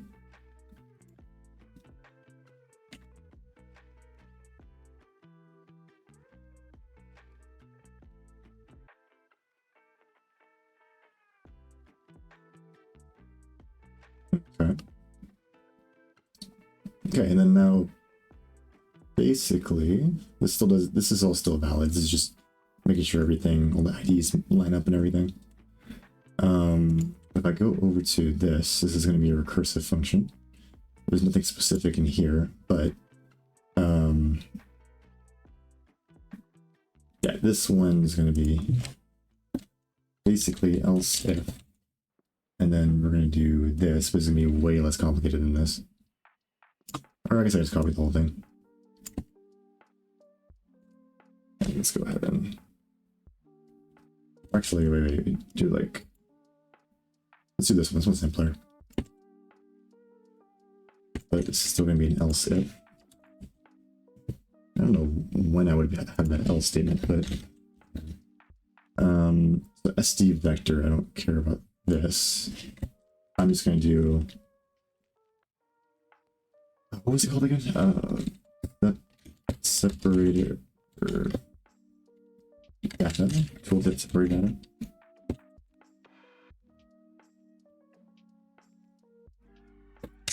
Tooltip separator data. Okay. And in this case, we're just going to do, however I do the lines, I guess. Let me go, I think I have an example of that in the editor app. Wherever I do the, what is it called? Yeah, on editor, runtime, this thing. Yeah. It's literally just this. I don't know if I have like a, is there a default value? I think I'm the one who wrote this. What's the where's the one? Oh, okay, so it's default. Oh yeah. Okay, so this is the 2 plus 1, and then here's the default values. So color is equal to this. Sure. Okay. So basically, I can just go back wherever I was at and just do this. In the middle of it, we're going to do 1.0 because, you know, and then we want to do it, tooltip separator data. No need to be pedantic about things, just do pointer and then get your color. It's not super complicated. All right, so I can add these now. And then basically, if I go back to the content browser, browser panel, and I go to, I think it was the right click ones when I was worried about.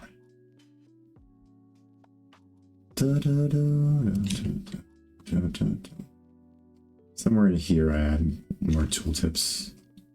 No, it wasn't here. It was when I create this.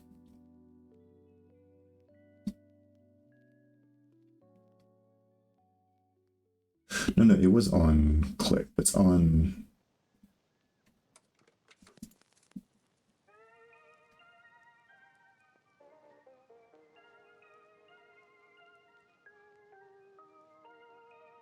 Where is this? I think it's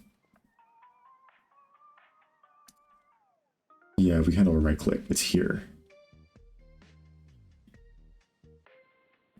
Okay, so if it's AI state, open, create.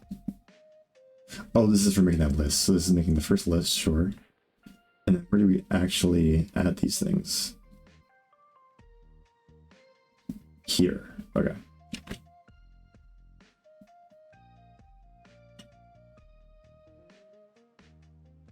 Create asset. We add it here. So after this, we're going to do editor UI, tooltip entry,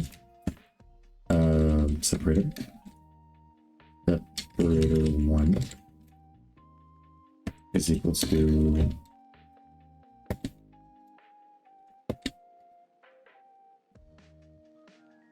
oh, well, it's a separator actually. I don't need to give it a C string. I just realized that. Yeah, what's the point of giving it a C string? Just, I mean, is it default constructed with something? Let me see.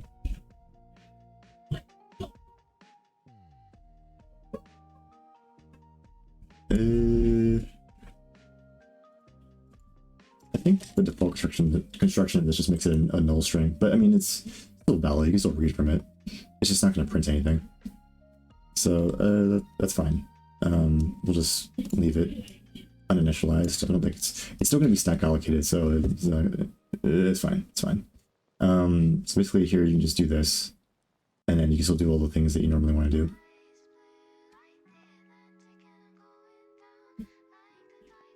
Okay, so now you just provide what's it called? Editor UI. Editor UI service, and then we do S. I guess highlight color one. It's just right then. Right then. This one. And then we just want to do this.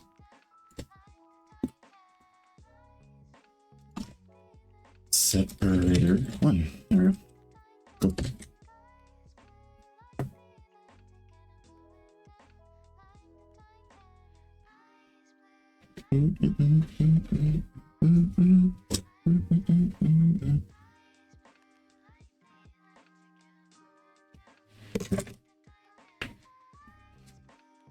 Okay.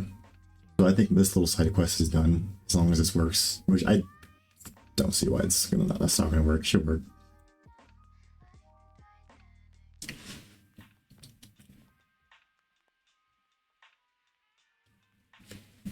So let's get back to updating all these icons.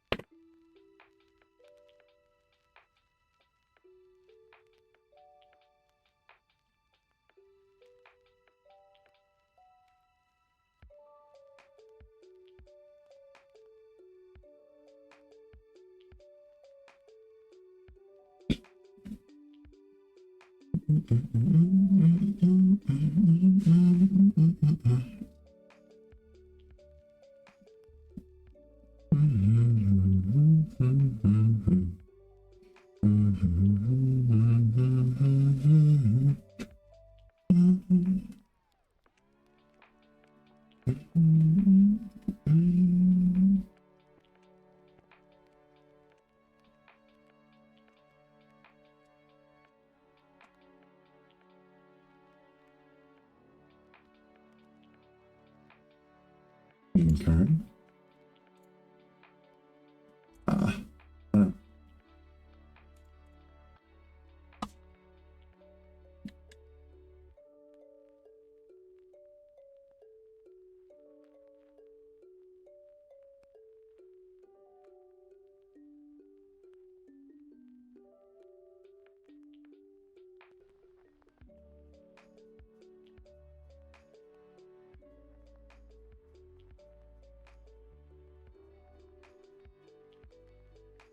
Wait.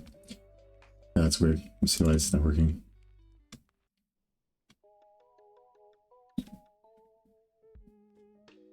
So are we calling this? Let me see. See if we're calling this.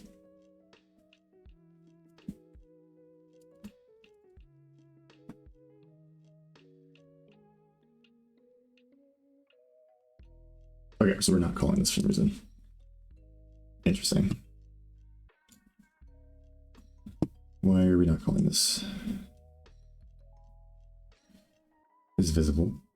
They're not. Ignore entries that are not visible. Should be visible.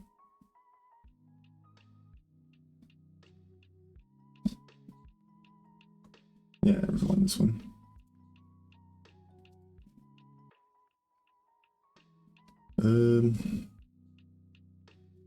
Interesting.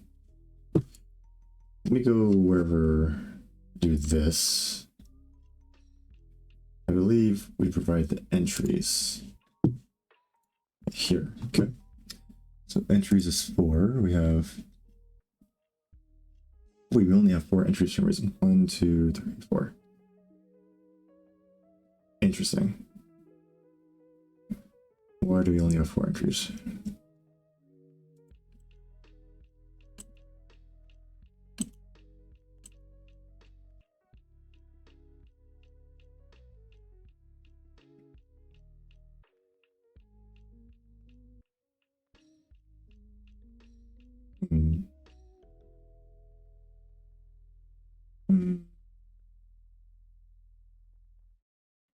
Entry ID.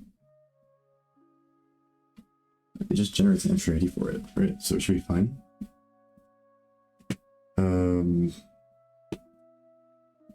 Add tooltip.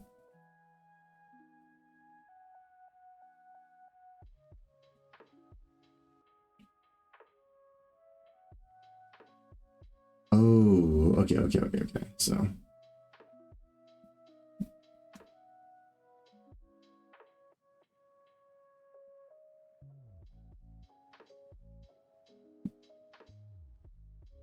I think this is why.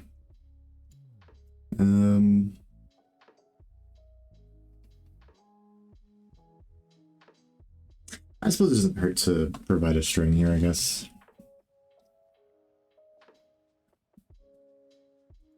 Even though, like, it's kind of silly, but I don't know. I guess so. There we go. Okay, then now we're going to be using that API wrong here, so we need to do, like, I don't know, separator 1. Oh, wait, not here. But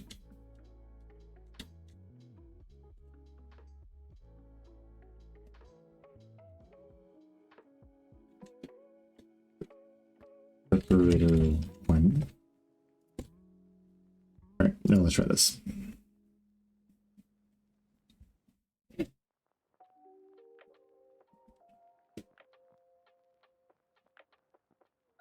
The other thing I could do is just check if I'm using a separator, and then if I am using a separator, then just skip it, or like don't worry about having a name because you're not going to use it. So yeah, I guess I could do that. I don't know. That probably would be better actually.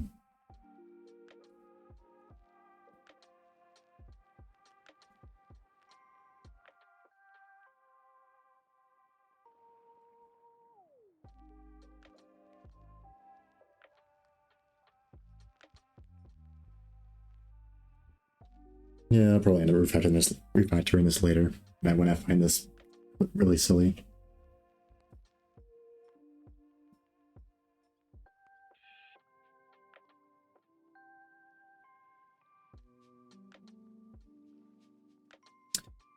Wait, you know what? Hold on. No, this is silly. I just realized this whole thing is kind of silly. No, I'm not doing this. I'm fixing this right now. So, no. No. Get this out of here for a second. And then, instead of doing this, what we're going to do is do a void add separator.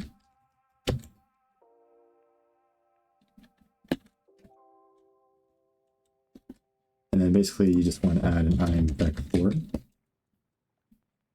separator color. And then you just do all these things, normal things you do, you know?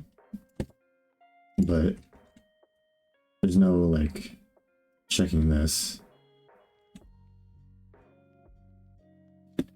Basically, we just create a new entry here. So we're gonna do tool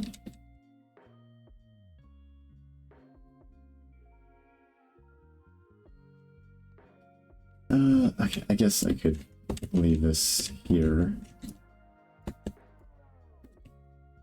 and then keep this as, what is it called? Tooltip. Oh no. It's just, oh, you know what? Tooltip separator data. Yeah. Separated data.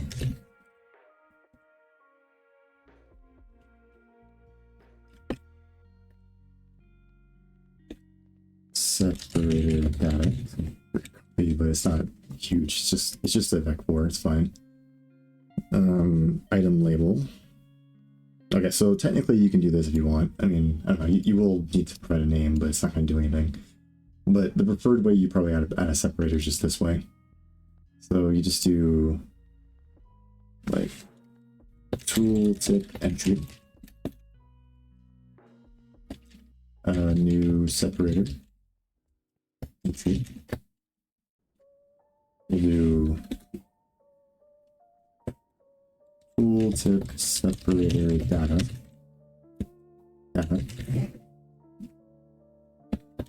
And you just initialize it with separator color. There we go. And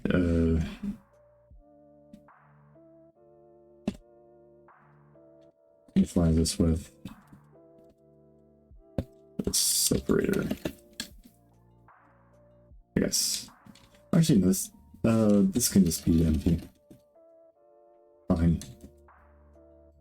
No way cycles on it. Let's see. And then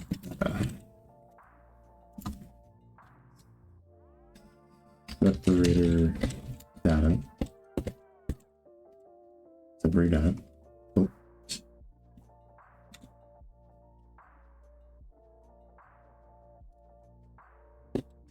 And we're going to do a new separator entry because we still want it to have like a unique ID.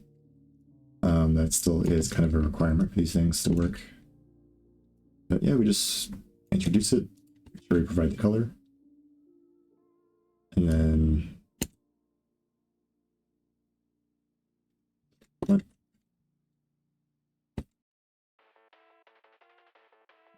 What's wrong?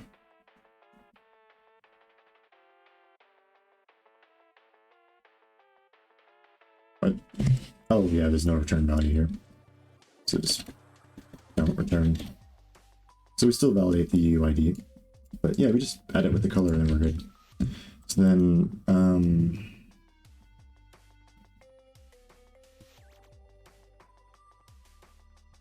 yeah, you know what?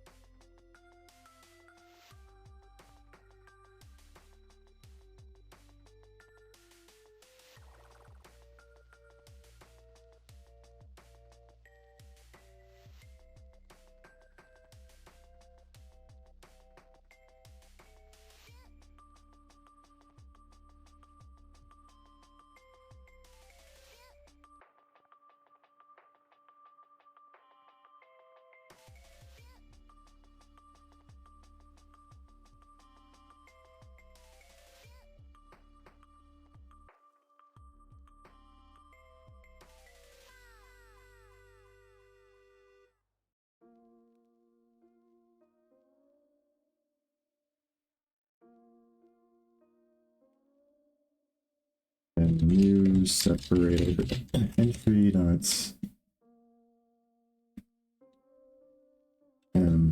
entry data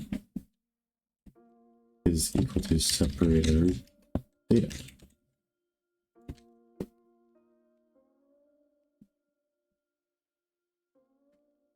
Okay, so that way I'm not exposing it here. So you can only do these here, and if you want to add a separator, you just add a separator. And that's it. Easy as that. What is wrong? Okay, this thing's having a conniption. I don't know.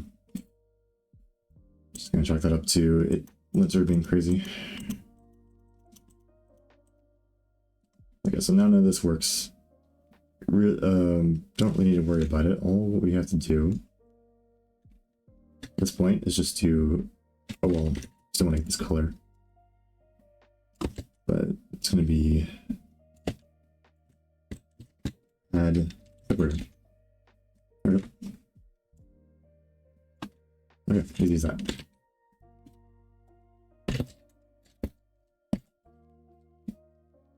It's kind of ridiculous. You have to like manage the state of the separator and then like get the name of the set. Like what? Just add a separator. Okay, let's compile. Give me like 5 minutes. I'm gonna rest my eyes for a bit.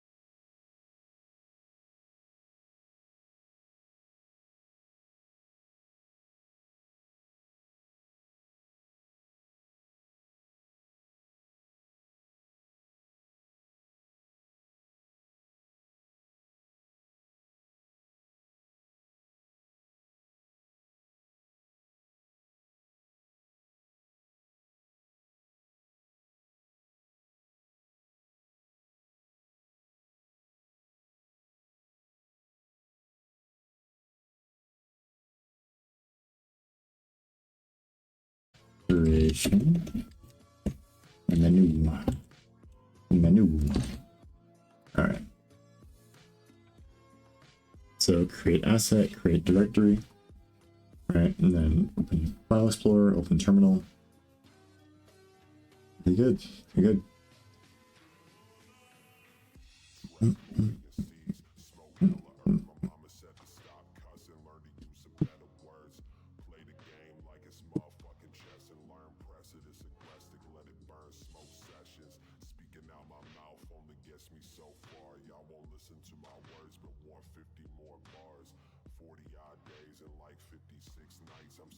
Yeah, that makes more sense.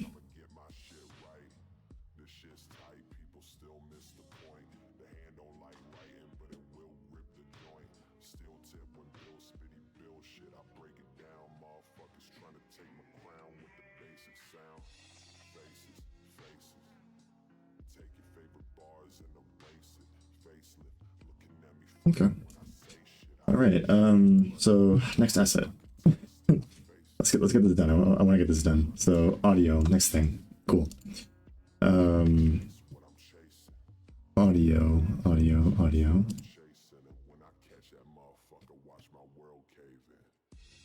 So the first thing, we're gonna go back up here and see if I can speed around this really quick. So raw audio, I'm gonna say just audio. Right. It's different from raw audio. We'll still treat it the same. It's fine. Here we're just gonna do audio. Right? This is gonna be S audio icon audio and then underscore kg to differentiate it, right? And real quick, you need to add this as a thing, right? So let's go to the content browser. Just add another thing here, S underscore icon audio underscore kg. There. Okay. And you know what?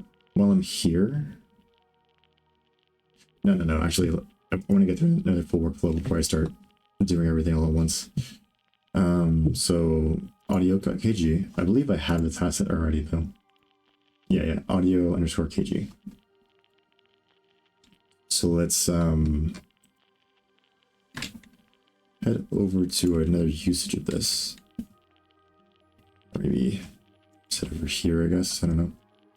It's a huge file. It needs to get separated into accentuate bits. No. Okay. S icon audio kg. Basically, it's just going to be audio underscore kg. I think. Right. Yeah. Good.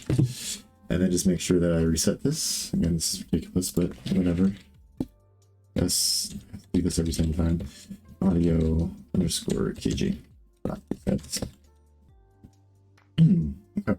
So that makes that available. I can go back to whatever I was doing.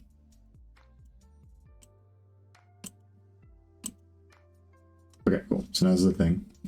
Let's run through here. Basically, if kg it's .kg audio, then we're going to do audio. And then here, whatever I do for AI. Oh wait, did I not handle AI here?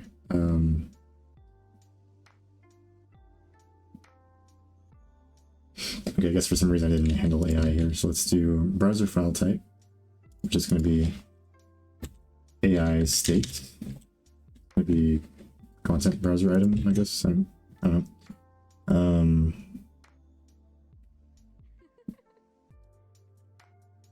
And the other thing is I need to add AI audio. Okay.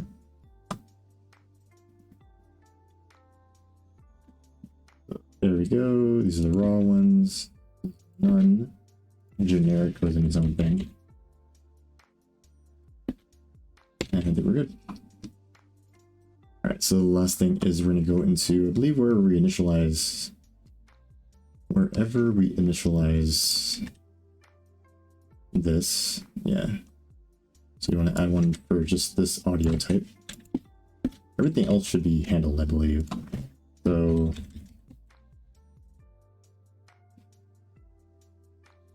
okay, so this one, I'm going to rename it to raw audio arc,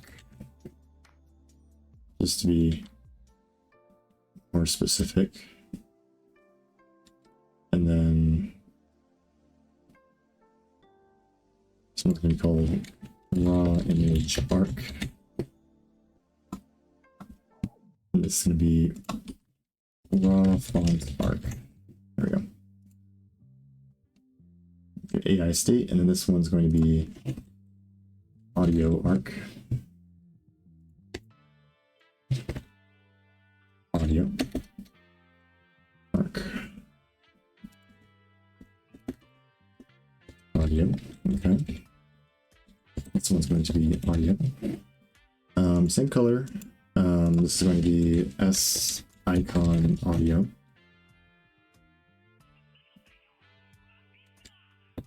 Underscore kg. Actually, if I'm setting this here, what am I doing setting that other function? I don't know. Anyways, archetype audio. This should work now. I believe it should work. But yeah, one thing I'm curious about is,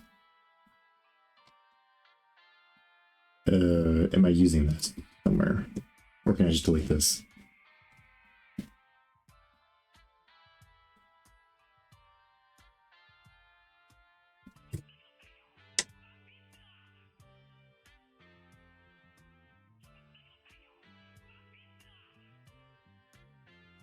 Okay, well, as of right now, it looks like the no. So I'm just gonna get rid of it, because, like, why maintain this, right? This one, of course, I still need to maintain, and then this one I gotta figure out what's going on. I don't know what I'm gonna do with this one.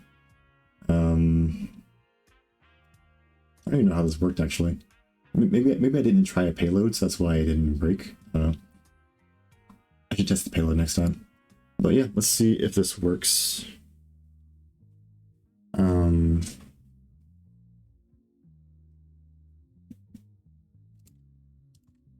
If so, I'll start doing this in, like, bigger sweeps, I guess.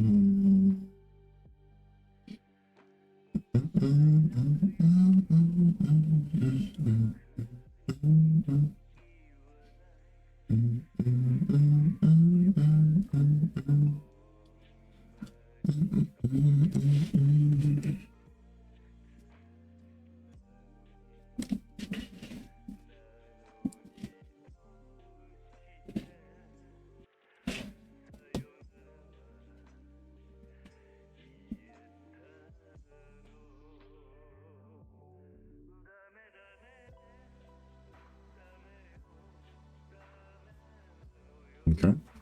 What it is? I think it was the audio one. Oh yeah. I like that. So these are more specific. It's like, okay, this is a KG audio versus this, which is just like a normal audio. So I still recognize it as an audio, but this one's more like, okay, this is KG audio. All right. So that's good.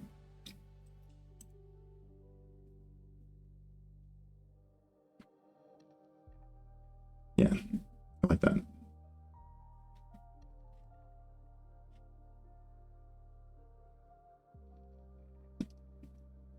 All right, well, let's just keep going, I guess. What's the next one? Or okay, let me test out this KG audio thing really quick before I start, because I was just looking at it, but I didn't try to mess with it or whatever. So again, the only way to make new KG audios is to like import it. If I do test audio,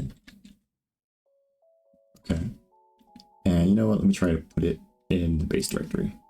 Let's try it.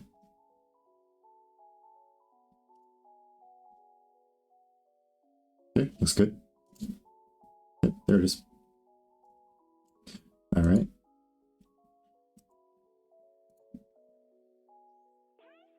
And I might also add like an asset info, and then it'll like open up the asset viewer, and then like maybe click the thing for you. That'd be kind of cool.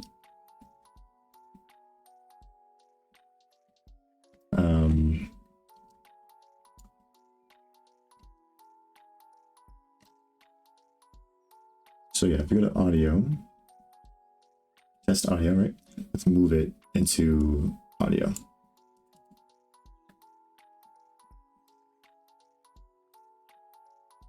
Cool, nice.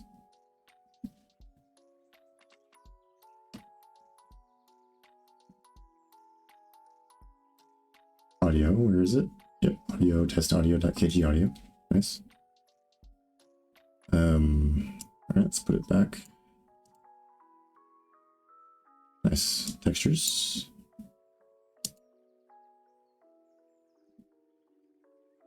Oh no, I put it in textures. Textures. There it is.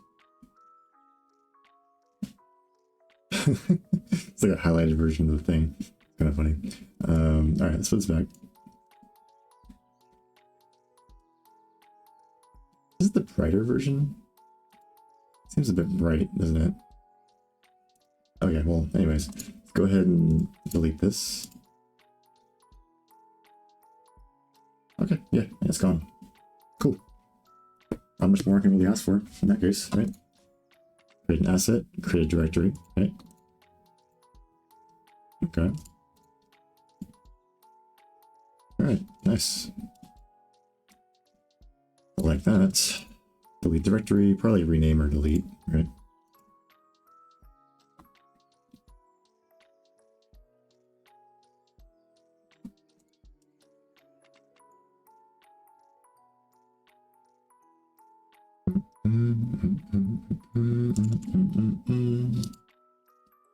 Okay.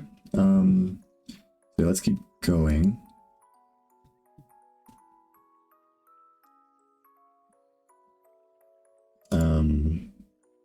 Font. Yeah, let's go in order. So we're gonna do font next. So let's go into content browser, which was where we were at, but it's right there. And then, yeah, MCG font, right?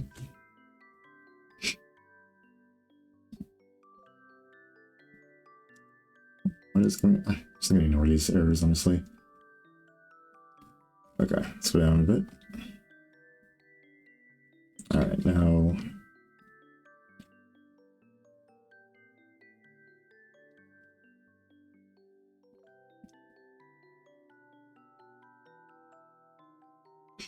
You know, I guess if this starts becoming like performance issues, like I could make it into a map or something. I don't know. I guess when I get like a lot of assets, but it's fine. So KG fonts, I believe, is the extension. Fonts. And then French.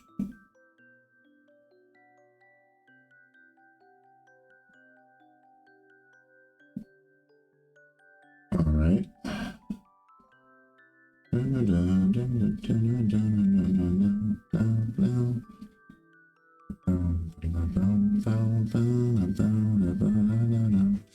All right, KG fonts, that's fine. Let's do fonts. Browser, I guess. And basically you just need to go to your file folders then. Let's go down to, this is raw fonts, so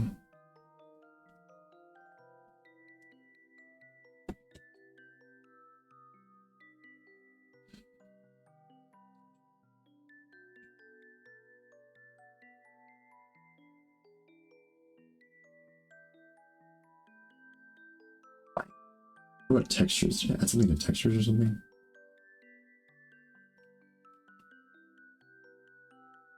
Actually, I don't know why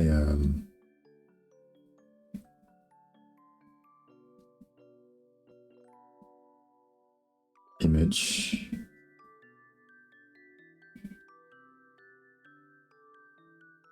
Yeah, it's odd. I don't know. Whatever, I guess. Or maybe it's in the I'm thinking about this one. So I'm like, why is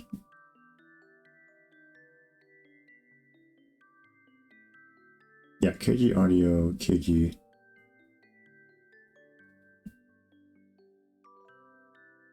Okay, so these ones can go because I'm explicitly handling them now. So yeah, if it's vert or frag. Oh wait, actually, I might have erased something. Okay, yeah, so get rid of most of these, and then the one we want to keep is KG binary. There we go.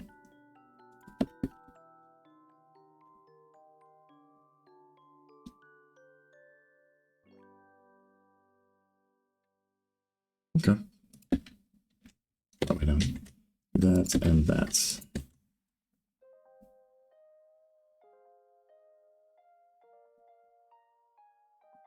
Oh yeah, and then I made binary bright, so that's why it looks bright. Okay. So then if I go back, and I go to wherever I do binary.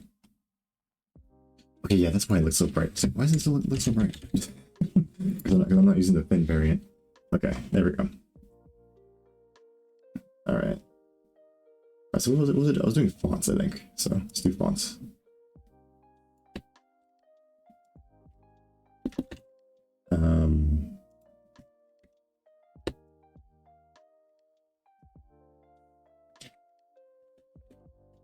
Fonts arc.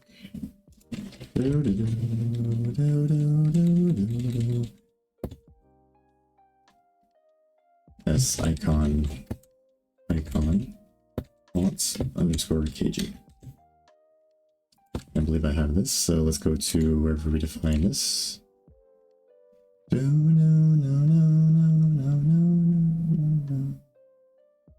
Alright, so S icon fonts underscore KG. There we go.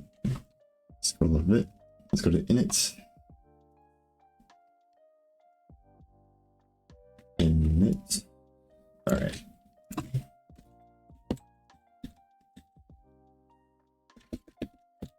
Fonts KG. And then it's going to be fonts underscore KG. I think is right. Yeah, font underscore KG. Cool. And then just going to remember to delete this because that's why. S icon audio dot underscore KG. So do fonts. Fonts. Okay. And if I'm not mistaken, should be good after that. Yeah, should be good. Let's try that. The only other one is like texture it has like the same thing. So,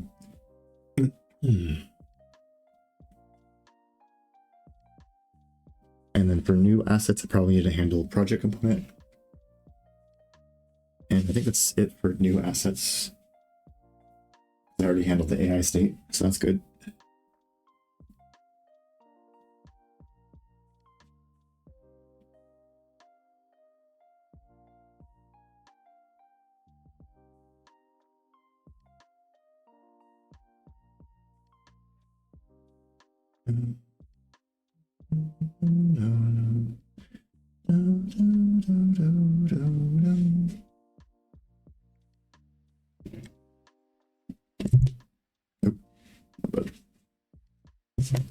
Gotta get a wireless. Can I get a wireless headset at some point? Let's see.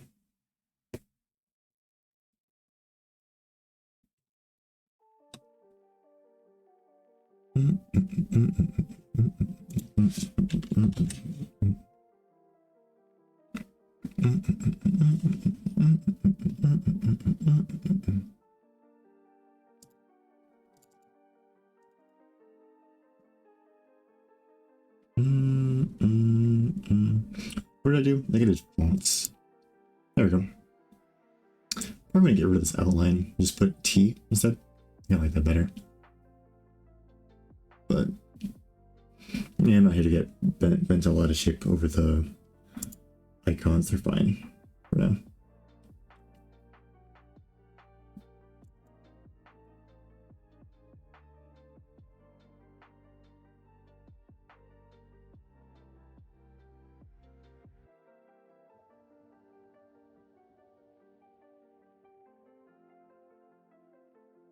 What do I handle rename actually? I don't think I'm not worrying about that. It's fine. I'll fix that later. I really need to.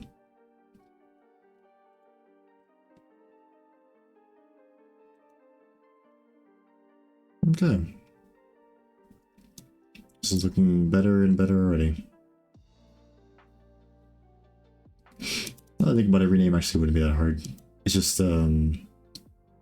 no, but then I need to change the name, and the name I think is used in the checksum, so I might have to redo the checksum. So that's kind of a particular case. Yeah. Oh, I forgot about class. KD class too, huh? Wait, class. Class.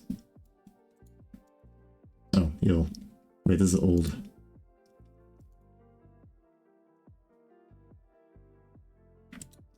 Let's delete this.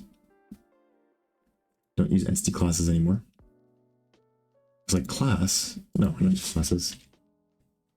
What are you talking about?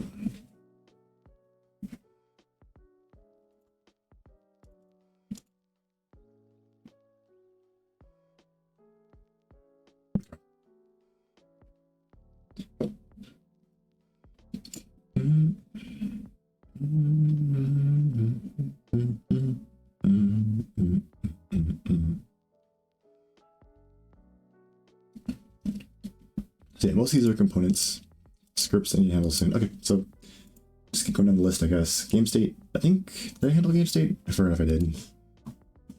Game states, did not.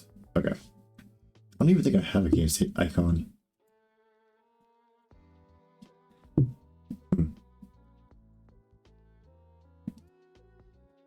Guess I need to get a new icon for that.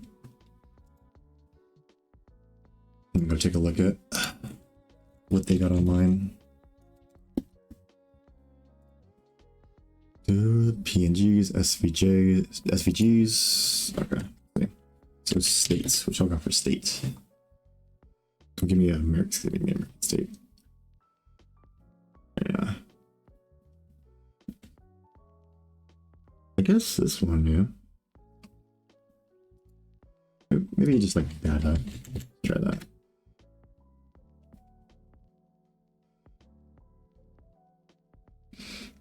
Because these ones are more like, oh, it's a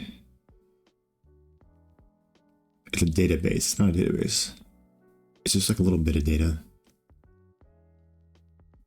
What if I put in datum? What do you know what I'm talking about?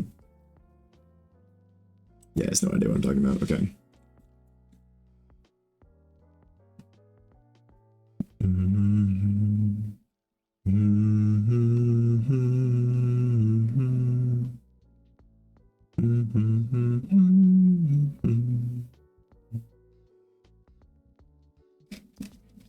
Some of these icons are kind of complex.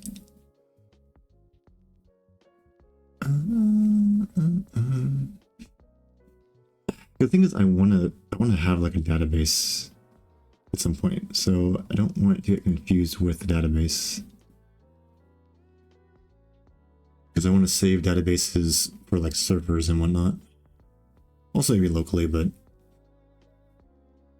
yeah, I'll see.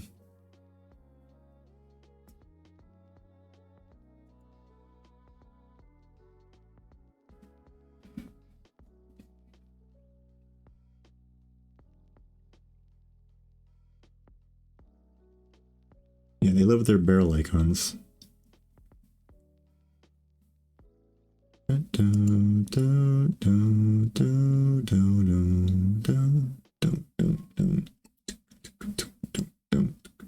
Oh, you know what? I like this one. It's as simple as can be. Let's do this one, and because the appropriate size as well. Yeah, at some point I will make these icons myself. But I gotta like learn how to do that really quick, and then I'll make the SVG files, because I want to make everything kind of like weighted and feel more consistent. These icons I currently have kind of feel like all over the place, but they're not horrible. Like they do the job, so I'm not gonna just throw them away just yet.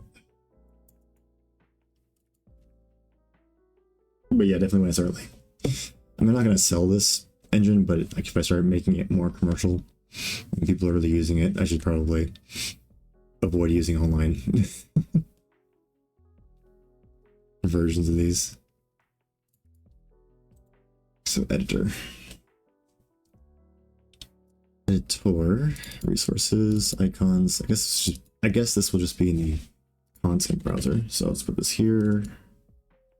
Let's go ahead. I'm just doing it off screen because it's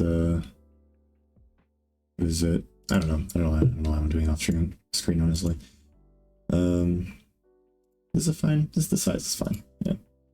So let's go ahead and take this and put it right here. There we go. Okay, and then this is a KG exclusive, so Carvana exclusive. So that means I can go ahead and just tag this thing on there.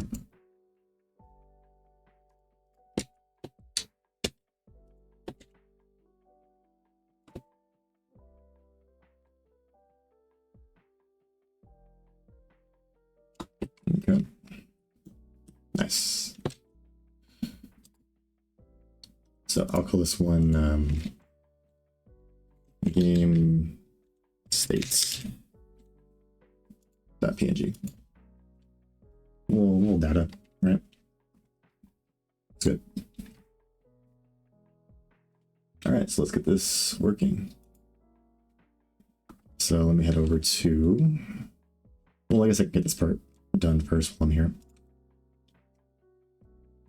So game state item. Yeah, I don't care for now. That might be an optimization thing later, so it's fine. I think I just call it state. It's interesting. Yeah. AG states. Is that what I do?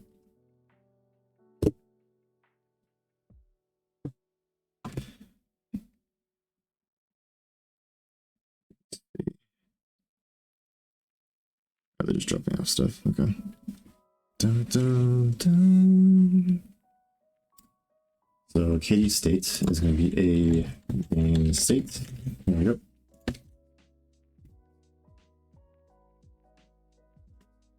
Yeah, totally forgot that's actually the extension for this. Let me see.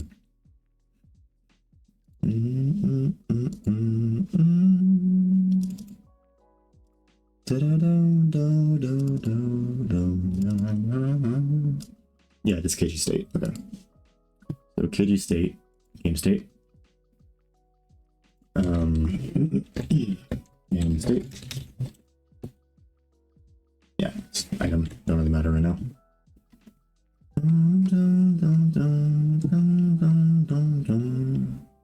Okay, let's go back over here. Let's go ahead and add this.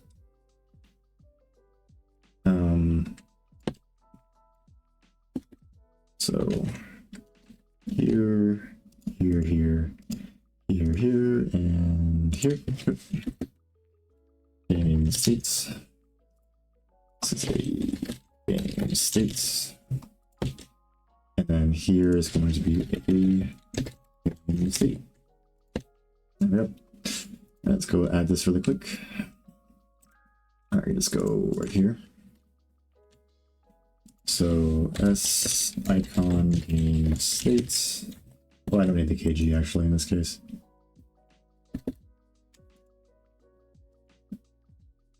Okay. So now let's go ahead and load this in.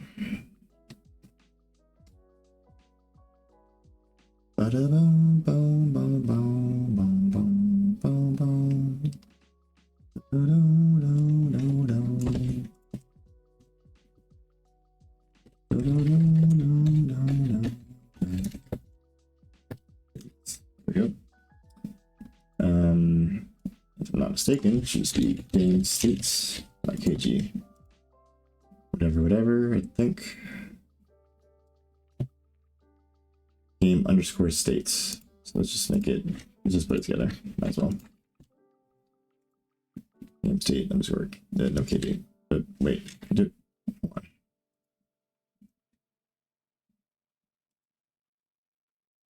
Just game state, yeah. Okay, no KG. Okay.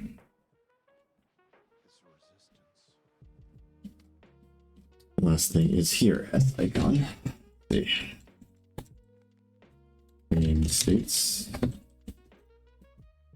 That reset, and then yeah, should be done for game state. I'm gonna go ahead and just skip straight to just doing input map.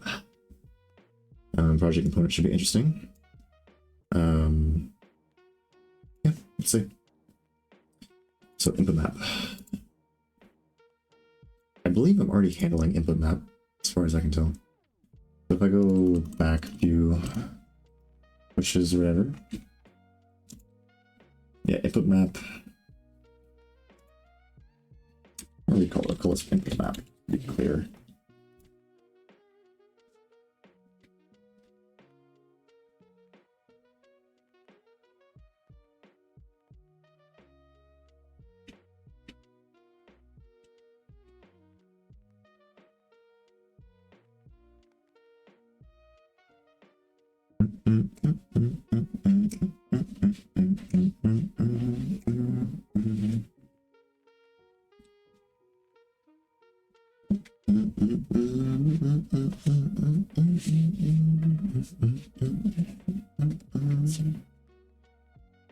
Okay.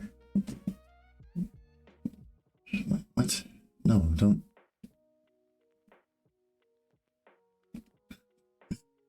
Please don't change all those. I need those. What are you talking about? Yeah, browser, file type, browser, file type. Yeah, these are fine. There we go. Input map. Yep. And then I think the only thing I need to change for input map is on this end is that maybe rename this to input map.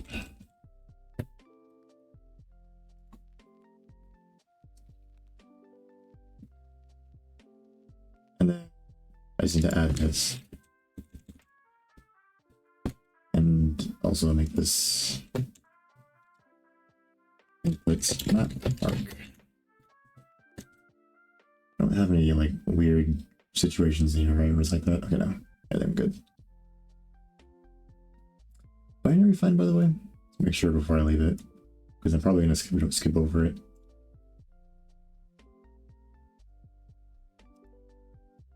You know what? Just for fun, make binary like a different color. Oh, does this not have a thing?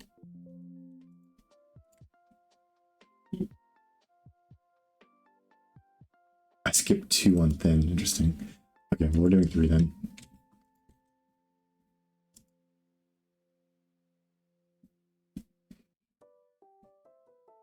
Okay, game state, input map. What up is next? Okay, project component. Okay, so this one is interesting. Take a second.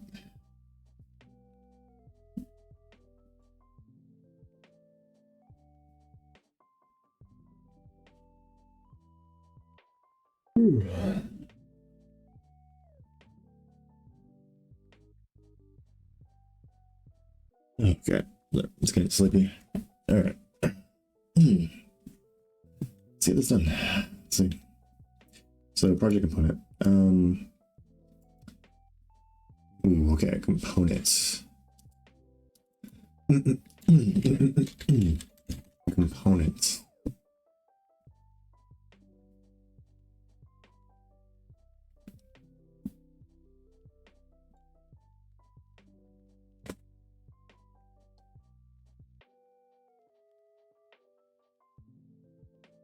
I like these icons they have.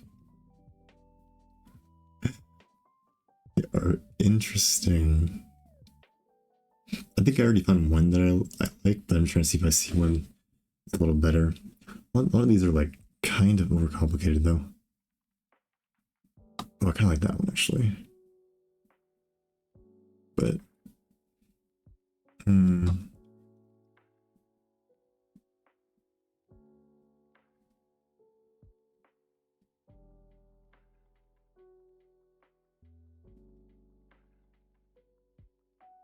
yeah, you know what?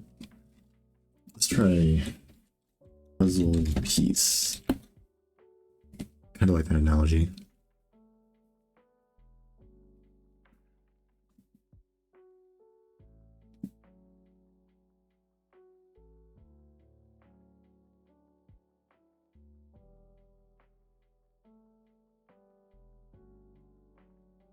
Yeah.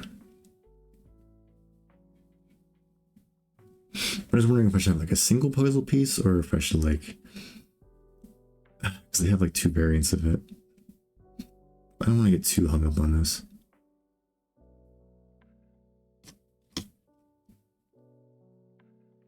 Yeah, I guess I'll just go with this one.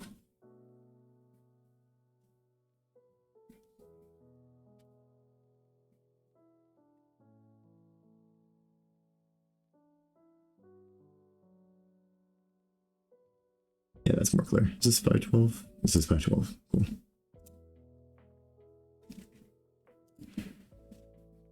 All right.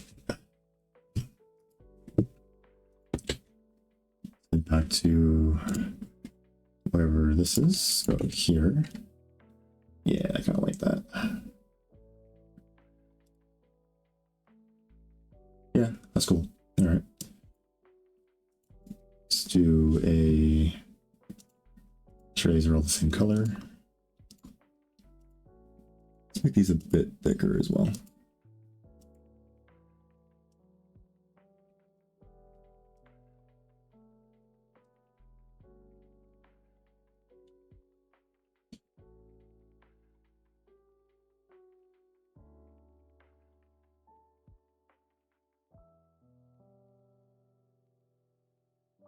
Okay. You just make them a little thicker, and they kind of like pop out a bit more. Okay, let's open up this badge thing that I always add to everything.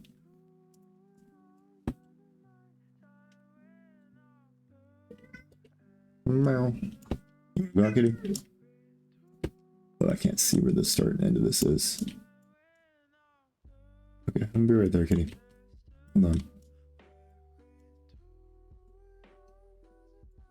Okay, there we go. That's fine. All right, you wanna go, kitty? Let me see.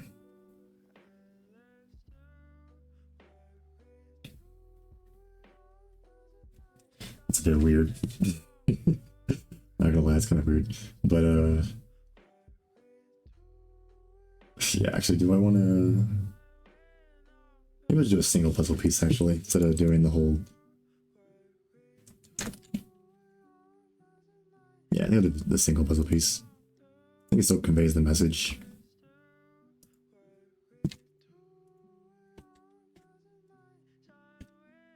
Yeah.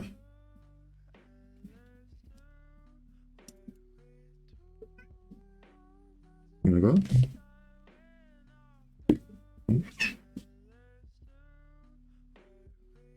Okay.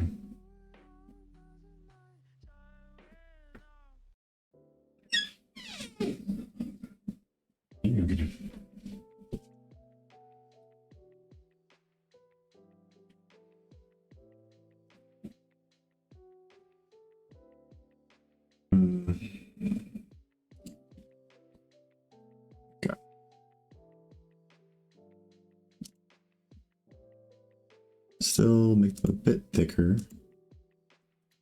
Might look a little weird, but I think it makes the icons kind of pop a bit more. There we go. And then we're gonna do this, or wherever I do KG. Copy it. Paste it.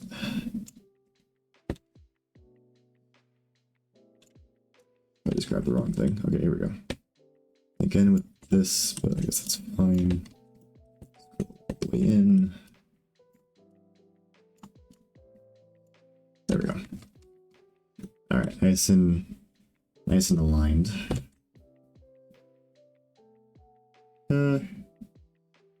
Yeah, I think I like that. Go with this.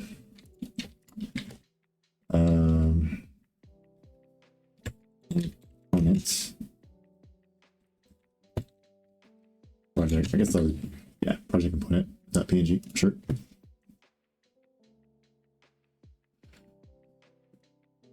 All right. Let's head over here. So here. Ooh. Project components. There we go. Don't need to worry about that. Let's see. Here, sure. Project components, and along with this one, I also forgot what is my extension for this. It's gonna close this downloads folder.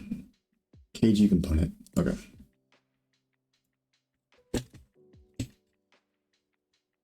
Okay. Wrong font because it's having an issue. Yeah, I can go up here. What binary is doing over here? I don't know. P was it G? Okay, yeah, P project.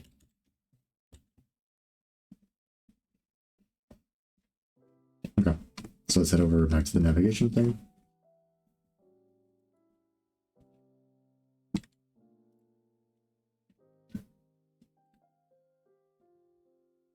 And let's go ahead and add it. PQRS, yep, that's about right.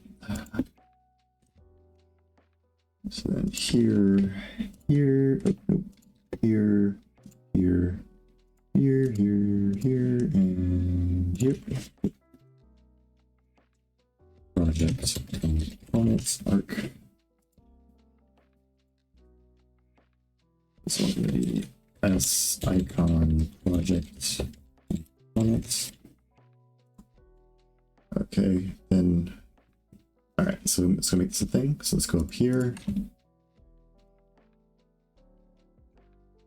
Okay, we're getting through this slowly but surely. Getting through this S icon project component. All right, let's go to init.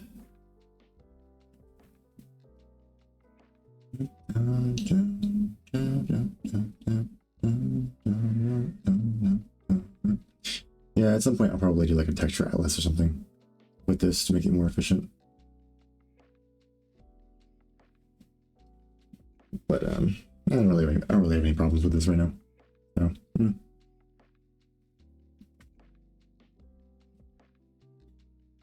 maybe what I'll do is I'll just keep it like this, and then maybe like at the first run up, like it'll create the texture atlas, and then successive runs it'll just use that texture atlas instead of or I just ship it with the texture atlas, and then that's never an issue. True too, but then when I'm editing this, I want to have it like this. It's kind of convenient.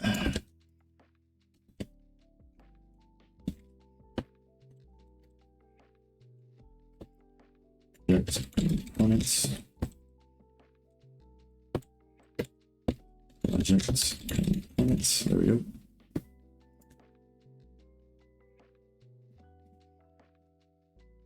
Okay. I think that's good. Now I just need to terminate it. So here, S icon project components. There we go. Good. Yeah. Okay. So let me do one more, and then I'll try to build it and see if I broke anything. Oh, scene should be easy. Scene's easy. Then script might take a second. So I have to add a new icon, I think. Scene is easy since... Oh, actually, is scene easy? Hold on. Do I have an icon for scene? Oh, I did. Yeah, I do. Okay, cool. So I have an icon for scene. Yeah, okay, so I have it as a KG browser scene, I guess. Scene, sure. Yeah, okay, sure. And then if I go to here, I think the only thing I need to change for this one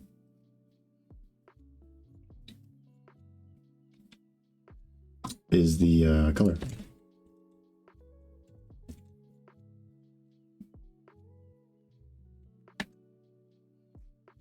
This one's going to be scene arc. Scene arc. And you know what? I kind of like the idea of the binary and the registry being green, or whatever like this color is going to be. So let's just keep with that.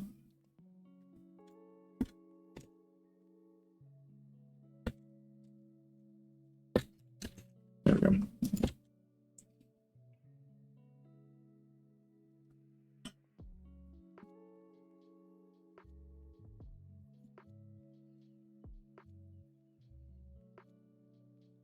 Generic file.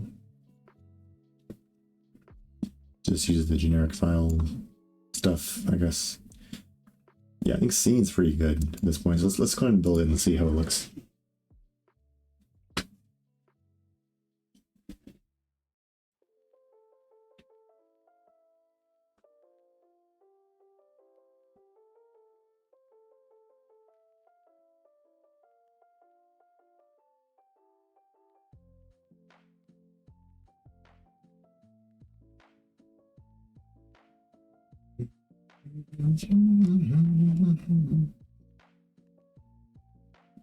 Okay, and the last three for this is going to be, where is it? Script, texture, and user interface. So, script, I might have to get a new icon. These two, I don't need any new icons, as you can just get these directly in. I think this one's already actually almost done, or do I have a UI icon? I don't remember. I think I do. Yeah, I don't know.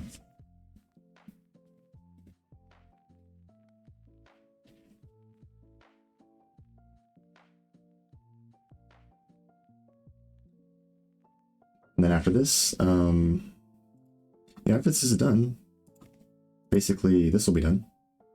And then, yeah, maybe I can squeeze this in by the end of the stream. I'm gonna try to. And then after that, I'm gonna see if I can reorganize my project a bit and deal with any errors that pop up while doing that.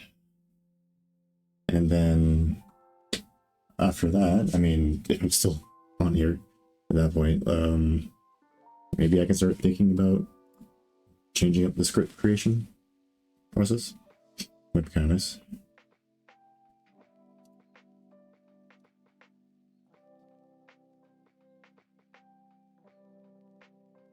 Okay, so yeah, we had an issue or something. Right click tooltip, Okay. Which one is it? 7. 7. Which one is 7? Which one is 7? Let's go find out.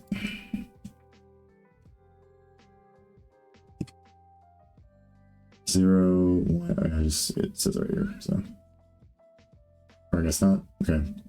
1, 2, 3, 4, 5, 6. Okay, project components having an issue. Interesting. Why is project component having an issue? Must be because it's not being added properly or something. Let me go check.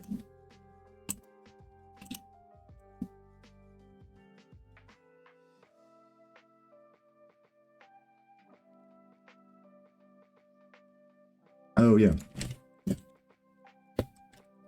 That would do it.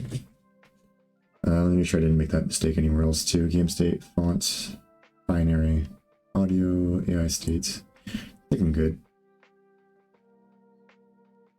Yeah, I think I'm good. Okay, let's close this and retry it.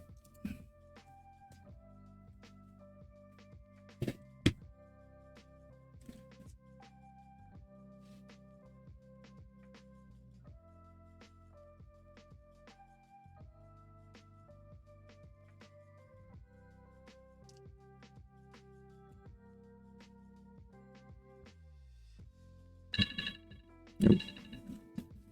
Oh yeah, I gotta do that. Let me write that down really quick. Do it later. Epic. Okay. So maybe I'll remember. Oh wow, yeah. The colors look alright. So yeah, we have components. The audio, cool. Font's got a little font color. Game state, looking like a game state. Okay, so now I can kind of clearly see like what is what. Input, yep, a bunch of input modes. Scripts, of course, we don't have anything currently. We'll add that in a second. Scenes are looking like scenes, yeah, cool. User interface, gonna have it in a second. Texture, we'll have it in a second. But yeah, it's looking good to me. I mean, okay, this is gonna be kind of risky, but let's see if it'll work. Then move the state over. What's? Oh, okay, yeah. Okay, yeah.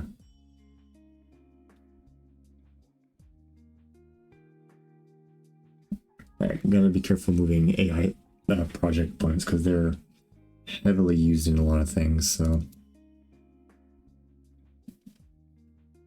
Anyway, handle deleting project component by removing.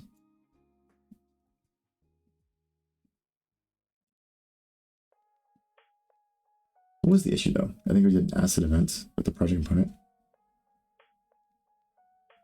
Update. Okay, so we called on update. And then on update. Oh, okay, I got you.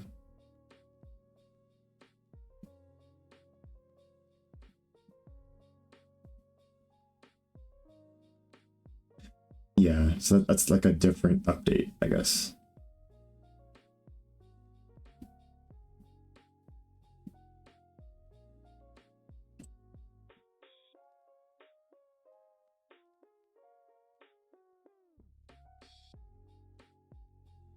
Yeah, because it calls. Okay, no, I kind of see the issue here for that one. So okay, I think I have an idea how to deal with that.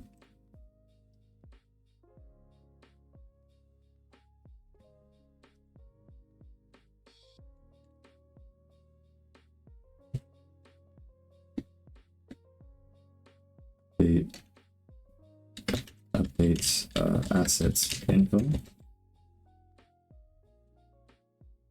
And then let's close this for a second.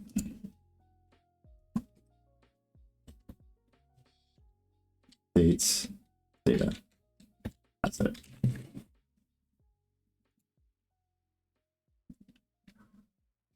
And all the examples, because yeah, I guess you need to treat those separately.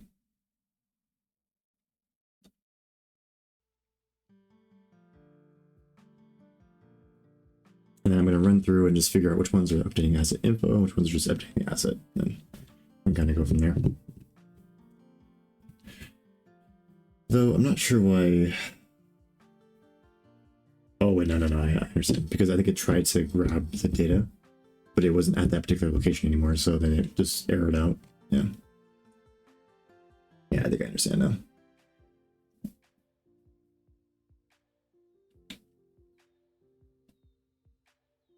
Updates. So yeah, these are definitely unconfirmed because these have nothing to do with me. Game states, update, these are all comments, right? Yeah, don't care what. You can just leave those.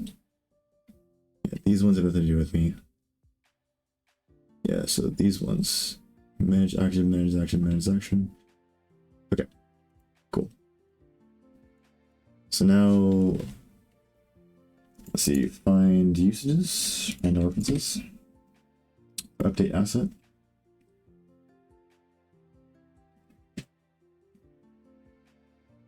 Okay, and we'll just step through each one of these.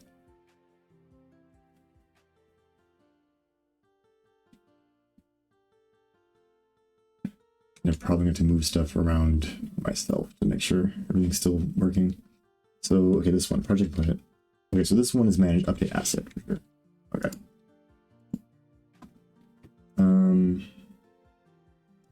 Asset info. This one's info.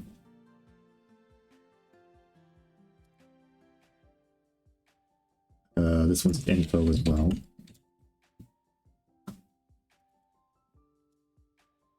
This one's info as well. So it's info.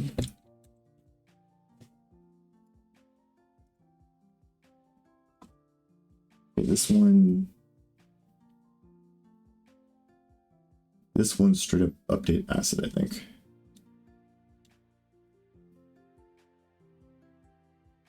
Well, wait, scene editor panel. Yeah, this is update asset. Yeah.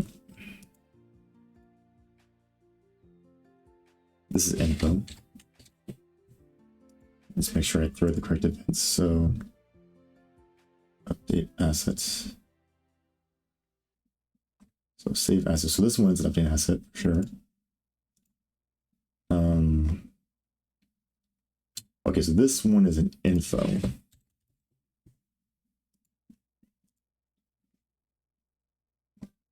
So this save script. Yeah, it's an update asset.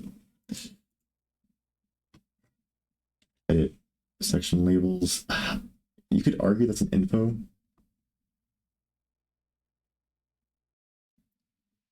Oh, no. That does actually edit the actual asset now I think about it. Yeah, actually these edit the asset. What is this one? Okay. Okay, and then the other thing is you need to go back in here and make sure I didn't break anything. So go back to wherever Pong is.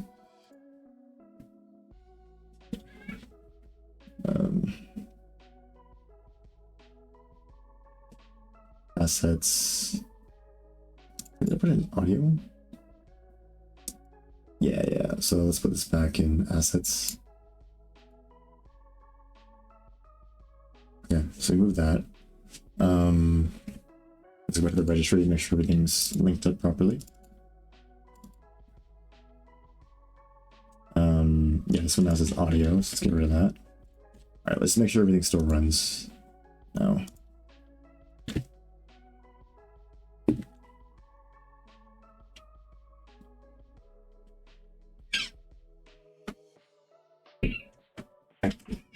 Wow, getting okay.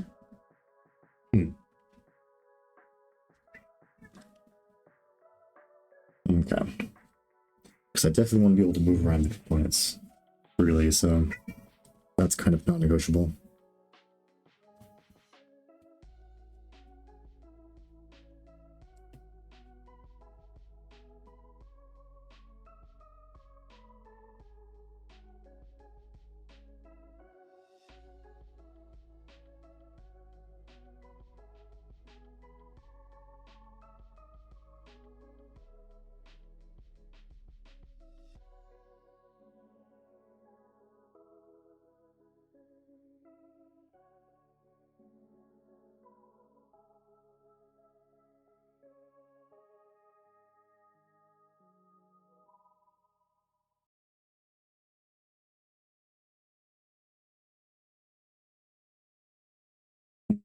Okay.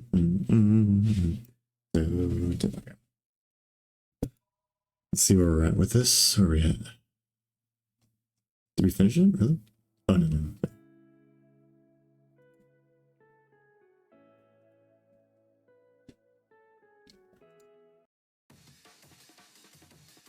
I was checking the music. Let me see.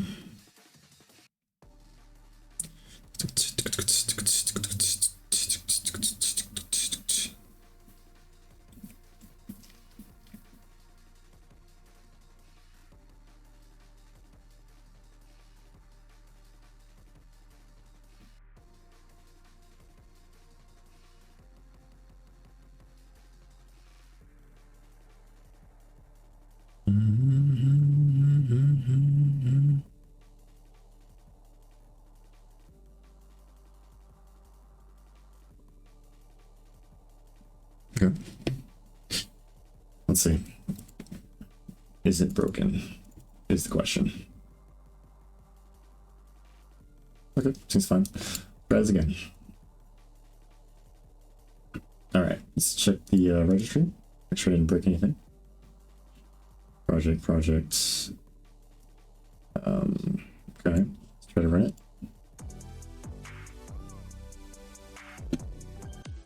Okay, no issues. Alright. Put it back. Alright, that's good. Cool. I think AI state was fine, as far as I can tell. AI state, we just updated. Yeah, it's an audio. So I'll put this back.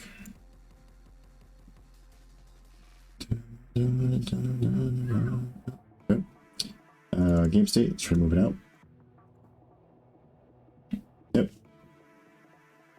Game state, move it back. Cool. Looking good. Scenes. Okay, let's move a scene. Okay. Let's switch over to this scene. No issues. Now, if I move this back while we're still in. Okay. Open. Okay, yeah, I don't see any issues. Good. Let's check the scenes, make sure they're all still. Yep, that's good. I don't see any issues. Let's try. These I haven't tried yet. But yeah, these seem fine. Runtime. You know what? Let me just put this over here for now. Let's go ahead and save.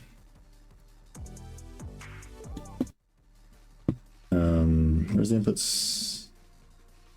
They're all inside input, I believe now. Okay, cool. So now I can reorganize my stuff. That's good. I can easily tell what's what. Scripts I'll have to deal with in a second. But it's already looking a bit better, to be honest. So yeah, 3 more files, and then I'll add like an open dialog for a lot of these. Open an editor. And yeah, I think content browser's looking pretty good at that point.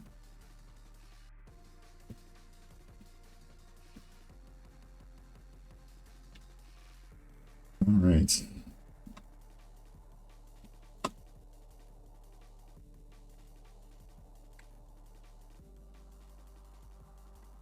Okay, all right. So let's finish up. I'm getting a little distracted. All right, so we finished up till scene. So we're gonna do script, texture, and then user interface. So script, let's go ahead and get a script. So need some icon going. Script.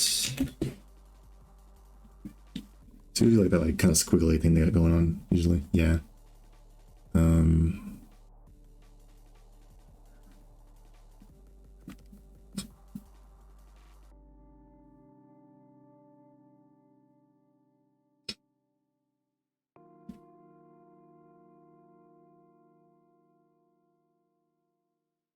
Oh, I kind of like that one actually.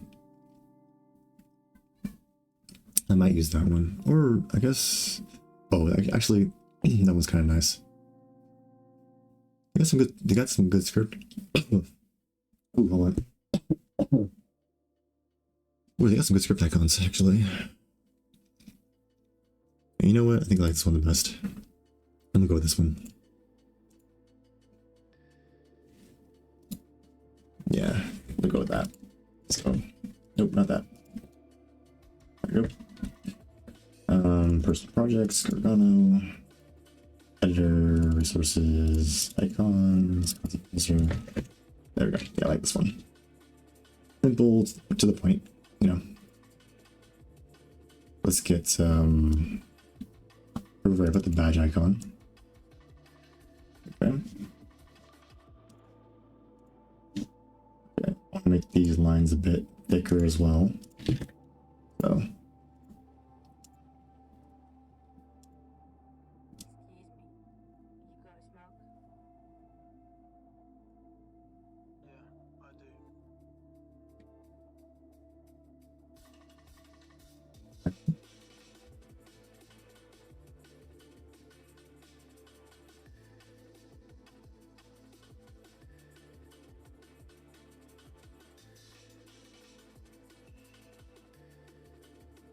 Okay.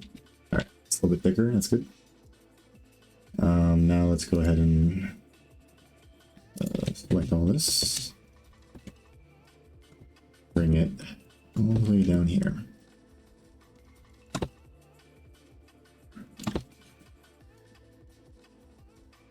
There we go. Perfect.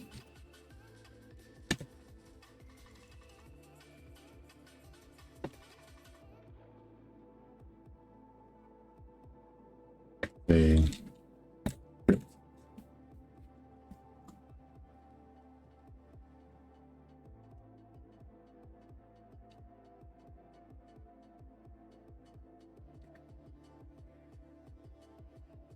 All right, yeah, I like that. So let's head over to the content browser.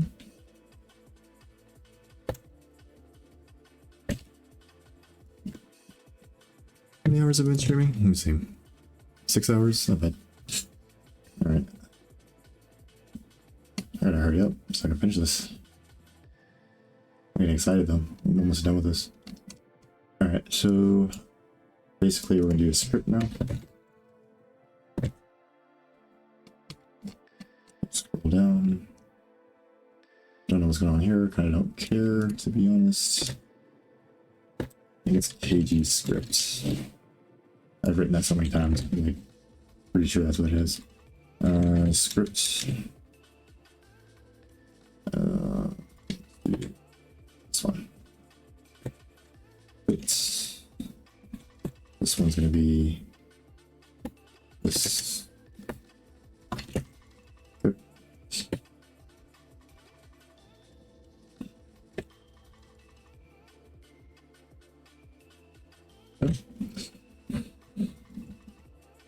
So now let's go to we're gonna do the initialization here. Let's go down to, this is a new one I think, so go ahead and throw it in right here. Scene arc.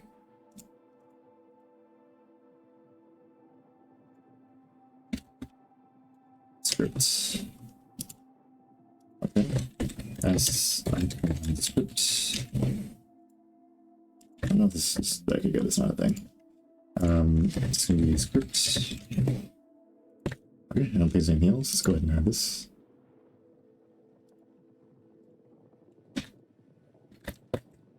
Script.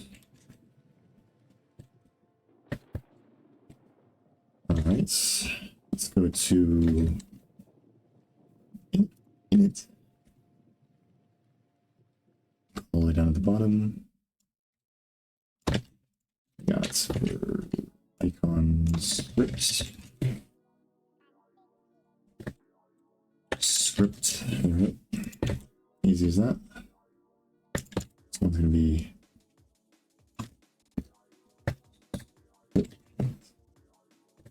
all right. Easy as that. Easy as that. Easy as that. So yeah, I'm pretty sure that's good. Let's move on to texture and then user interface. So texture is an interesting case. So let's go back to here. We're gonna put it right here. I want to put texture 2D, but right now.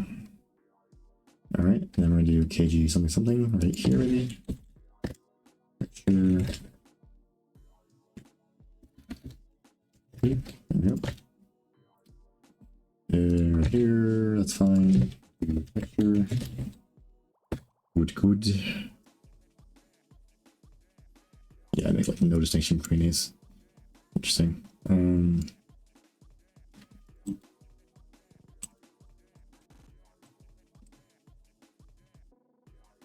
Okay. I already have a user interface one. That's cool.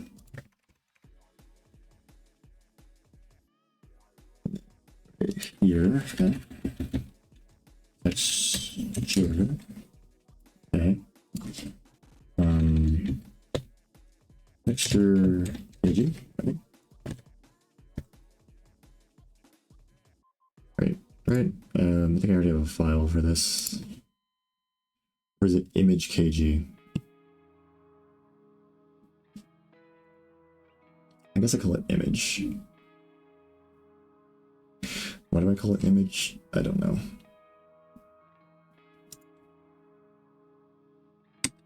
Honestly, I'm gonna change this one to texture.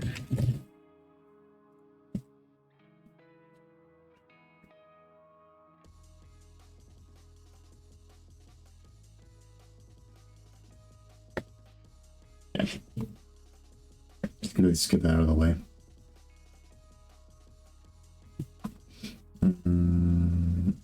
Active code purposes. Yeah, go ahead and do that as well.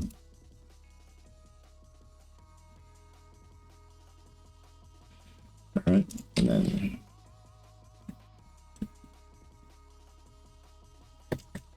there we go.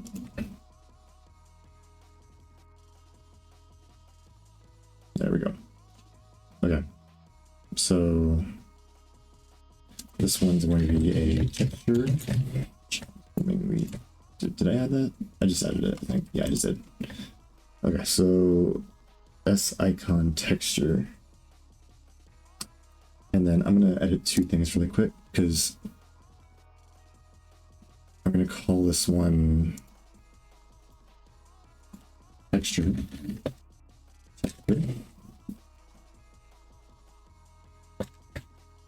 Just to be more consistent. There we go. And then I gotta update two things when I'm in here. So first thing is, okay, I need to add this texture one. So S icon texture for kg. All right, let's go to info. Not info, init. There we go.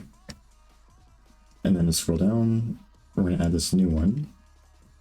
But before I forget, let's go look for image somewhere.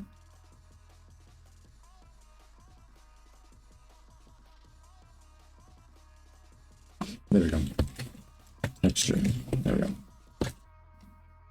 And this one's going to be texture underscore kg. S icon texture for kg. There we go. Let's make sure I get rid of it.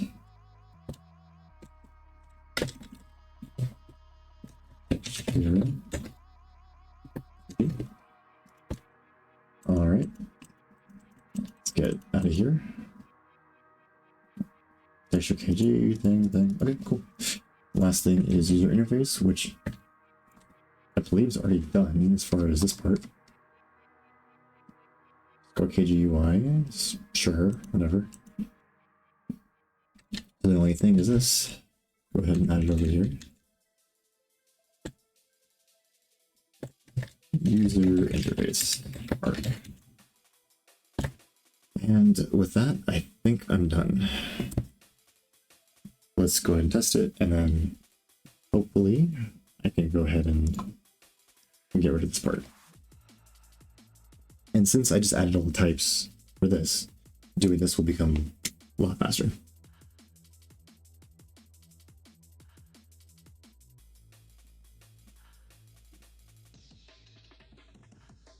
Okay, I'll be right back. Give me like 5 minutes.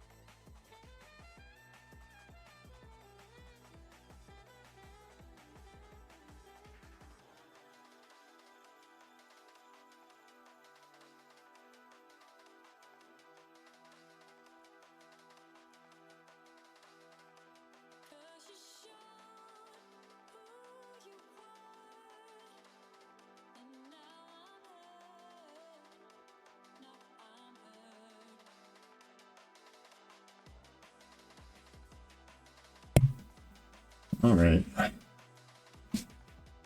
am back. Let's see if everything worked out. Okay. All right, there we go. Nice. I like that. I go to scripts. You have a few scripts right here. Scripting, a bunch of scripts, right? That's cool.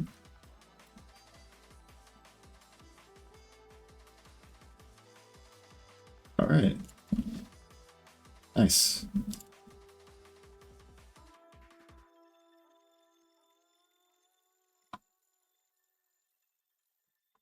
Yeah, cool. I like it.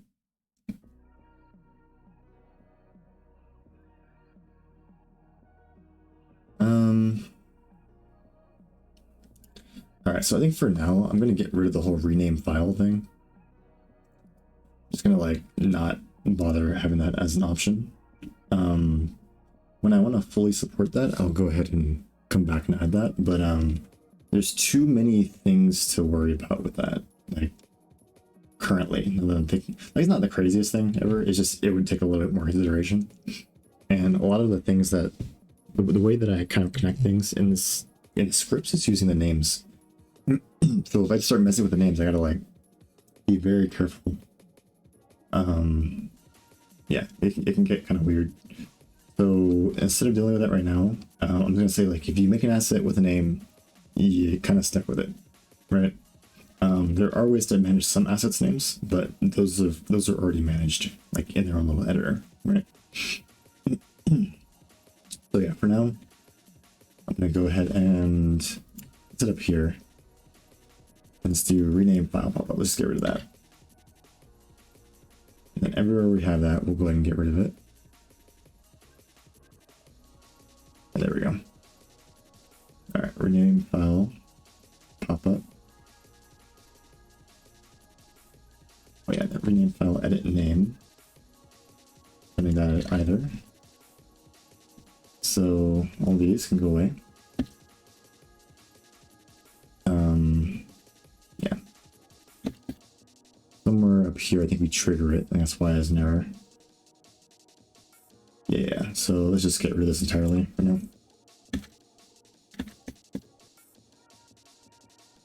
This is a delete file, so that's fine.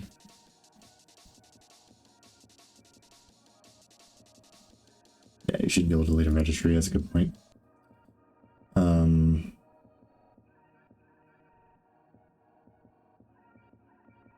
Yeah.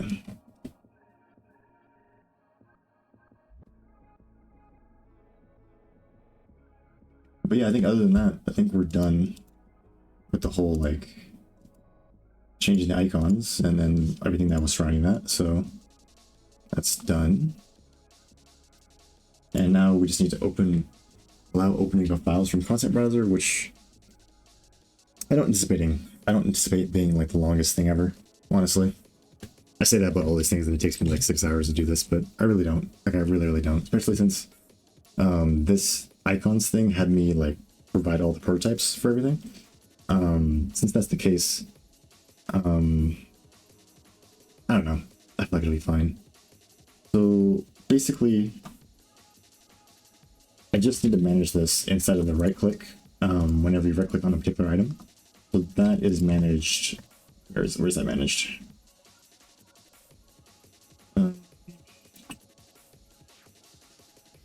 Let me add some. Oh yeah, this song always goes crazy, but I can't think when it's on. It's always the same song.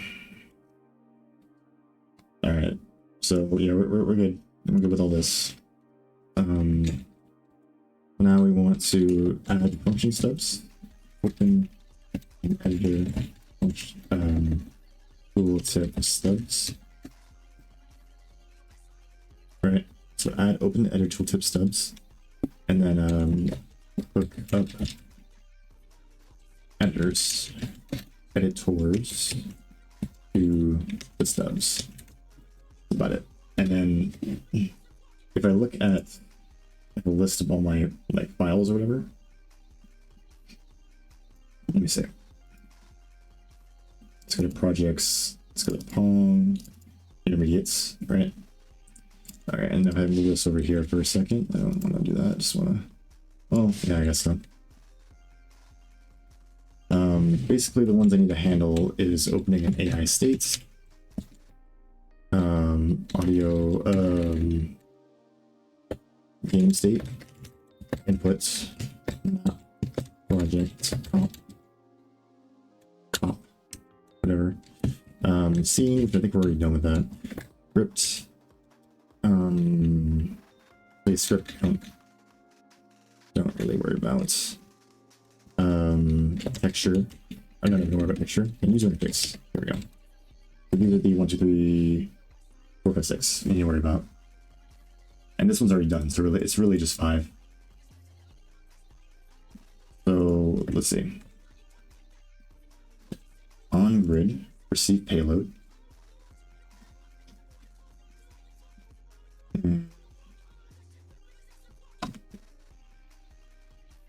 On grid, receive payload.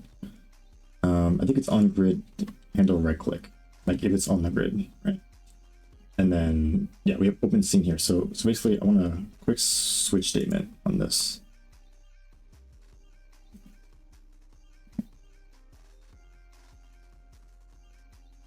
Well,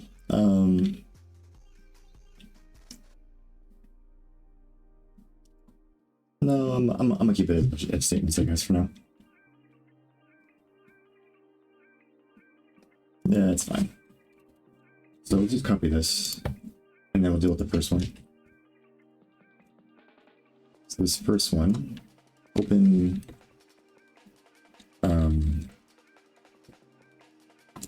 back AI state. AI state in editor. Editor. This I. And then this will be a function stub, so I'm going to do AG trace critical boolean AI. All right. This is called open, so no, it's open AI states. Hold it. For the AI state.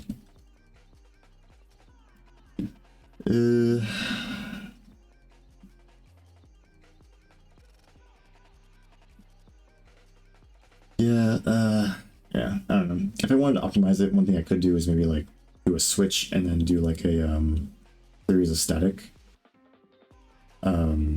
definitions. Because again, you can't define objects inside of a switch statement. It just doesn't work.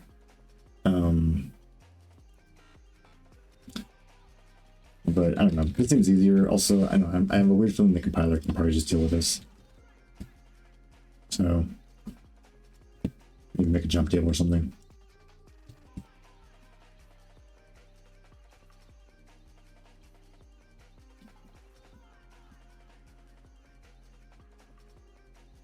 So yeah, good.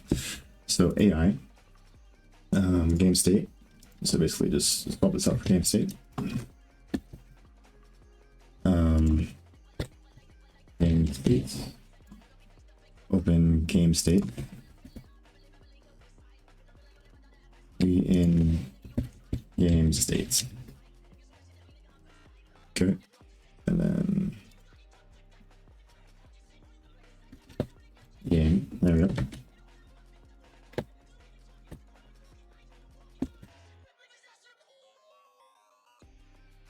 All right. Next one is going to be input map.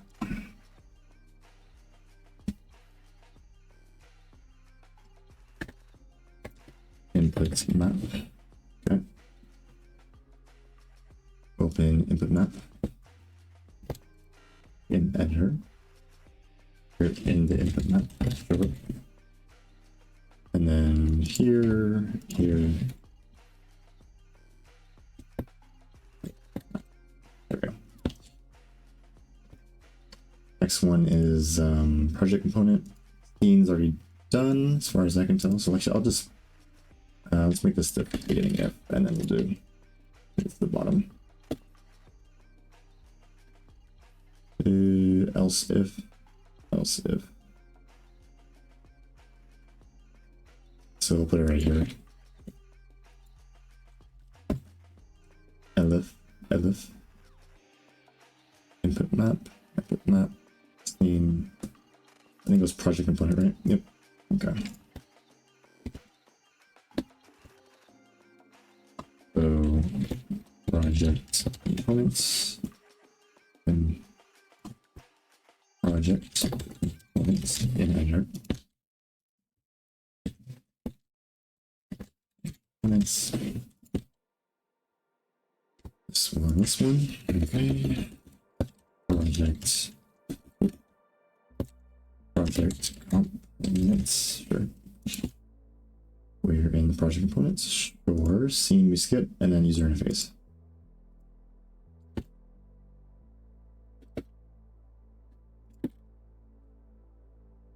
Alright, I think that should be it. Interface. User interface. In user interface.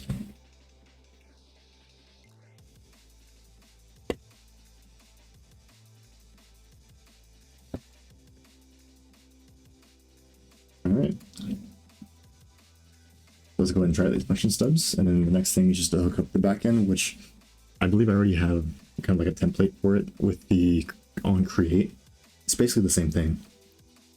Just doing an open. Actually, we can pretty much use the same warning. Just tweak it a little bit.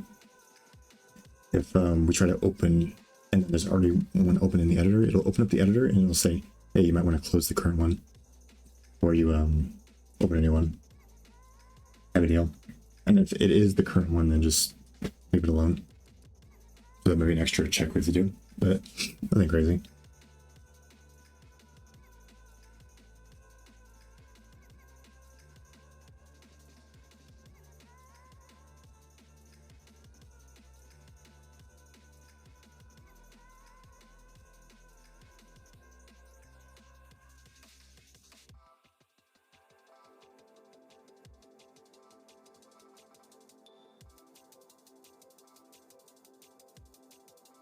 All right. So take a look at this list. We got okay, component.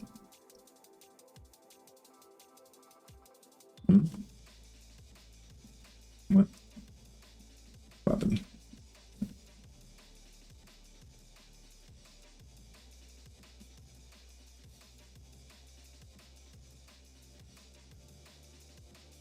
Good thing I checked. Yeah.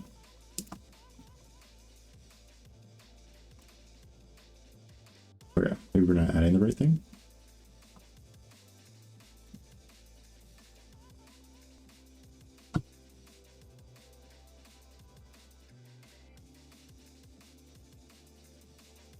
Looks like there's an issue with it.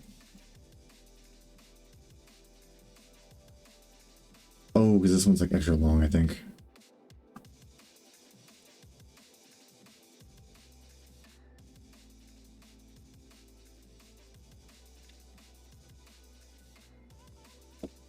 Let's just get all these in editors out of here. I know it's more clear, but I think the length of this should stay fairly small. Let's go ahead and rebuild this.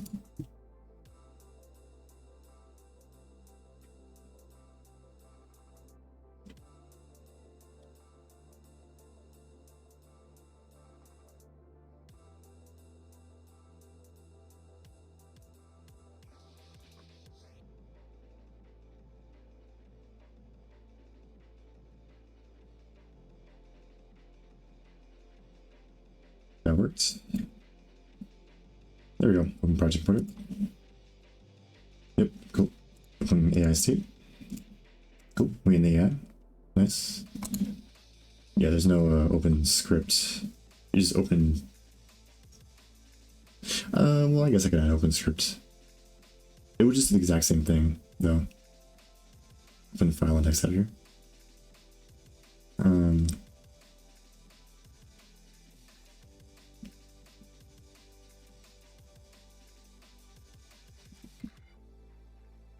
Yeah, I guess.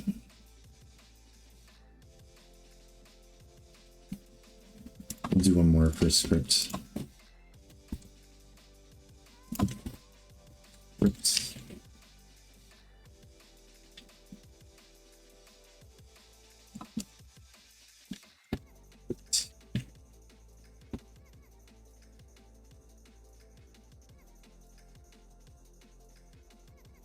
Oops.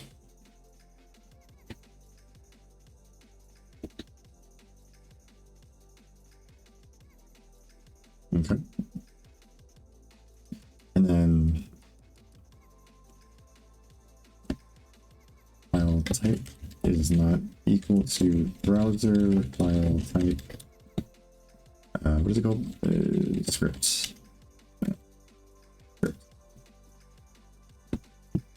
Yeah, so I just don't want to display this, right? Basically, well, actually, I'm going to do the exact same thing, so I don't want it to display twice. Essentially, actually, let me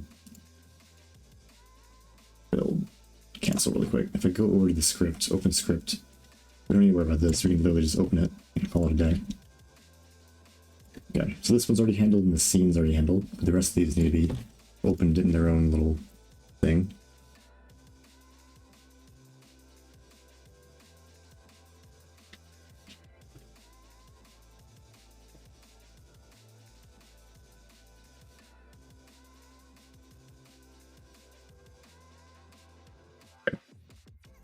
Okay, so let's take a look. So if I go to a script and to open script, it'll open script. Nice. Good, good. And if I do like a component, it'll just say, we opened it, even though we didn't. Audio doesn't show anything. We can open this one, but I think opening a WAV file probably isn't a good idea.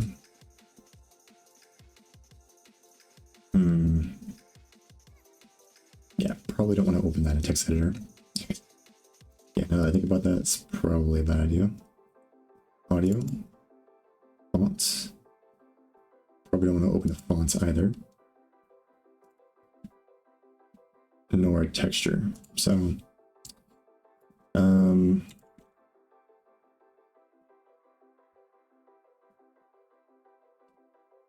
let's just fix that real quick.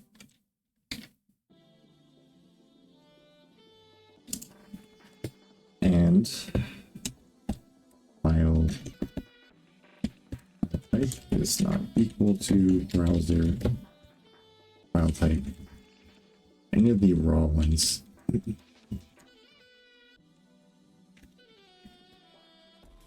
Raw texture. Okay. Let's go ahead and add this here.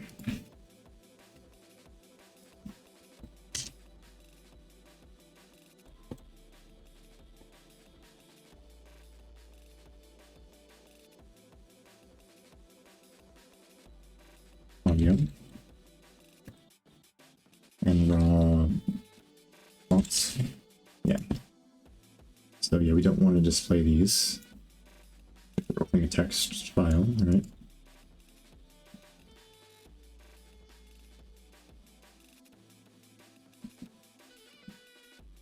Registry. Yeah. Delete directory. Oh, you know what? I'm also kind of curious what the registry file looks like. I just want to see. I know it's like either green or blue, or something like that. So if I go, this is just real quick, I just want to see. So I'm gonna go to intermediates, I'm gonna go to the fonts, and then binary, and take this, and put it into the asset directory. I just want to see what it looks like.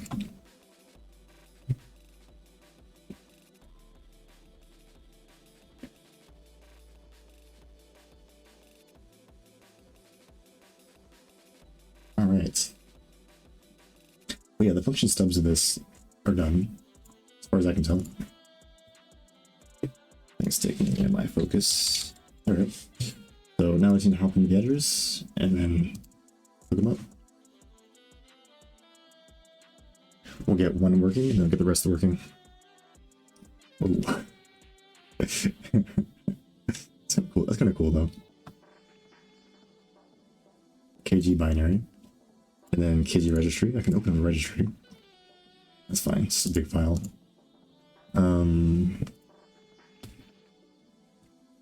Okay. Yeah, let's go ahead and delete this though.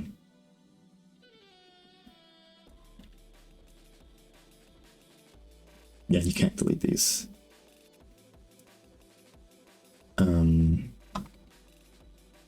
So Yeah. On this door. Oh, I'll be right back.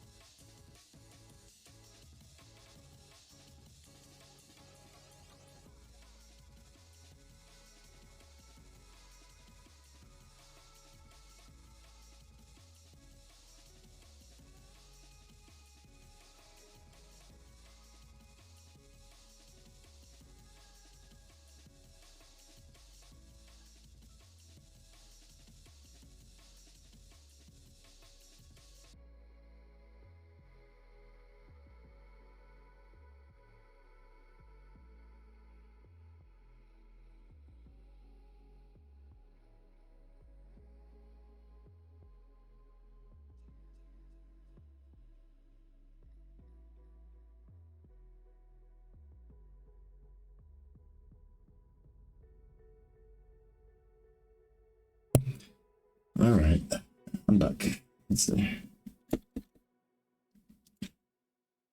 So yeah, we don't need this registry file in here. Let's get rid of this. Should probably call it KG registry file, not reg kreg.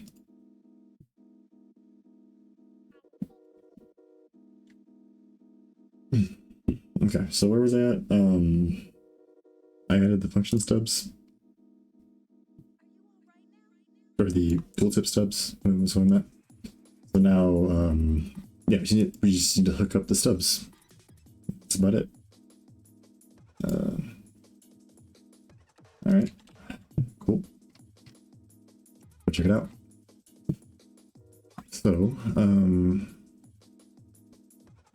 brain.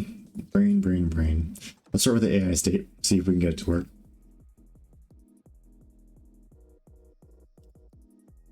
Not the manager. So we have a function called open create dialog void open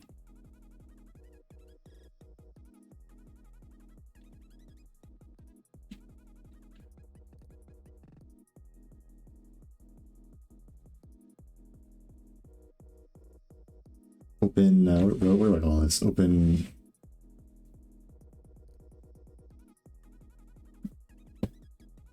asset in editor.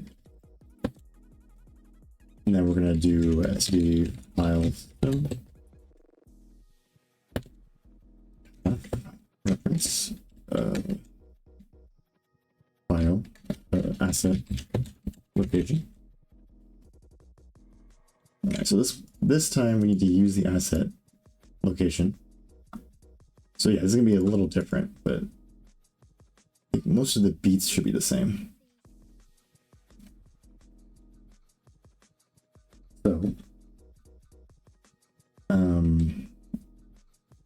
So look for asset in registry using the file path, file location. So basically, we're just going to do asset service, and then get, what is it called? AI state handle from file location, sure. And then basically we want to do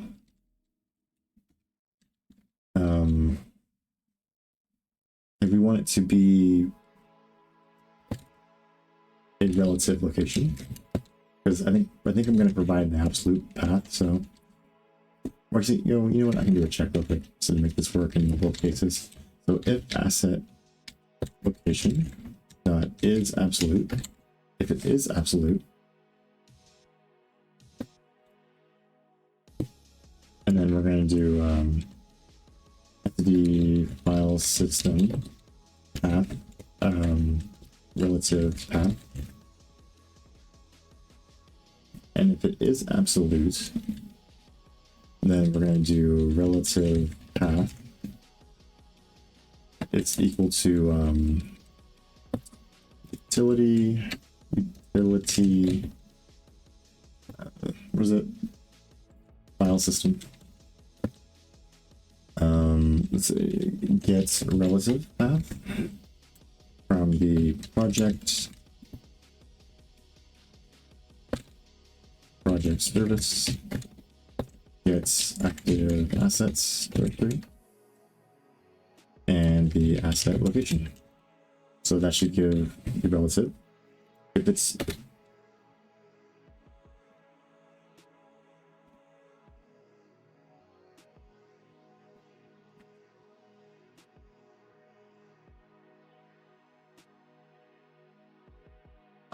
okay, well, one thing I should check prior to this is if asset location, or actually we'll do, let me do my little comment above, ensure provided path is within the asset directory.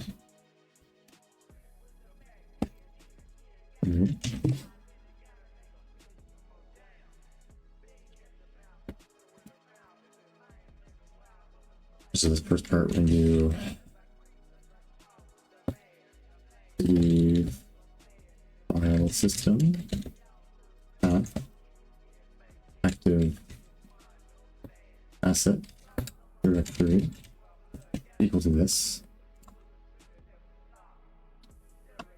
So now I'm going to do a utility file system. All right, and then file system does, I think that's what it starts with. Yeah, the path. So it's the path. This is the base path, asset directory, and then the full path is the asset location. We're just gonna make sure. So if this is not true, then we're going to go ahead and return, and then do a warning. Probably say could not open assets in editor. Provided path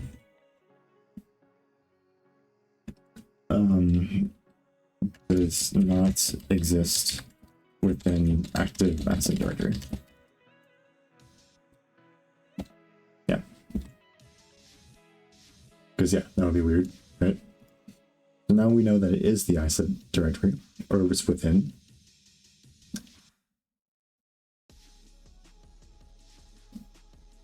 So now we can just do this regardless, right?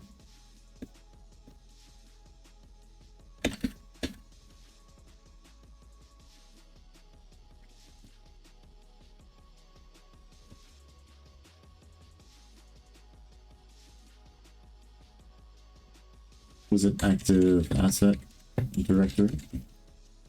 Okay, make sure they have a relative path. Okay, now that we have a relative path, now we're going to do assets, asset service. Oh, wait, no, it's clearly this. So now we're going to look for is equal to assets, asset handle.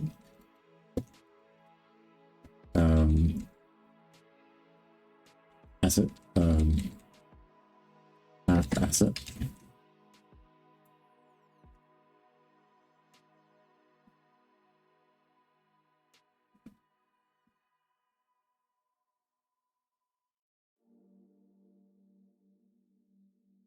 Get AI statement file location, then we're going to provide the relative path.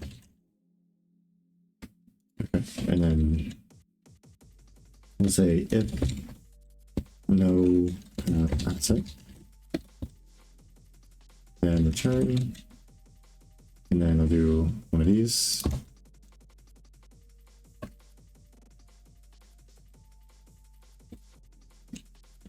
Measure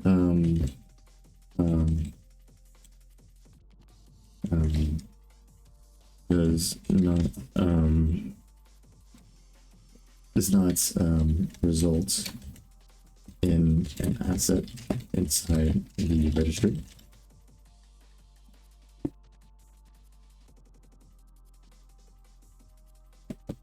Validates handle from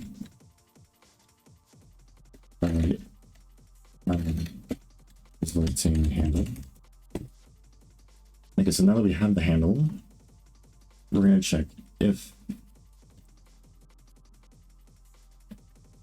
okay, so in this case we let me think of what we want to do. We want to make sure that we open the what is it called? Editor panel to be visible. Then we'll say if empty. If the editor panel is empty, open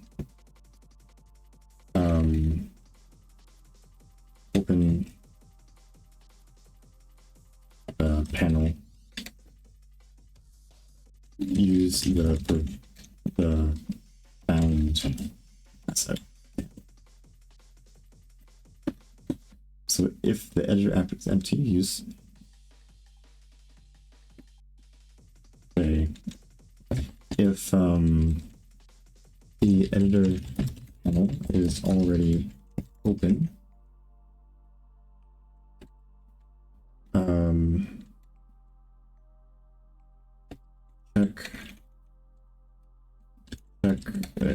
check whether if editor panel is already open, check whether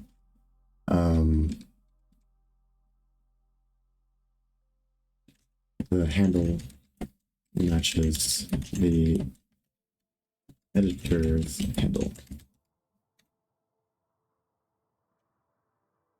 Already open.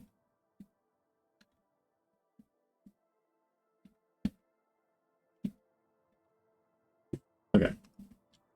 So let's just do a few things. First thing is open AI state window. So this just gets copied over.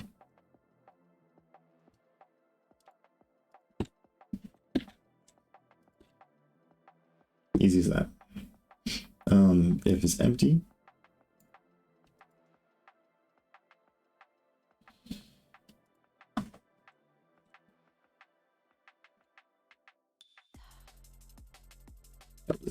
if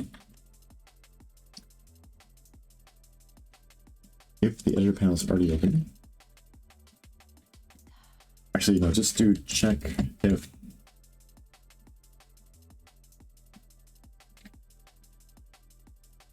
panel is already occupied by an asset.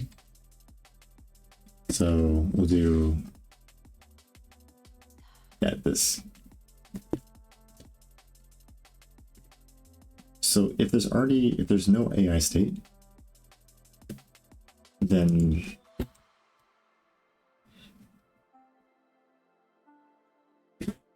there's the on create, right? And then the on open. And the on open AI state does a few things, but we need to find the confirm. The confirm for opening. Or whatever that is.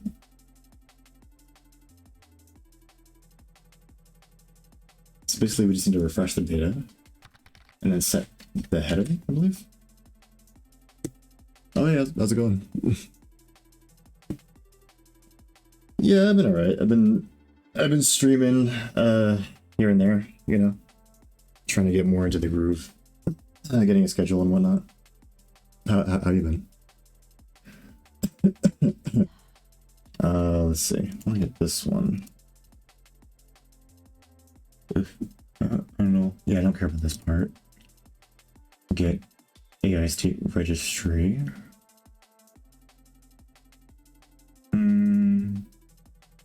Now really we just need to update it. So this is just getting the actual handle on the asset. And then this is just updating it. Okay, so let me head back over here. So just do this.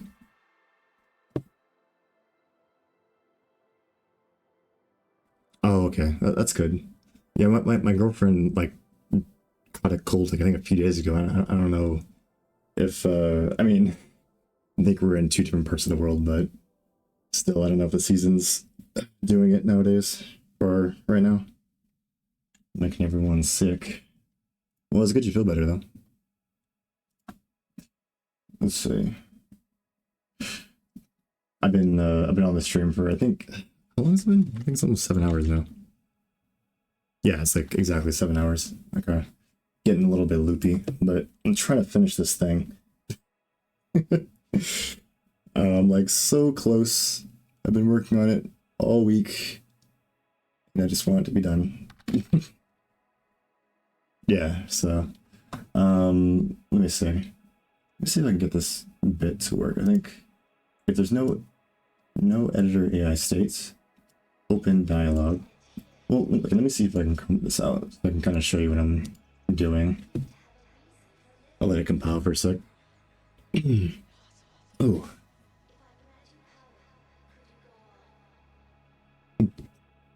Okay. Mao to YouTube, kitty. Yeah, I saw you did a few streams. Yeah, we really do live in like different time zones though, for sure. Because I think you start yours at like 11 p.m. or like 2 a.m. my time.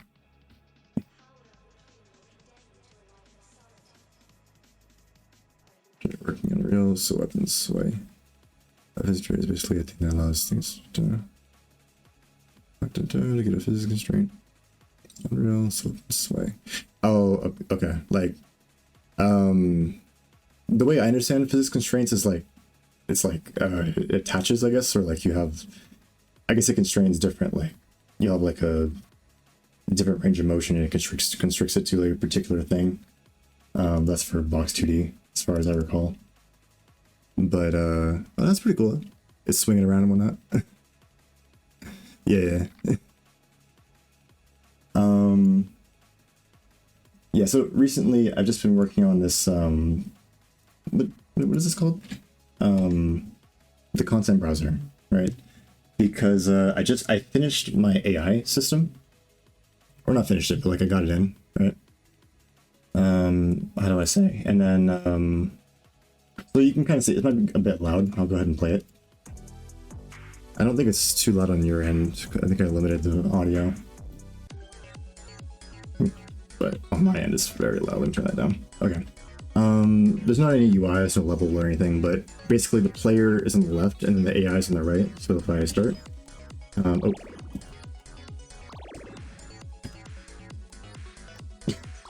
Did I mess up my input mode? I don't know. Must have been something I was messing with recently. Let me see. Okay, well, yeah, I must have like just recently messed something up, so I don't know. But basically the AI moves around. I've been fixing up this content browser so I can kind of reorganize stuff, and then I'm going to start adding a few levels. Yeah, I think I literally just broke it. So I'll figure that out in a moment. But basically, I've just been trying to get like assets moving around. I fixed up some of the icons, and you can basically like create assets now, like any of the available ones I have. And then you can move these around, and then before it was a little janky, but now you can actually like move things around and it updates the registry. And yeah, like it's a bit more proper. I watched a video of some guy, I think he's working in the Godot engine, and he has like a way that he structures his project that I really like, so I wanted to get everything cleaned up in that way. Yeah, right. What do you think of the colors? Like, I kind of just slapped it in. I mean, it matches the rest of the engine, but I kind of wanted it where like, you know which ones are being like managed by the asset system, because I have like my asset viewer right here where you can basically see all the different assets. Kind of small, might be on your screen, I don't know. But these are all the ones that are managed by my actual, how do I say? By my registry, right? And then all of these ones with the colors are the ones that are actually being managed, and the ones that aren't being managed are just kind of grayscale. But I still recognize which ones are what type, basically.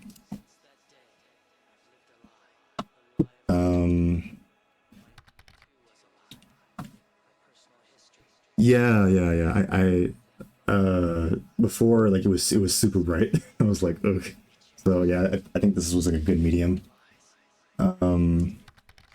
Why is the input mode not working? That actually really bothers me. Oh, okay, so let me see.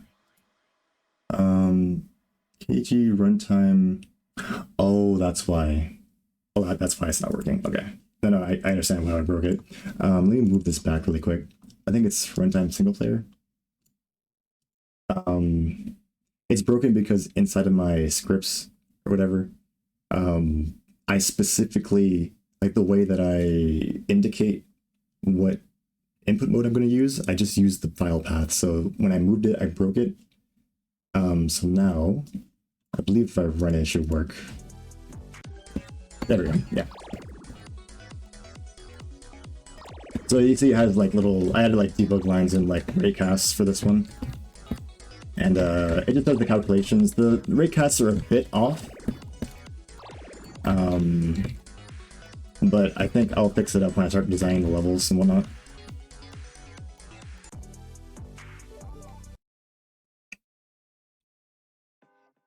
Oh yeah. I'm already kind of at the. Yeah. No. It is like for sure.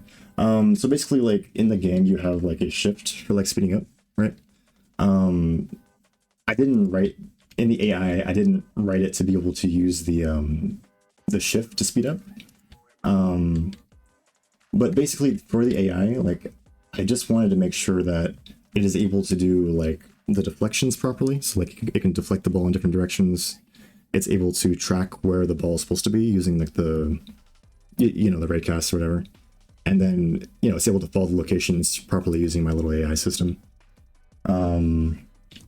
So I got all those checkboxes done. So I think once I clean like this up, and then once I kind of clean up my scripts a bit, because they're kind of a mess right now.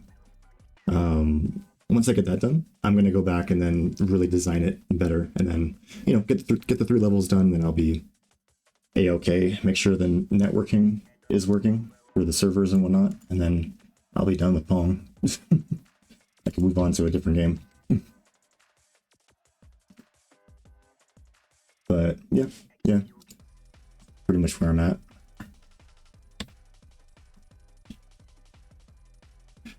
But yeah, I'm the player on the left, by the way. Yeah, no, there's no like UI indication or anything. I'm still gonna add that when I add the levels. So where is my progress board? I think it's here. What is this one? So I've been doing a bunch of like this content browser stuff, you know, so I'm just literally on the last leg of it right now, just making sure that I can open files inside the content browser.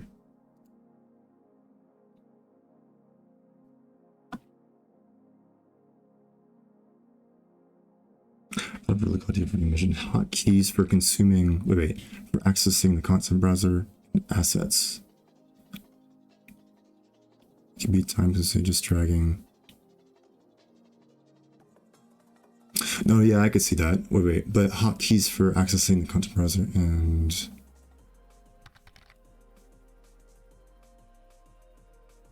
Oh, I got you. Yeah. Yeah, I totally could do that. Yeah, I definitely could. Actually, yeah, let me see. I don't know. I have a full screen option. Actually, wouldn't be too hard to add.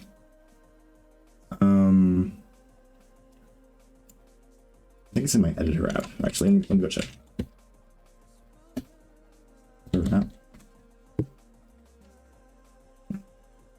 Where is it? That's kind of cool idea. I've been adding little random features too, so that sounds fun. Where is this one?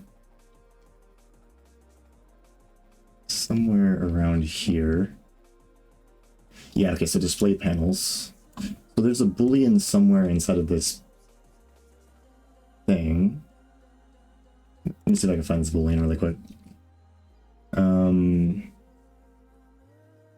Yeah, M runtime full screen. That's the one I want to see. So I just got to see where I use it. If, yeah, this one. There we go. Yeah, there we go. So if M runtime full screen, right? It's paused. It just shows the viewport and that's it. So if I do like, I don't know, if M content browser full screen.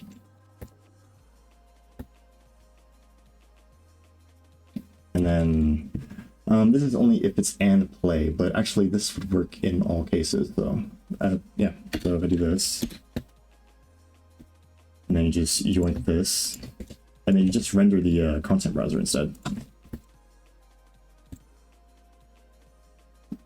And this is if M show viewport, so if... Actually, no, I just want to render this, period.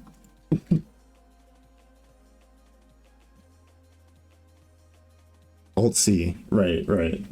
Well, let me see if...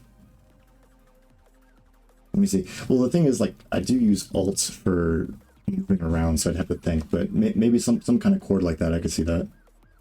Wait, let me add this, so... And content browser full screen.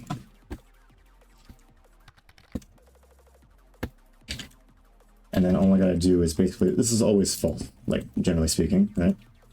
And then we just need to handle the case if it's in between these, so... oh yeah, this is an interesting, like, Boolean situation. So it'd have to be one or the other. Well, I guess it would just be the order, like, one of them would have precedence over the other, so I would say, yeah, probably the full screen would have precedence over the content browser. And then it renders this, and then basically, if I just go up to, where is it? I think it's over here.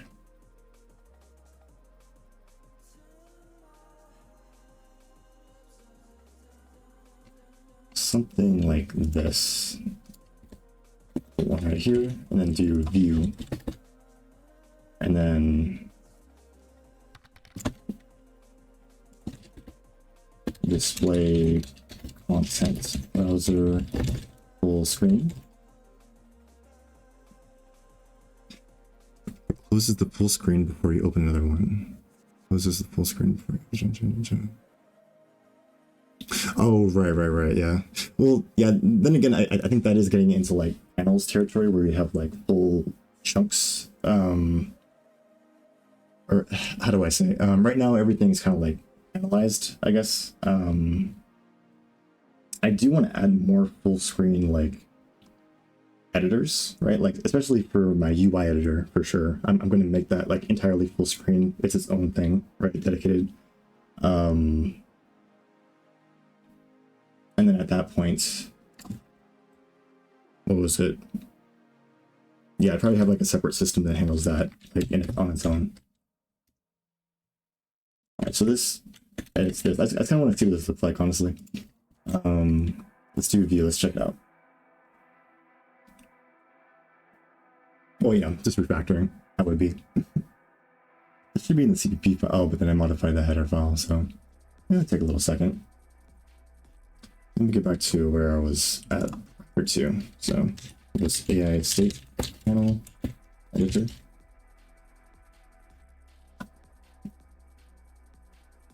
Yeah, I was looking into just for fun, like networking, like I basically have my server client system like working. You can send packets back and forth and whatnot. I was looking at, I think, what is it? I think I'm gonna use Hostingers first, and then I might just host like a particular server like that way, just to test it out. And then I saw that, what is it called? Amazon has like a service called Game Jolt or something, and then they have like an API that like exposes out of that. Like I think it's already built into Unreal and like Unity, but they have like a C++ API that I can expose in this engine. And they have like a lot of like nice features for that. Kind of expensive though. But I don't know. I guess if I got really serious with a game, I would do something like that. Okay, let's see if this works. View. A bit odd, yeah. Probably because you want it to be like this. There you go. But I don't know if I undo this, if it's gonna look weird. Yeah, because then it's like that. I think it might be a limitation of like I'm GUI's the way they do the doc space. There's probably some code I could write to kind of manage the doc space a little bit better in that case. But that would be like I'd have to kind of dive into MGUI a little bit to get that to work. Because the one for what is it called? This one works, like when I play the game. And that's loud for me. But I think that only works because this is already the main panel, so there should be some way of like switching or something. Well, the thing is, if I do like, okay, like let me put it back, right? So yeah, this is as far as it goes for this one, right?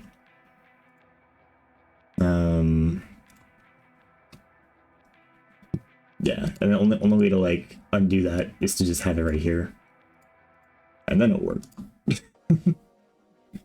So yeah, just like an IMGUI limitation. But I could probably figure that out. That would just take a little second. But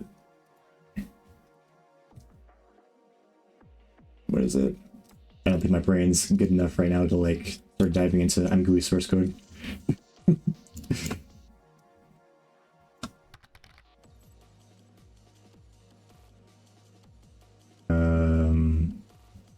Content browser. Yeah, I kind of want to see it though. I think I'm gonna take that out for now since it looks kind of janky. So, but that would be nice to have just like in general too. And then adding the little like Alt C or Control C or whatever, or you said 3, I think, but that'd be pretty easy. Honestly, I have like event functions for handling these types of things, so it should be all right.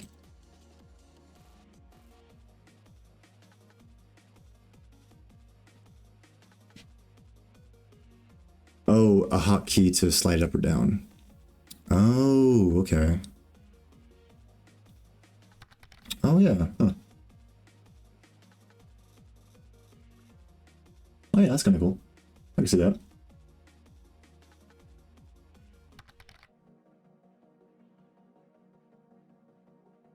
Right, like alt something, or maybe like I think page up. No, probably not page up. That's a bit convoluted. Well, I can just provide the option so they can see it in the settings. But yeah, that would be a cool feature. I can kind of already see how to do that actually, but I think I'd have to, yeah. But yeah, let me go ahead and head back really quick to where I was at. So I'm gonna go ahead and just do a if at if 0 for a bit.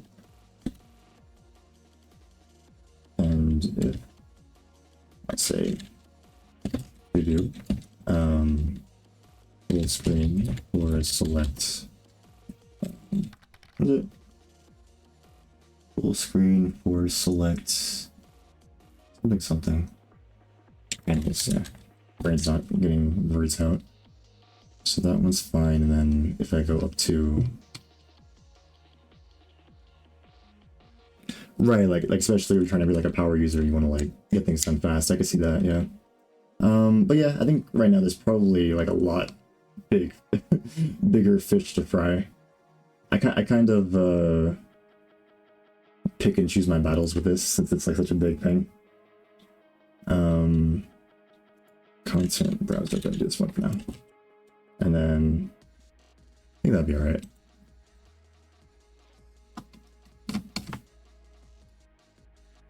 Yeah, it's just this one. So we just comment this one out.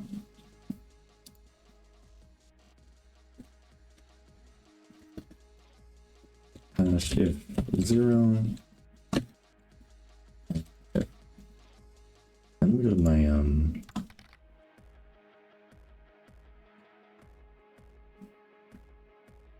there's a small one feature. Maybe I'll put it at the bottom.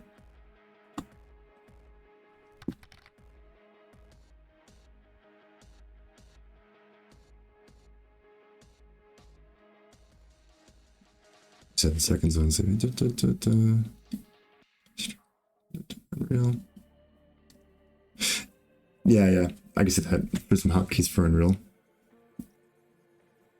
Might go a bit faster. Signature is about to be a thing. Saving is belief. True. Yeah. I think the main things I'm gonna worry about is just kind of like, because the kind of like way that I'm gonna develop this engine is I'm just focusing on like game per game, and then I guess just as things irritate me, I'll fix them. Type of deal. And then I guess once I start getting into like more formal releases of it, I'll do more like auditing of the different things and try to make more like version controlling. But again, it's just for me, so for now it is what it is. Let's see. How do I say that? Easy resizing and full screen. Chords, keyboard inputs. Now for easy resizing, we can full screen keyboard select panels, i.e. content browser. Oh. Yeah, kind of cool.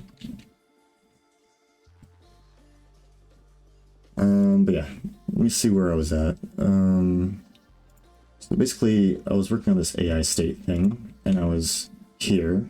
Okay, so basically, I'm just trying to make it so that I can like open like a particular asset, like from the content browser, and then this is literally the last thing. Let me check the. I'll let it file for a bit, but right now, this is the steps for opening it inside of the actual editor itself. So ensure provided path is within the Active Directory. Yep.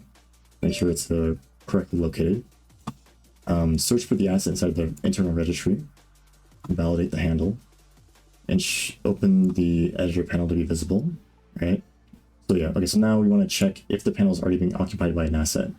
If it's not, I want to change this, or if it is occupied, then we want to say an asset is already active inside the please close current. Or, well, actually, it says exactly what I wanted to say. If anything, I think this one's wrong. I say creating. Or creating.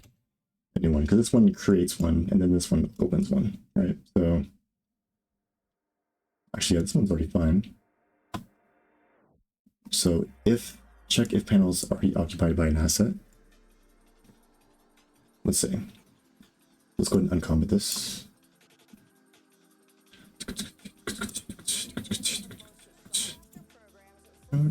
Get AI state. So I don't need to worry about this. I already have it accessible. Or actually, wait, no. I do need the reference, so the asset handle I get is here. So I'm gonna do path asset. And then the handle is just going to be assets.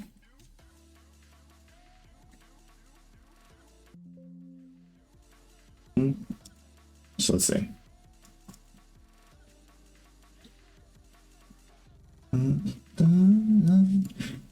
Which one is this? I think it's the AI state. So basically I'm just trying to add like open project component. If you open it, right now it just yells at me, we in project. So I think the AI state's almost there with that one. I'm just getting it for all the ones that have editors. So I should rename this. Let's see, asset handle.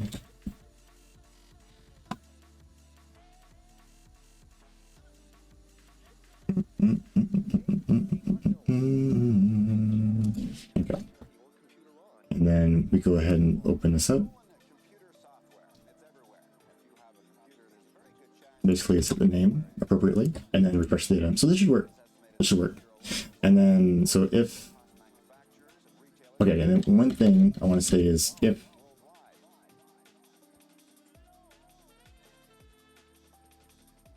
m editor handle, the existing handle, is equal to its provided handle,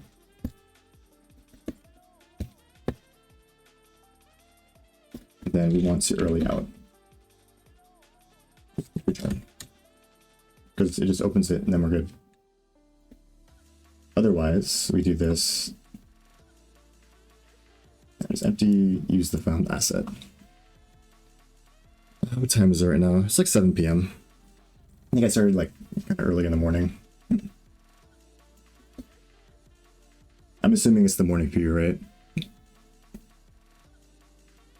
I have a friend in the Philippines. I think it's like 8 hours. It's probably like a similar time slot. Like 8 hours ahead, I think. Yeah, right. Square in the morning for sure. Okay, wait. I think this should work. I think I'm good here. Hold on, let me just try this real quick. So if I go back to my content browser. All right. And then I go to, I think. Is it the viewer? No, it's the right click. Right click. Okay, here we go. So we in AI, I don't know what I'm doing that. So let's do, however we call these functions, I think. Okay, you know what, whatever. So it's going to be s editor app. And we want to get access to the AI panel. And then for this one, we want to do I don't know, open asset in editor. And then we just provide, I believe, whatever we stored in the cache. Current file to modify cache. I believe that's how I handle these. Let me go check. Yeah, okay, so let me test that one and see if it works, and then I can just rinse and repeat a few more times. Should be pretty easy. And I think I'm done for today. Ooh. What is that? Empty handle. What are you talking about?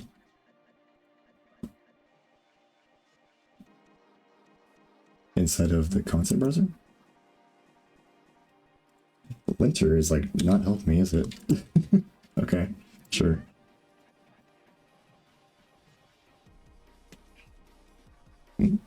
Okay. Alright. Man. On YouTube.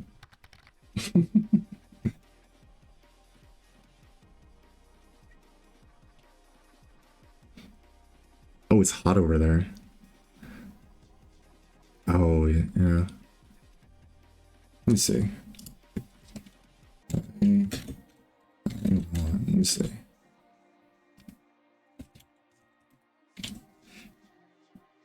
Yeah, it's 80 and it's like raining too around there. Or I don't know, like in your specific area, but I'd imagine is it humid there too? So that's the worst combo.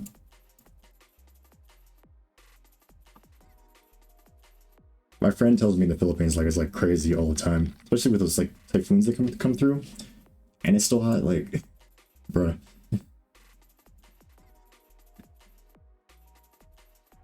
It is humid, but yeah.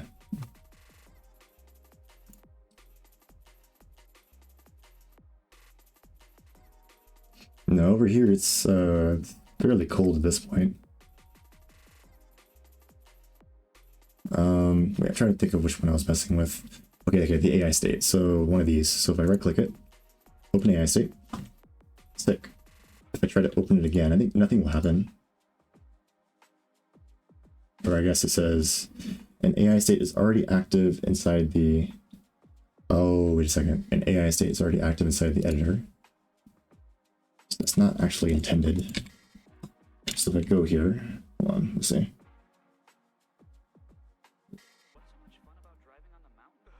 If and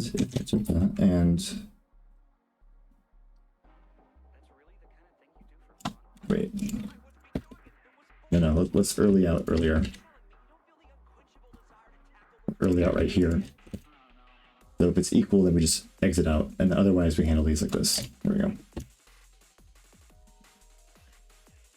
Like a 2-hour flight. Yeah, I was thinking like, because I really want to visit Japan at some point. I know that's like what, like 2.5 between the Philippines. So like if my girlfriend wants to go to the Philippines, we can go, and then if we can catch a flight to Japan real quick, I want to go check out Akihabara a little bit. It'd be really nice. Oh yeah, how was it? How was your trip there? Let's see. Early out if asset is already open. Let's try this. Let me see if I can find the... I don't want to give you the actual... I don't remember the spelling. Akihabara. It's a part of Japan. It's like a section in Tokyo. I don't know. It's like, I guess, a district. Let's see if I can find it in Japan. But it's got a lot of like arcades and like a lot of weeb stuff. You know how it'll be. So yeah, here's Akihabara. Well, I mean, I mainly want to go because there's a lot of like stuff from Steins Gate that's in Akihabara, like because the anime is like based on Akihabara, so there's a lot of like sites that I want to see that are like in the anime. We said it's not a calm place. Yeah, I can see that. Yeah, I could probably get crazy. For sure. Well, yeah. I mean, other than that, did you like enjoy it though?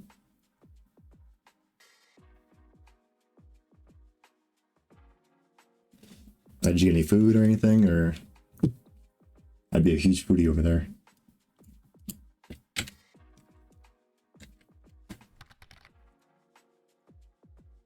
Okay, yeah, I stayed. So this one again, just open, right? I do this. Cool. If I do another one, there we go. Now it warns me. An AI state is already active inside the editor. Please close the current AI state before opening a new one. There we go.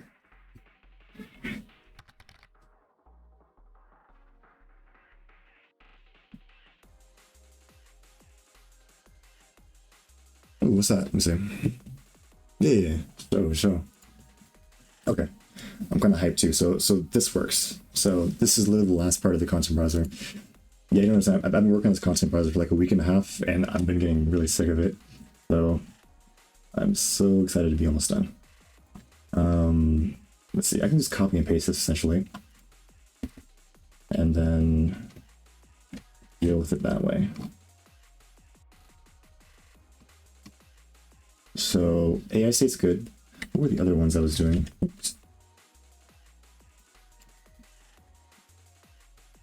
There was one guy who came into the chat. I was talking about my cat, and then he was like, "You would love it in Japan. They have so many cat cafes and this." And I think he said there was like a cat temple. I've saved them in my in my little like to-do list for there. So I want to check it out. We said there was like a cat bar where you can drink and just chill out with the cats.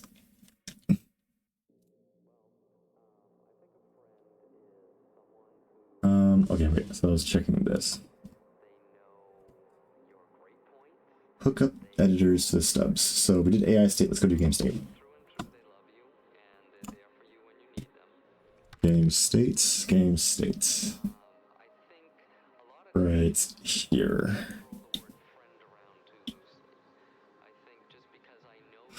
Oh no. Oh, that sucks. Damn.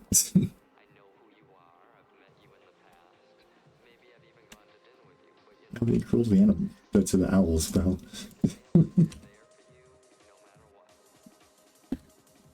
I mean, you know, I guess the other people like that's I don't know.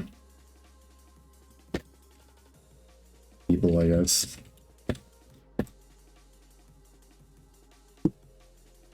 I don't know, man.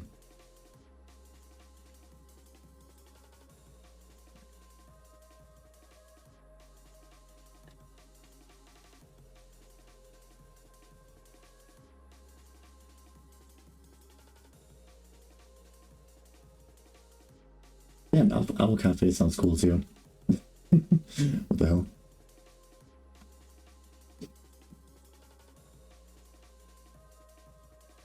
Okay, oh, it's because it already exists, right? Okay, so this one I did creating, so I guess I didn't update any other one. Sure. So this one's going to be editor. Let's hit handle. There we go. So Active Directory, something. Yeah, that's fine. You want to check for relative path, that's always the same. Okay, so this one's a bit different. This one is game state. Editor. Game states. Let's see. Editor. Game state. Okay. Go ahead and just and there's no refresh. Okay, so this is different. So I gotta go find. That's the one thing about this one. Slightly different how we open it. So it's like this. There's no on refresh. No, you know what? I should just add an on refresh data.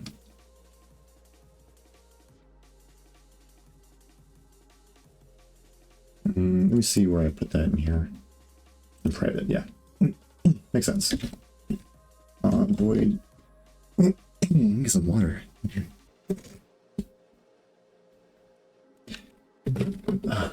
On refresh data. Well, so like, what are you eating in like? What is it called? In Taiwan. Oh, you want to go, Kitty? All right. This old man. Male. My bad.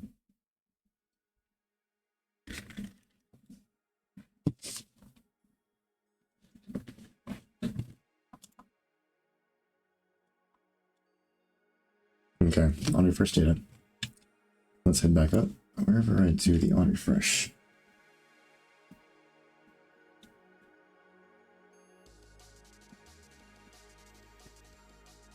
Let me check it out. Let's see. Treeline Avenue. Oh, it's a location. Okay, so they got that one, and then you got. What was this?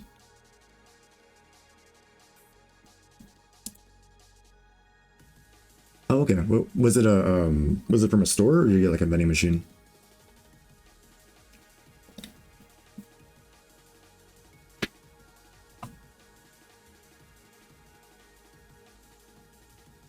Because I know that I mean, I've seen some of the snacks be going crazy.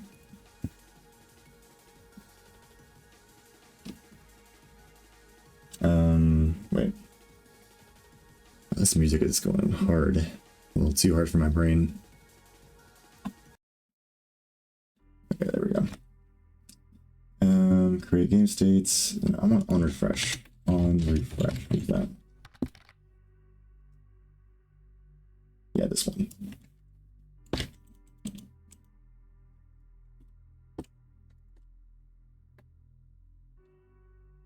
Lambda. Oh, well, I guess, yeah. Or a functor.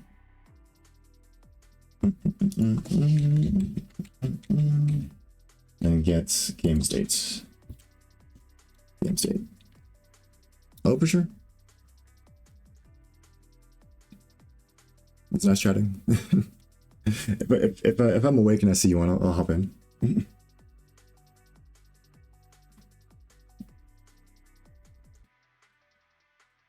Yeah, let's see. Game states.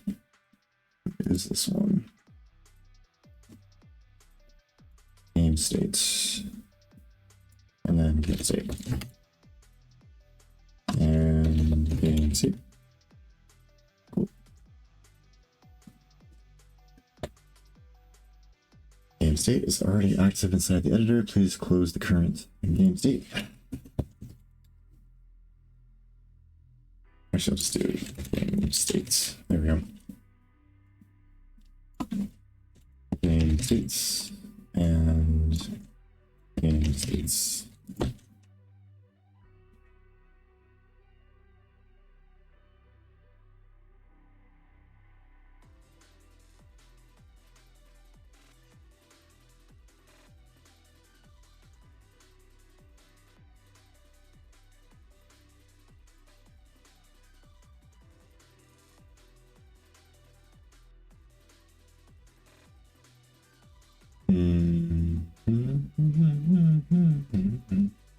Okay.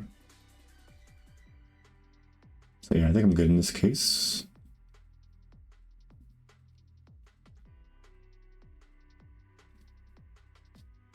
All right. So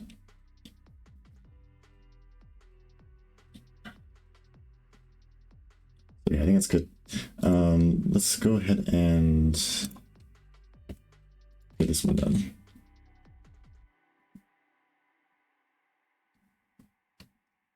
Well, okay, no, let me try it out. So let me go back to wherever content browser for game state. Let's go ahead and hook up this function pointer. Game state, something like that. There we go.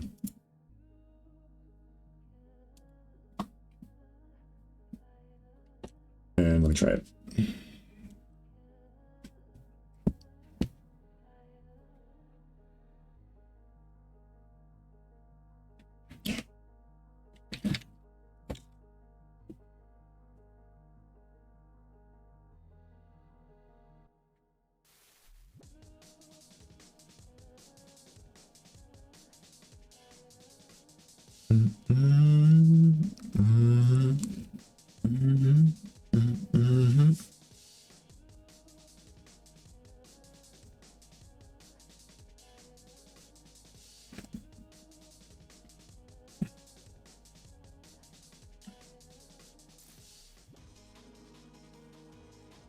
I should have committed a few times instead of.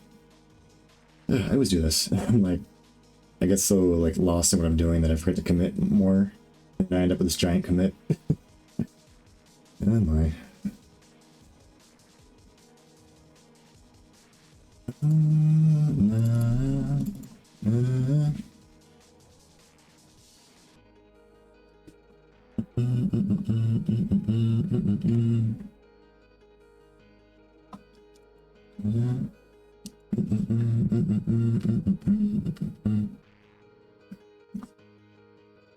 All right.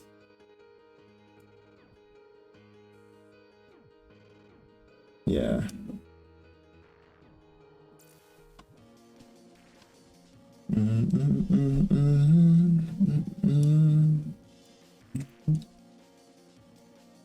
All right, so what was it testing? I think game state. So let me open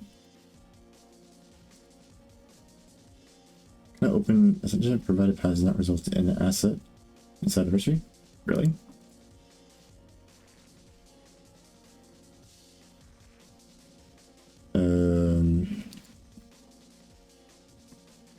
What is the path then? Hold on. Okay.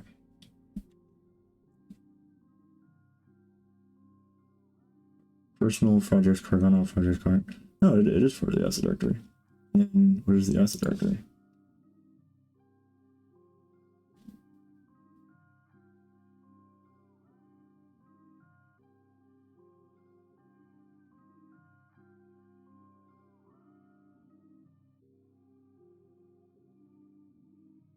At the registry. Oh, the path doesn't provide at the registry. Interesting. Relative path.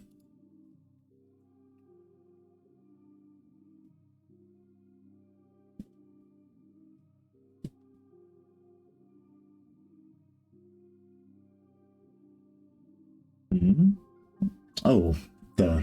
Yeah. Yeah, it doesn't because dude, game state, not AI state.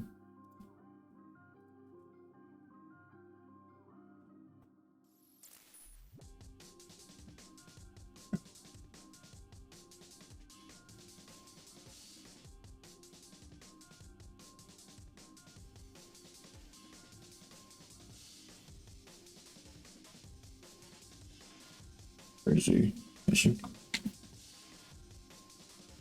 Okay.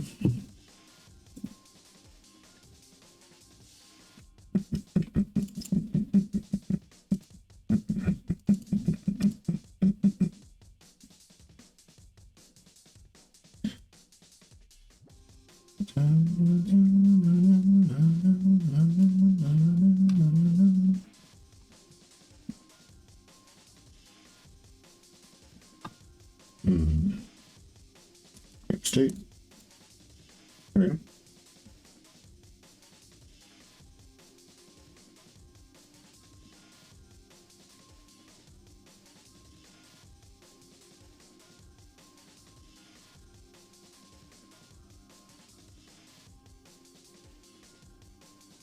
I like that. Close. Okay. Yeah.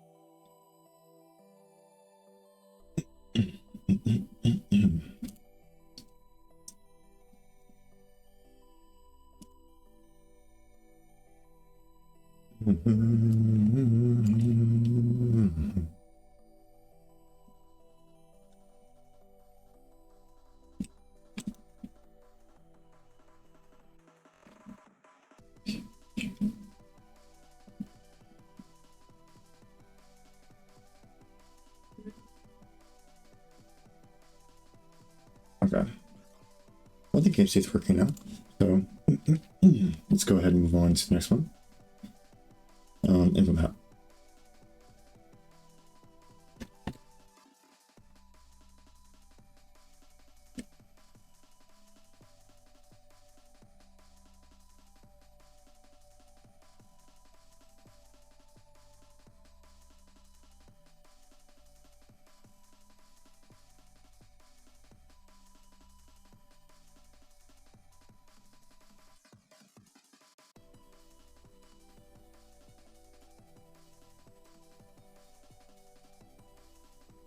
Find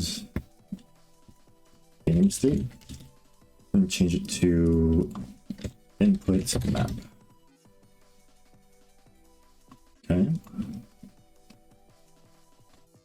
And find game states, change it to input map. Let me see what else left. So, yep. Input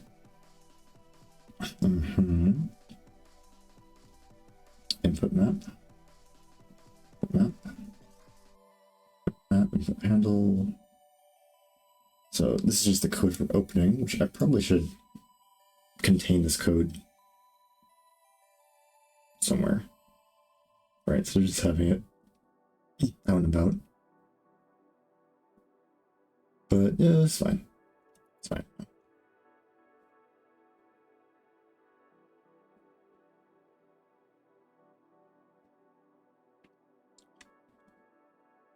On open.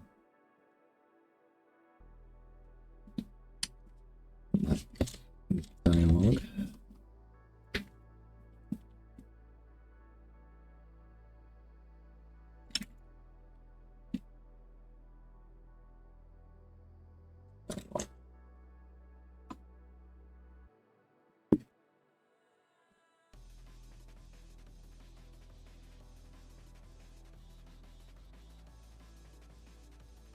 Okay. There you go. Here.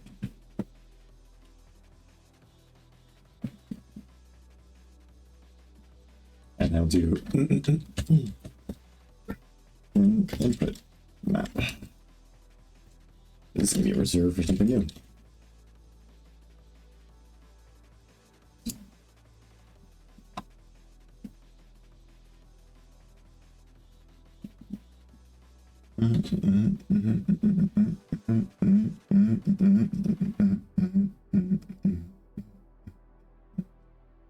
I guess input map might require some stuff, so just thinking really quick. Since we're doing this twice,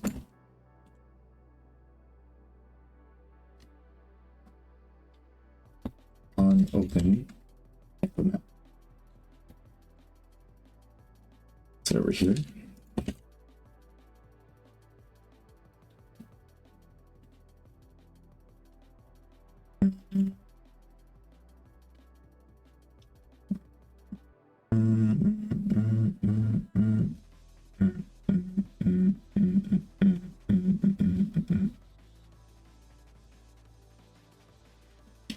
Okay.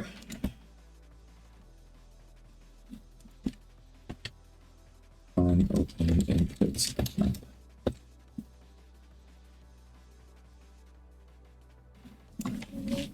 Okay. Assets handle. New handle. And then we'll return a boolean in this case. Okay. And then this one will return a boolean. And then we need to do an assets handle. New handle.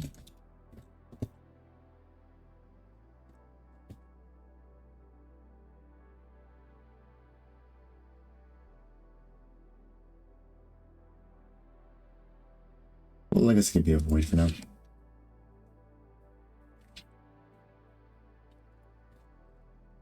New handle. Okay. And actually, you know what? I'll just give this as a void for now. Fine.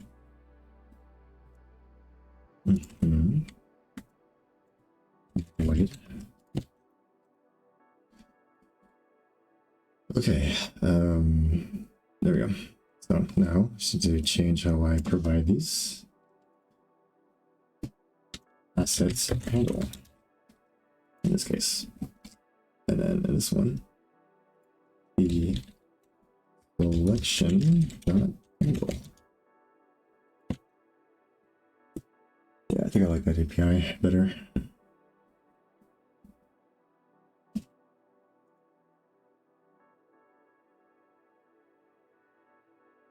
Ooh, okay. Almost 8 hours. I think this is gonna be my longest stream. But I will complete this content browser if it kills me. Okay, not really, but this needs to be done though. Okay,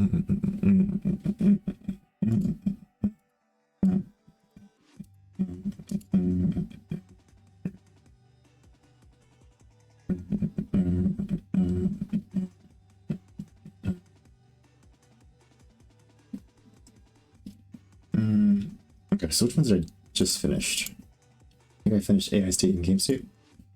Let's go back. I want to change this up a little bit. Actually, wait.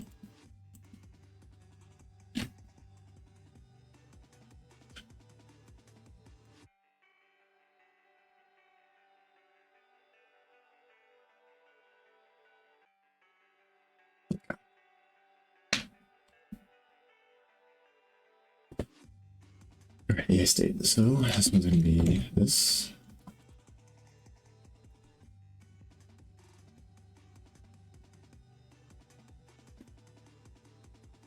State. Open AI state. Oh wait, no.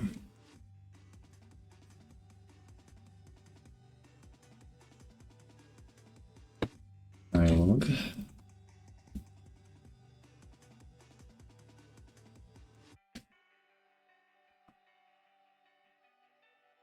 Yeah, don't change that. This one. Dialog.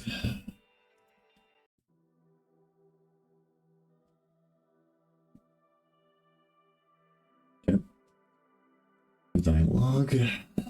On refresh data. And then this is going to be a new one.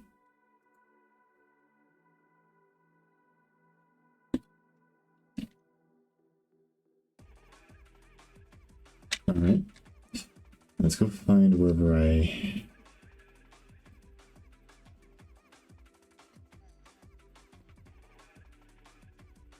this one.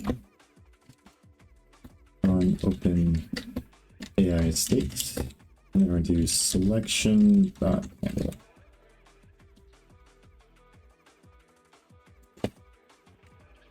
Right, and then we're going to do new handle.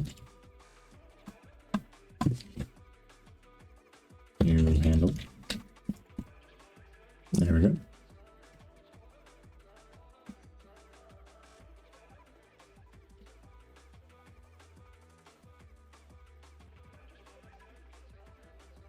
Open asset in editor.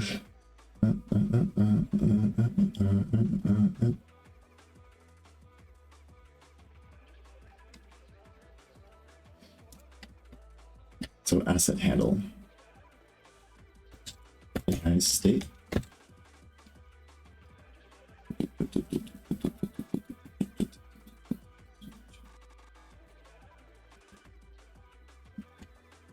Right, there we go.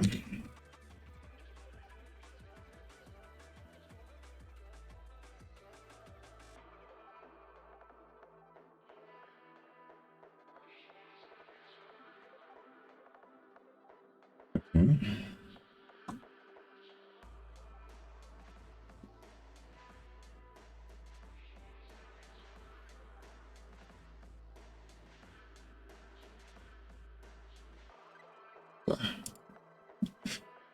All right, so then the other one was game states, and you go back in game state and reconfigure that as well.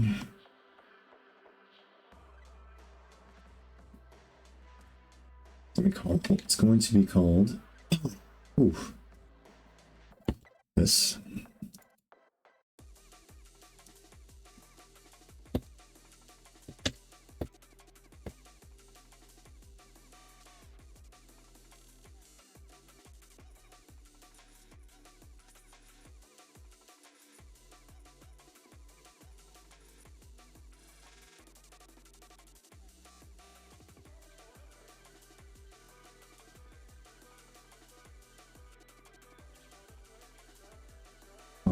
And state dialog.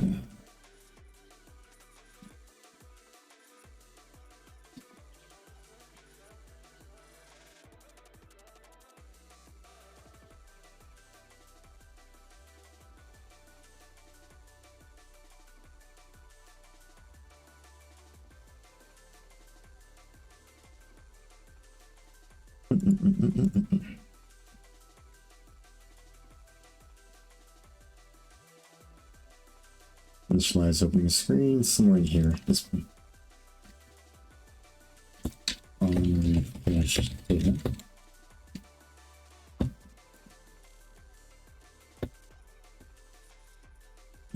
Name state. Collection handle. There we go.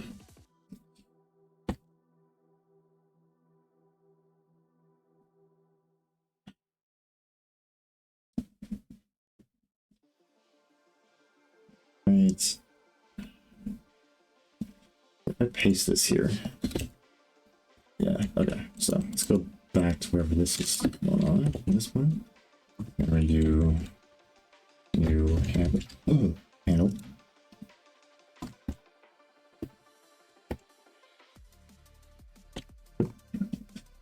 Okay, opening.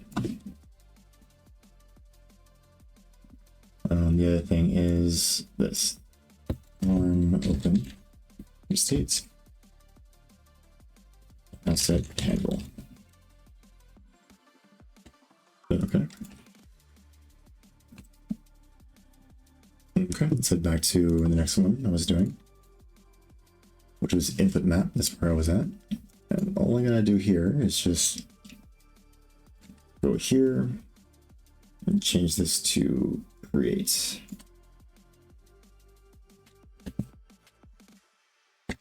No. Opening. There we go. All right. So now, let's take this whole thing, copy it, and the next one is going to be the project component.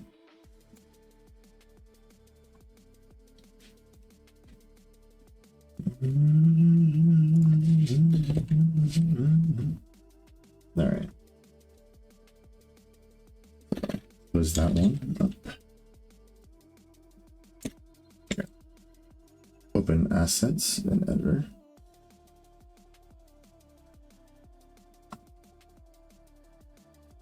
Wait, no. Wait. Yeah? Yeah. Yeah. Okay. No, I want this. Yeah. Got kind of confused for a second. Actually, wait. No. Let's do this. Okay. And now we're going to do find project. No, wait. What is this currently? Input mode, I think? Yeah, input map. Input map. And then project components. Okay, and then we do input space map. And then I'm gonna put project space components. Okay, yeah, so we're good. So this one's not a thing anymore. Oh, thank you, MCH. Appreciate it. So, project. Yeah, something like that. Okay. Early out if asset is already open, check if panel is already occupied by an asset in this one, so we just need to make this a thing. So I think everything else is good. Yeah, so let's open back up.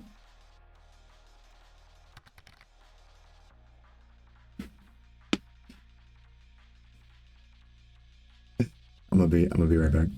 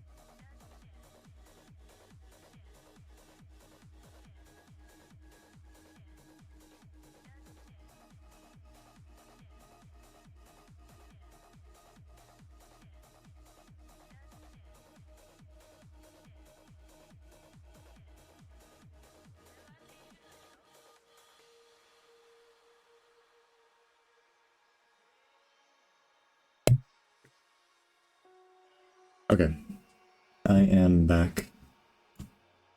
I had to not talk for a little bit, my bad. Okay, kind of had to rush a few things. Let's see if I can get these things hooked up. I'm almost done. Almost done. Like right there. So let's see, project component. Let's go back to the constant browser. If it's in here, just not constant browser panel.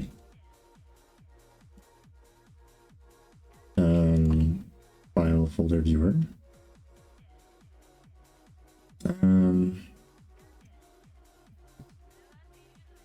Bruh.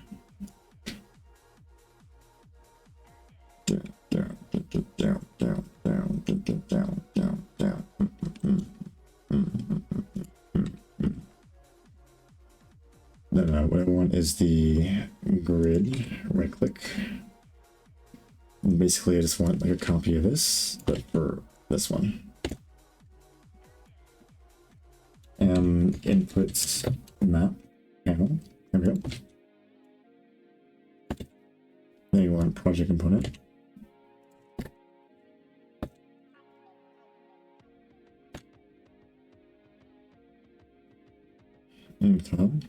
Scripts are already good. Scenes are already good. So you wait, is that it? Really? Hold on. Yeah, scene's already good. Oh, user interface is only one left. You know what? I might as well just finish it. Okay. Nice. Well, let me paste this right here. Not the scene one. Let's do this one.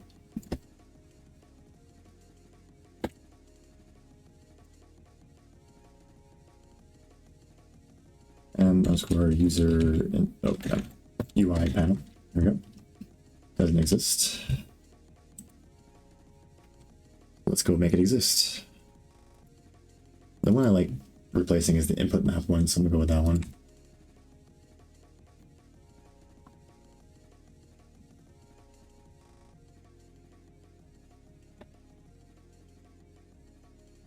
Let me see.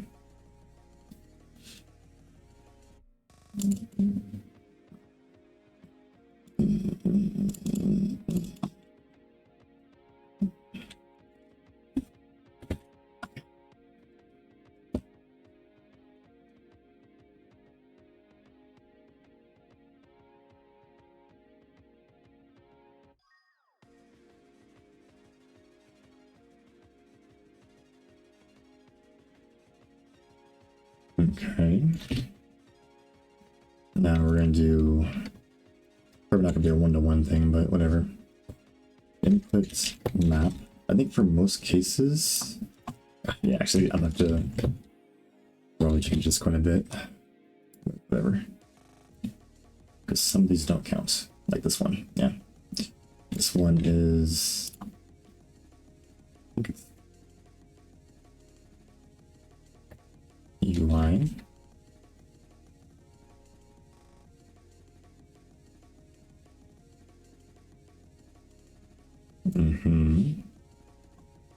Let's find input map.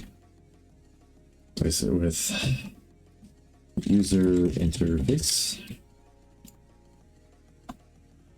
All right, and then lastly, let's go ahead and replace this one. So let's head up to wherever this is, and then I'm gonna call this on open UI dialog.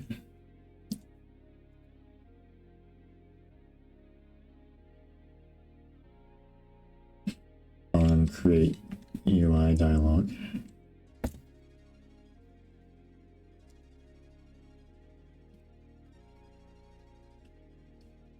Okay, and the one's going to be wait on create UI. Oh, nope. On open UI. Assets, asset handle. Asset handle. That's what I called it. Yeah. Okay.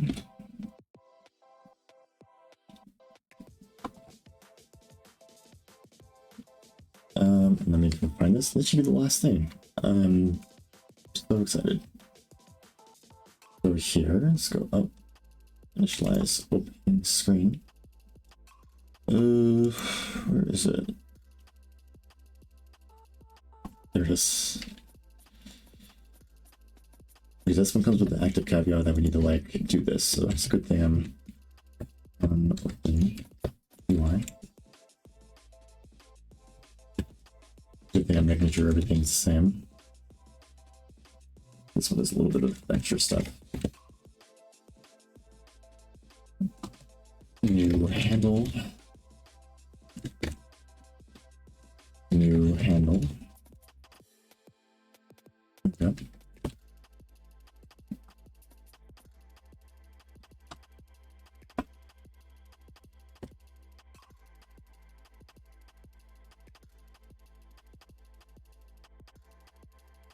All right, if I'm not mistaken,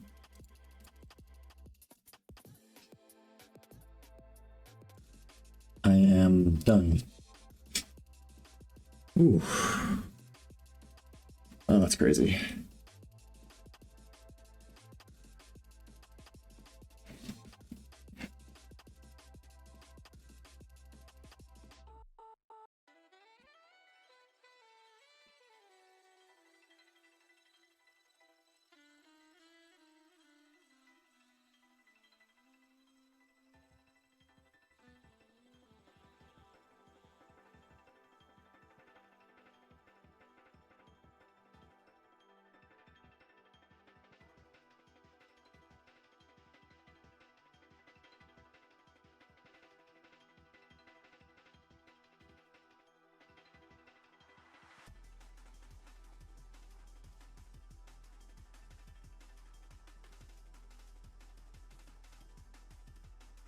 Ooh, okay.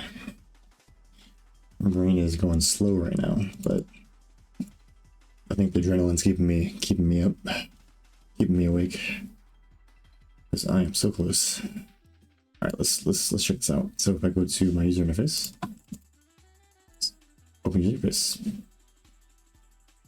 Cool. Perfect. Yep. Let's open this user interface. Let's open this one. Get a dialog and user interface. That's great grammar. A user interface is already active inside the editor. Please close the current user interface before opening a new one.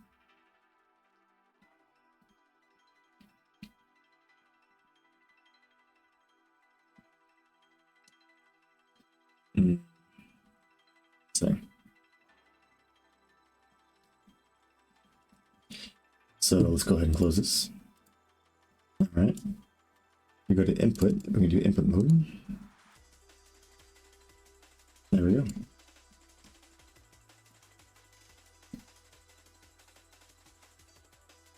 Yeah, it would be nice to have some like controls, something to open these things. We might add that at some point.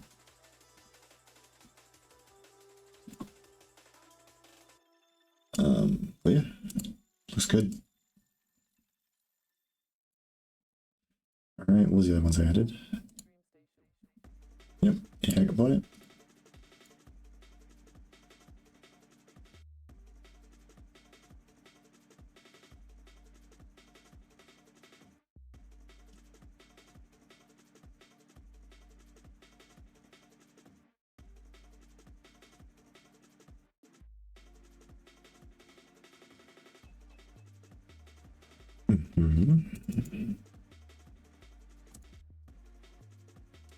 Nice.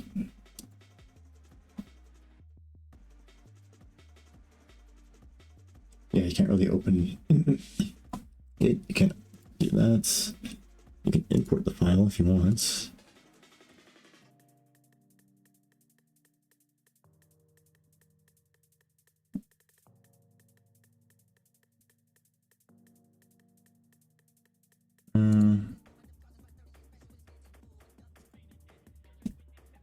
ASDF.txt.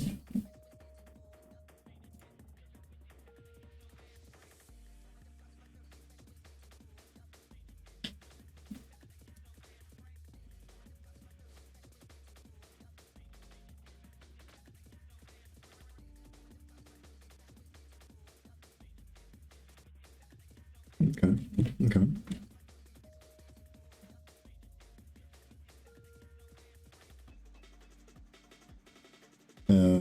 Scenes. Open scene. Right.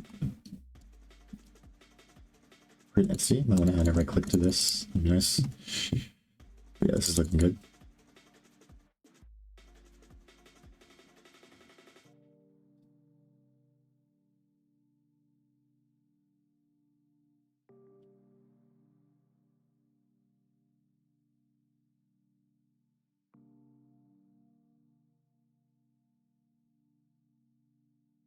Okay.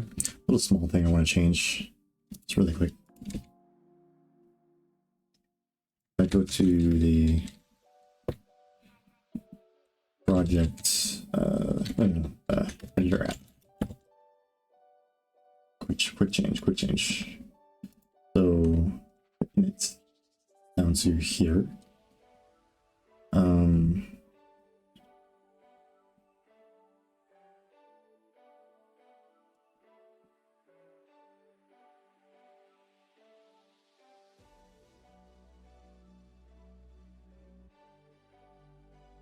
New scene dialog, huh? So I'm gonna get rid of this new scene thing here.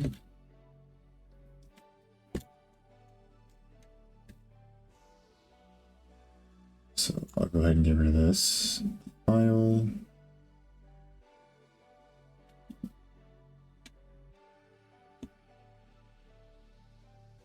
Exit.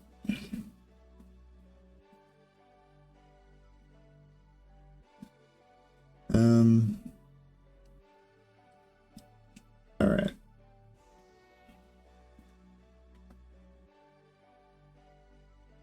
There's no new scene from there. But now if I go to the scene editor, let's make it an actual scene editor panel by going here, scene hierarchy. Right.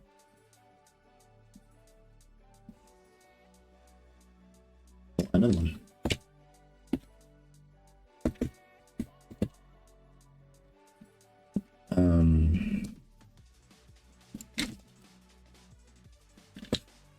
Open scene, create scene, and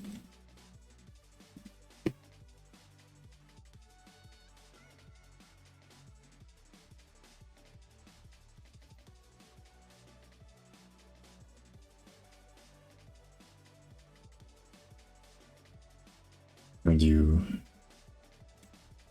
S editor app.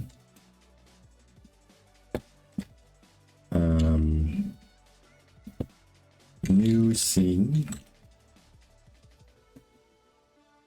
new scene dialog.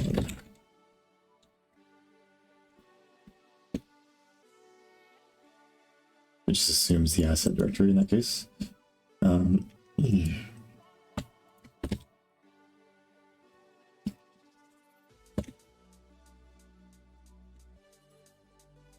Open scene.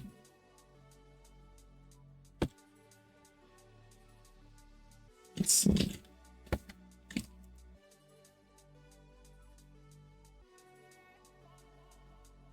Let's see.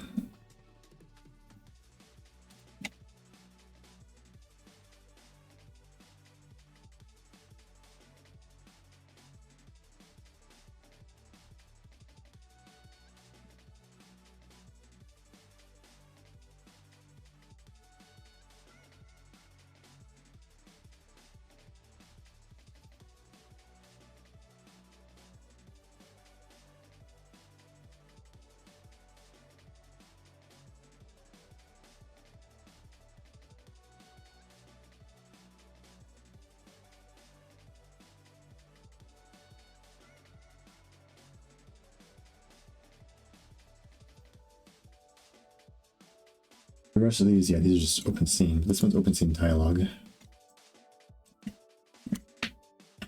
Yep, open scene dialog, new scene dialog.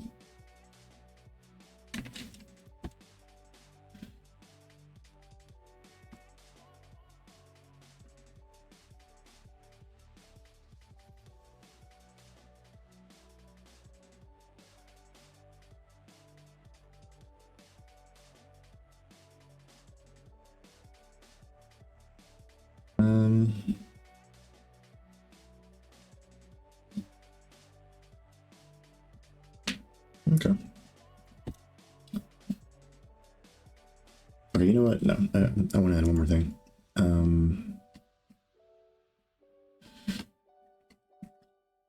Let me get to the content browser. And I think on the mouse button, right click.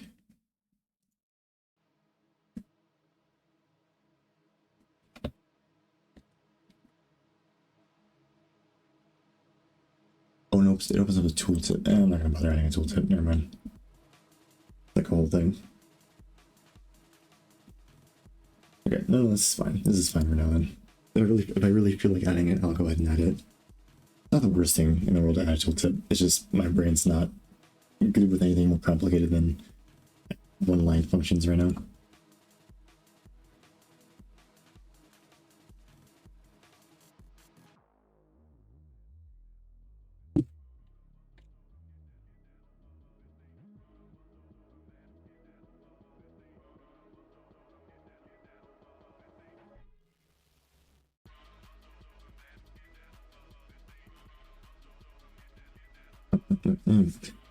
But yeah, I mean, I'm just kind of doing extra things now, but basically this is done, which means we're done. Which means we can go to progress board, and I think I just added something. There we go. Allow opening files in content browser.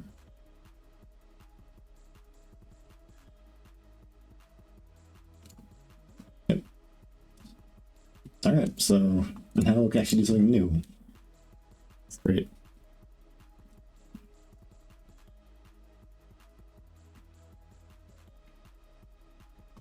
Okay, and then here, create new scene. Let's create new scene dialog, and then open scene.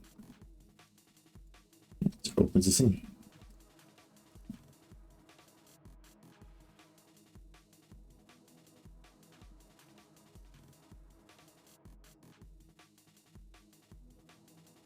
This is so buggy. It's weird. But yeah, you can go to scenes. Find a scene. There we go.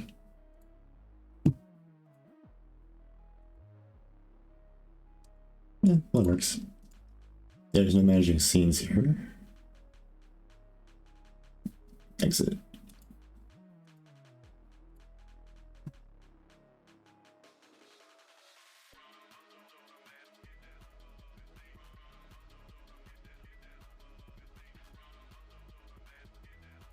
Okay. So now I think what I'm gonna do, I'm gonna create a new directory. Oh well, okay. Ooh, it'd be really nice to move a directory in a directory, like this.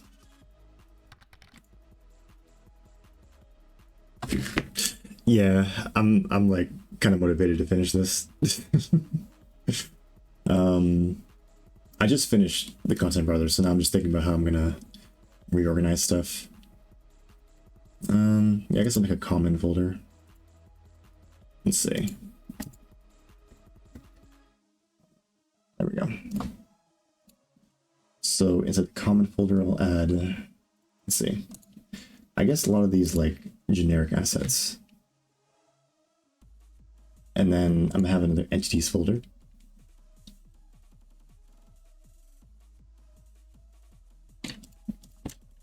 Entities. There we go. Okay. So now inside of entities, I think I'll add a few directories. First one will be player 1. Next one will be player 2.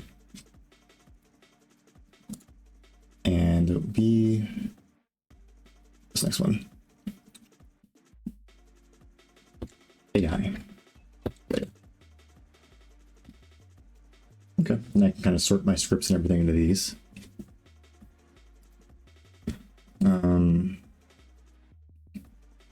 Yeah, okay. Let me start moving stuff into common that's kind of just generic, and I'll deal with it in a second. Or actually, no. Some of these aren't generic. Okay, I gotta think about this.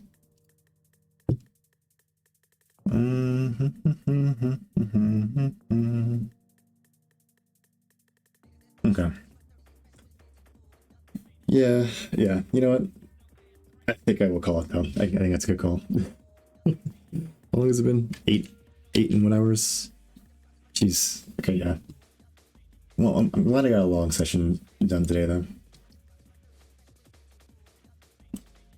So yeah, let me go ahead and commit this as a gigantic commit. I should have broken up a bit more, but no.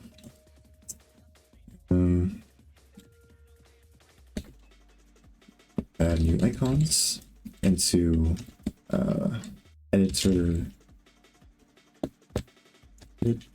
slash resources icons or content wrapping. Okay. Yeah, this one's gonna move out to common. That's fine. Okay, so a few things.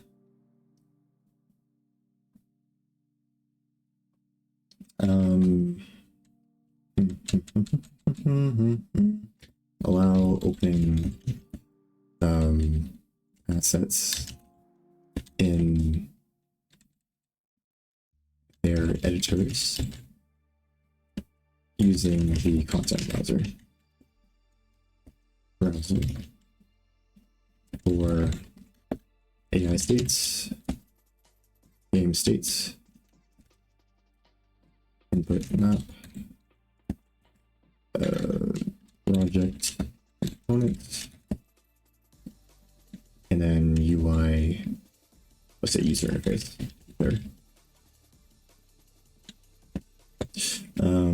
Changes can be found in their respective editor panels.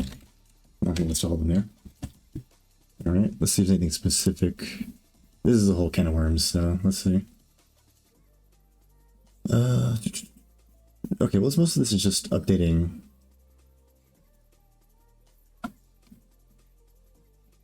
Yeah, it's just updating. Oh, I did a lot, didn't I? I'm kidding. Mama. Okay. There we go.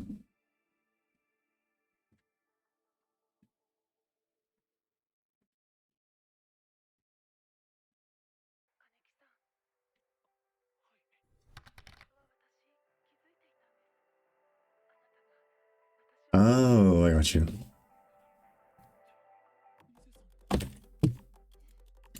Let me see. Let me see if I can reduce the volume on this one.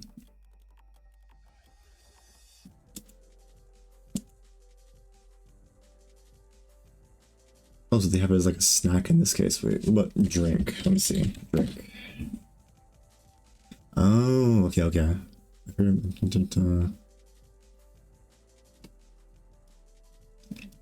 Combined with fresh cream and drinks to create a Western style arrangement. The most popular flavor is black honey.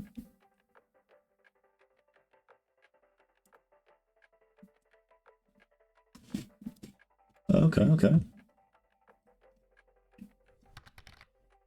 So I can see they kind of have like a food too. When I first searched it, they got like, I guess they put it in like desserts. That's cool.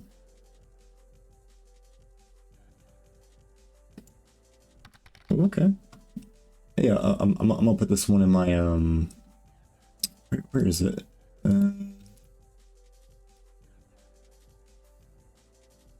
Wait, where did I put my things? I guess. Hold on. He's gonna put my engine links. That's so messy. Let me fix my bookmarks really quick. Oh, okay, I got you. Yeah, I know about mochi, but the warabashi. Ooh. Yeah, I'm not a huge fan of the mochi itself, like the actual stuff. It gets stuck in my teeth a lot. But I wonder about the flavor though. Sounds good.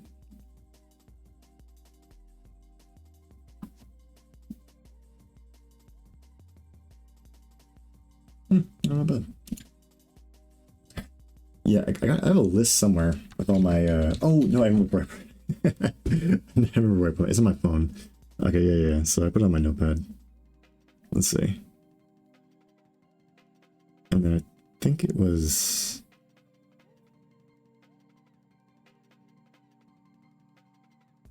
Yeah. So here's the cat cafe. He said, "Wara mochi." Oh, I got you. Wara mochi. Mochi. Drink. Okay, yeah, I'll try it though. One in there. Dude, let me see. Okay, sure.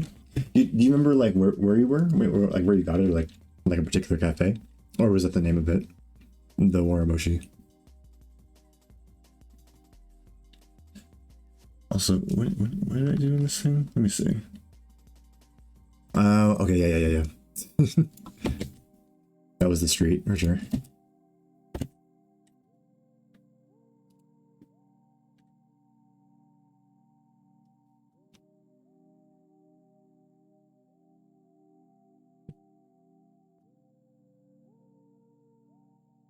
Let me put it in here. Yeah, it was nice. I feel like my list of things to do in Japan is kind of filling up, so that's fun. Wait, what was this? Okay. If not M, navigate asset header. So that was just so that, oh yeah, so add support for navigating content browser using mouse buttons. Browser panel.cpu/h. And then what's this one?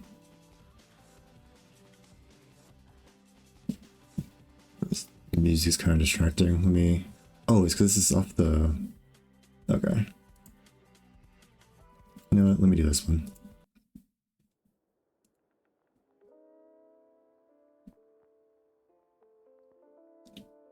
Oh, sure. Yeah, I agree. I'm not a Nintendo fan either. But I did play a lot of Mega Man when I was a kid, so I would be down for the Capcom shop.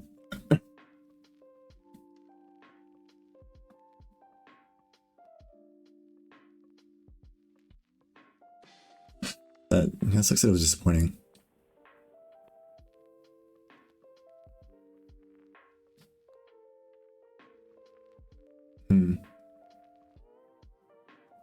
Yeah, I especially don't like Nintendo after the whole software patents. It's ridiculous that I mean I know a bunch of other companies have software patents as well, but it's ridiculous. Like, not even code.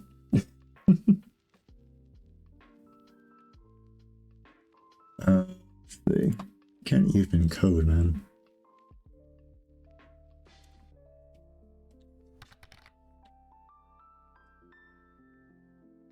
Yeah, the mechanics patents are crazy. Like the Power Rules thing, what was it?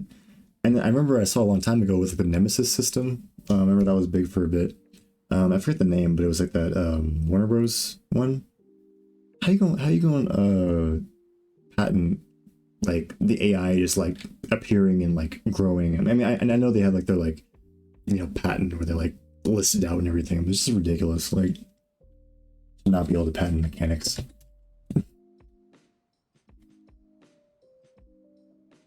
Add support for let's see. Where's this one? Oh yeah. Well, okay, I don't think I need to mention this one. Yeah. Add opening patents. Or no, think patents. Opening assets using a tooltip in content browser panel.cpp/image.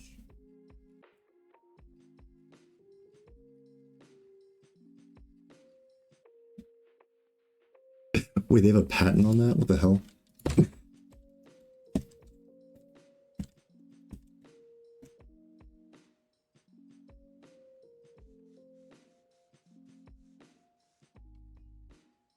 Well, I guess it would be kind of similar. You really can't do that though? What the hell? Ridiculous. Like I get like if the game looks similar, then sure. But like that just pisses me off. Let's see. What the hell? Yeah, that's crazy. Demon doors, really? Of course Microsoft would. I forget the name of the actual, what was it, like Lion something? What was the original studio's name? I forget.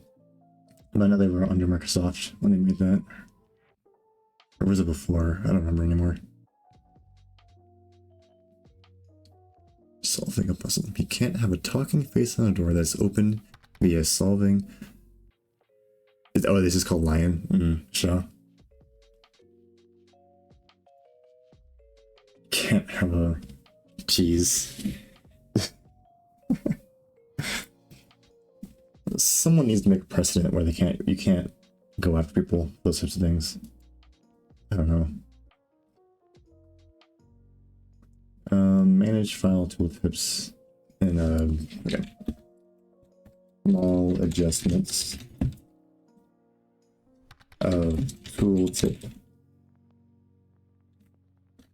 of general tooltip and general right click tooltip and content browser panel search. And so we did that, and then what are these? Oh yeah, okay, so add new icons. You can have like a card in front of the door. Yeah, like you can kind of, it's just that very particular like sequence of like puzzle then talking door you can't do, right? Annoying.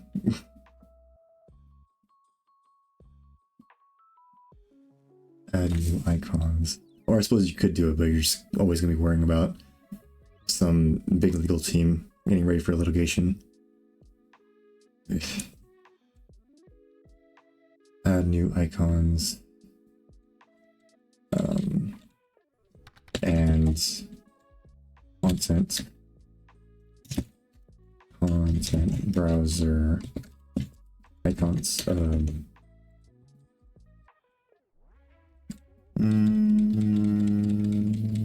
do we call that? Add new icons and content browser entries. Icons, content browser entries. Browser panel. .h. Okay. I think that's good for all of these. Was there anything else I did? Clear. Oh yeah, add an escape. Escape. Key press. And now use key press. Let's see. What's that one?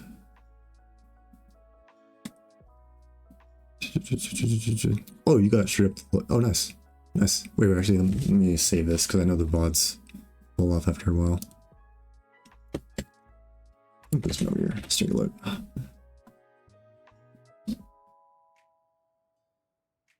Oh, you have to put the whole thing. Easy.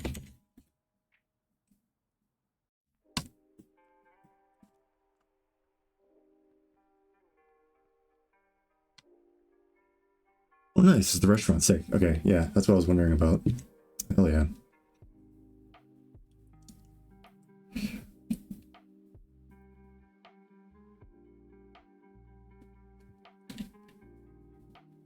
Hiding in a box.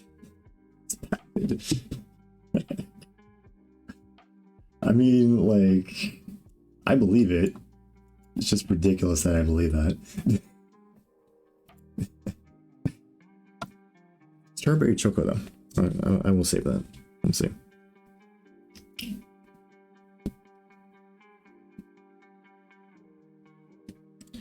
Strawberry choco.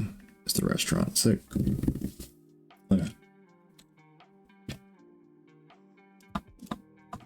use the escape key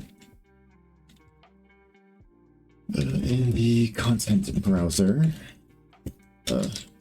Like I'm using like 120%, 150% of my brain to like think of words for this. Wait, can you use the content browser escape key in the browser to clear the selected entity, selected entry,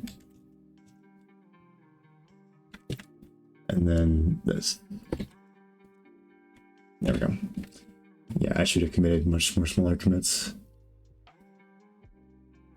Add, okay, and then just add, these are just small, I don't care about these, it's fine. Then all these are essentially good. Not much changed here. These are the low, I'll keep those in there. Okay, so that's fine, I don't need to mention that.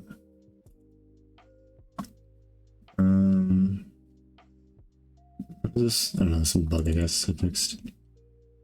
Wait, actually, what is that? Oh, I changed. Yeah, I should mention that.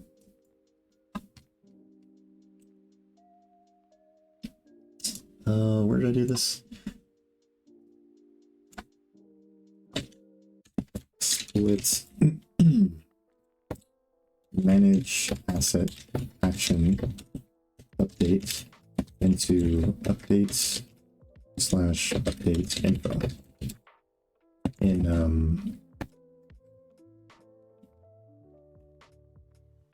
assets. Wait, what is it?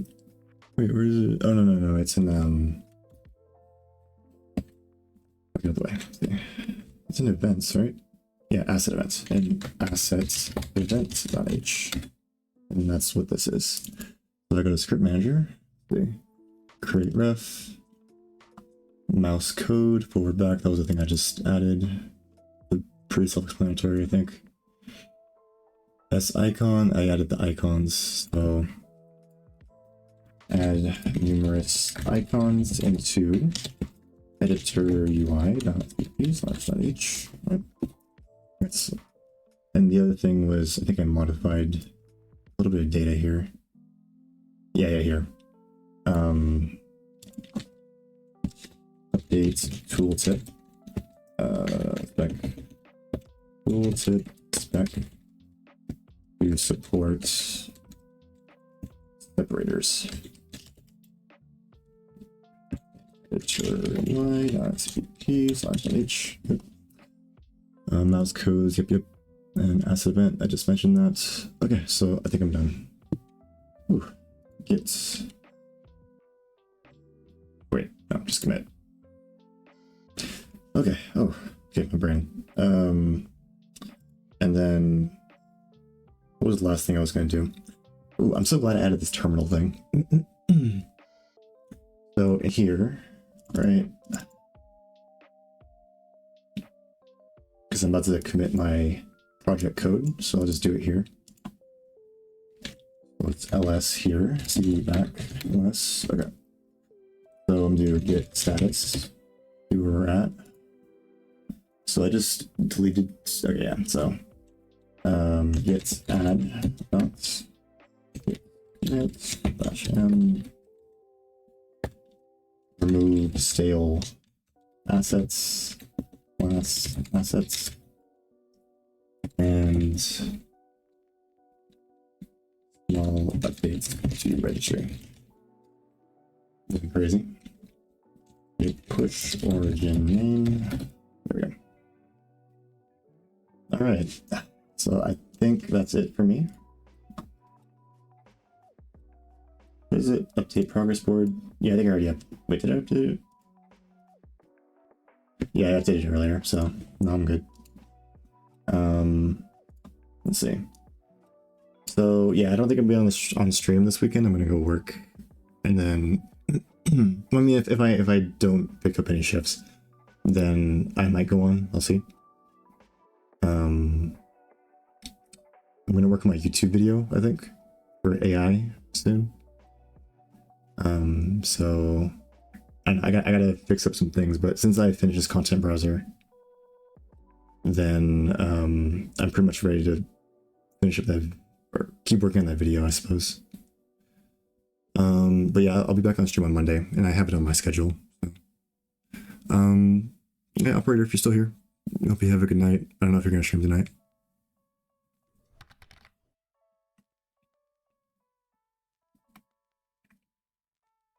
But yeah, I've been updating my stuff, so. Oh, okay, for sure. Well, yeah, I'm gonna work on editing my video, but oh, well, for sure. If I'm awake, I'll edit my video for a bit. If I see you on, I'll hop in.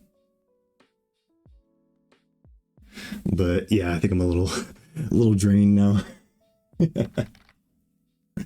So yeah, all right. Well, I'll catch you later, man. And anyone on YouTube, thank you. Hope you have a good night or day, whenever it is. Late, man.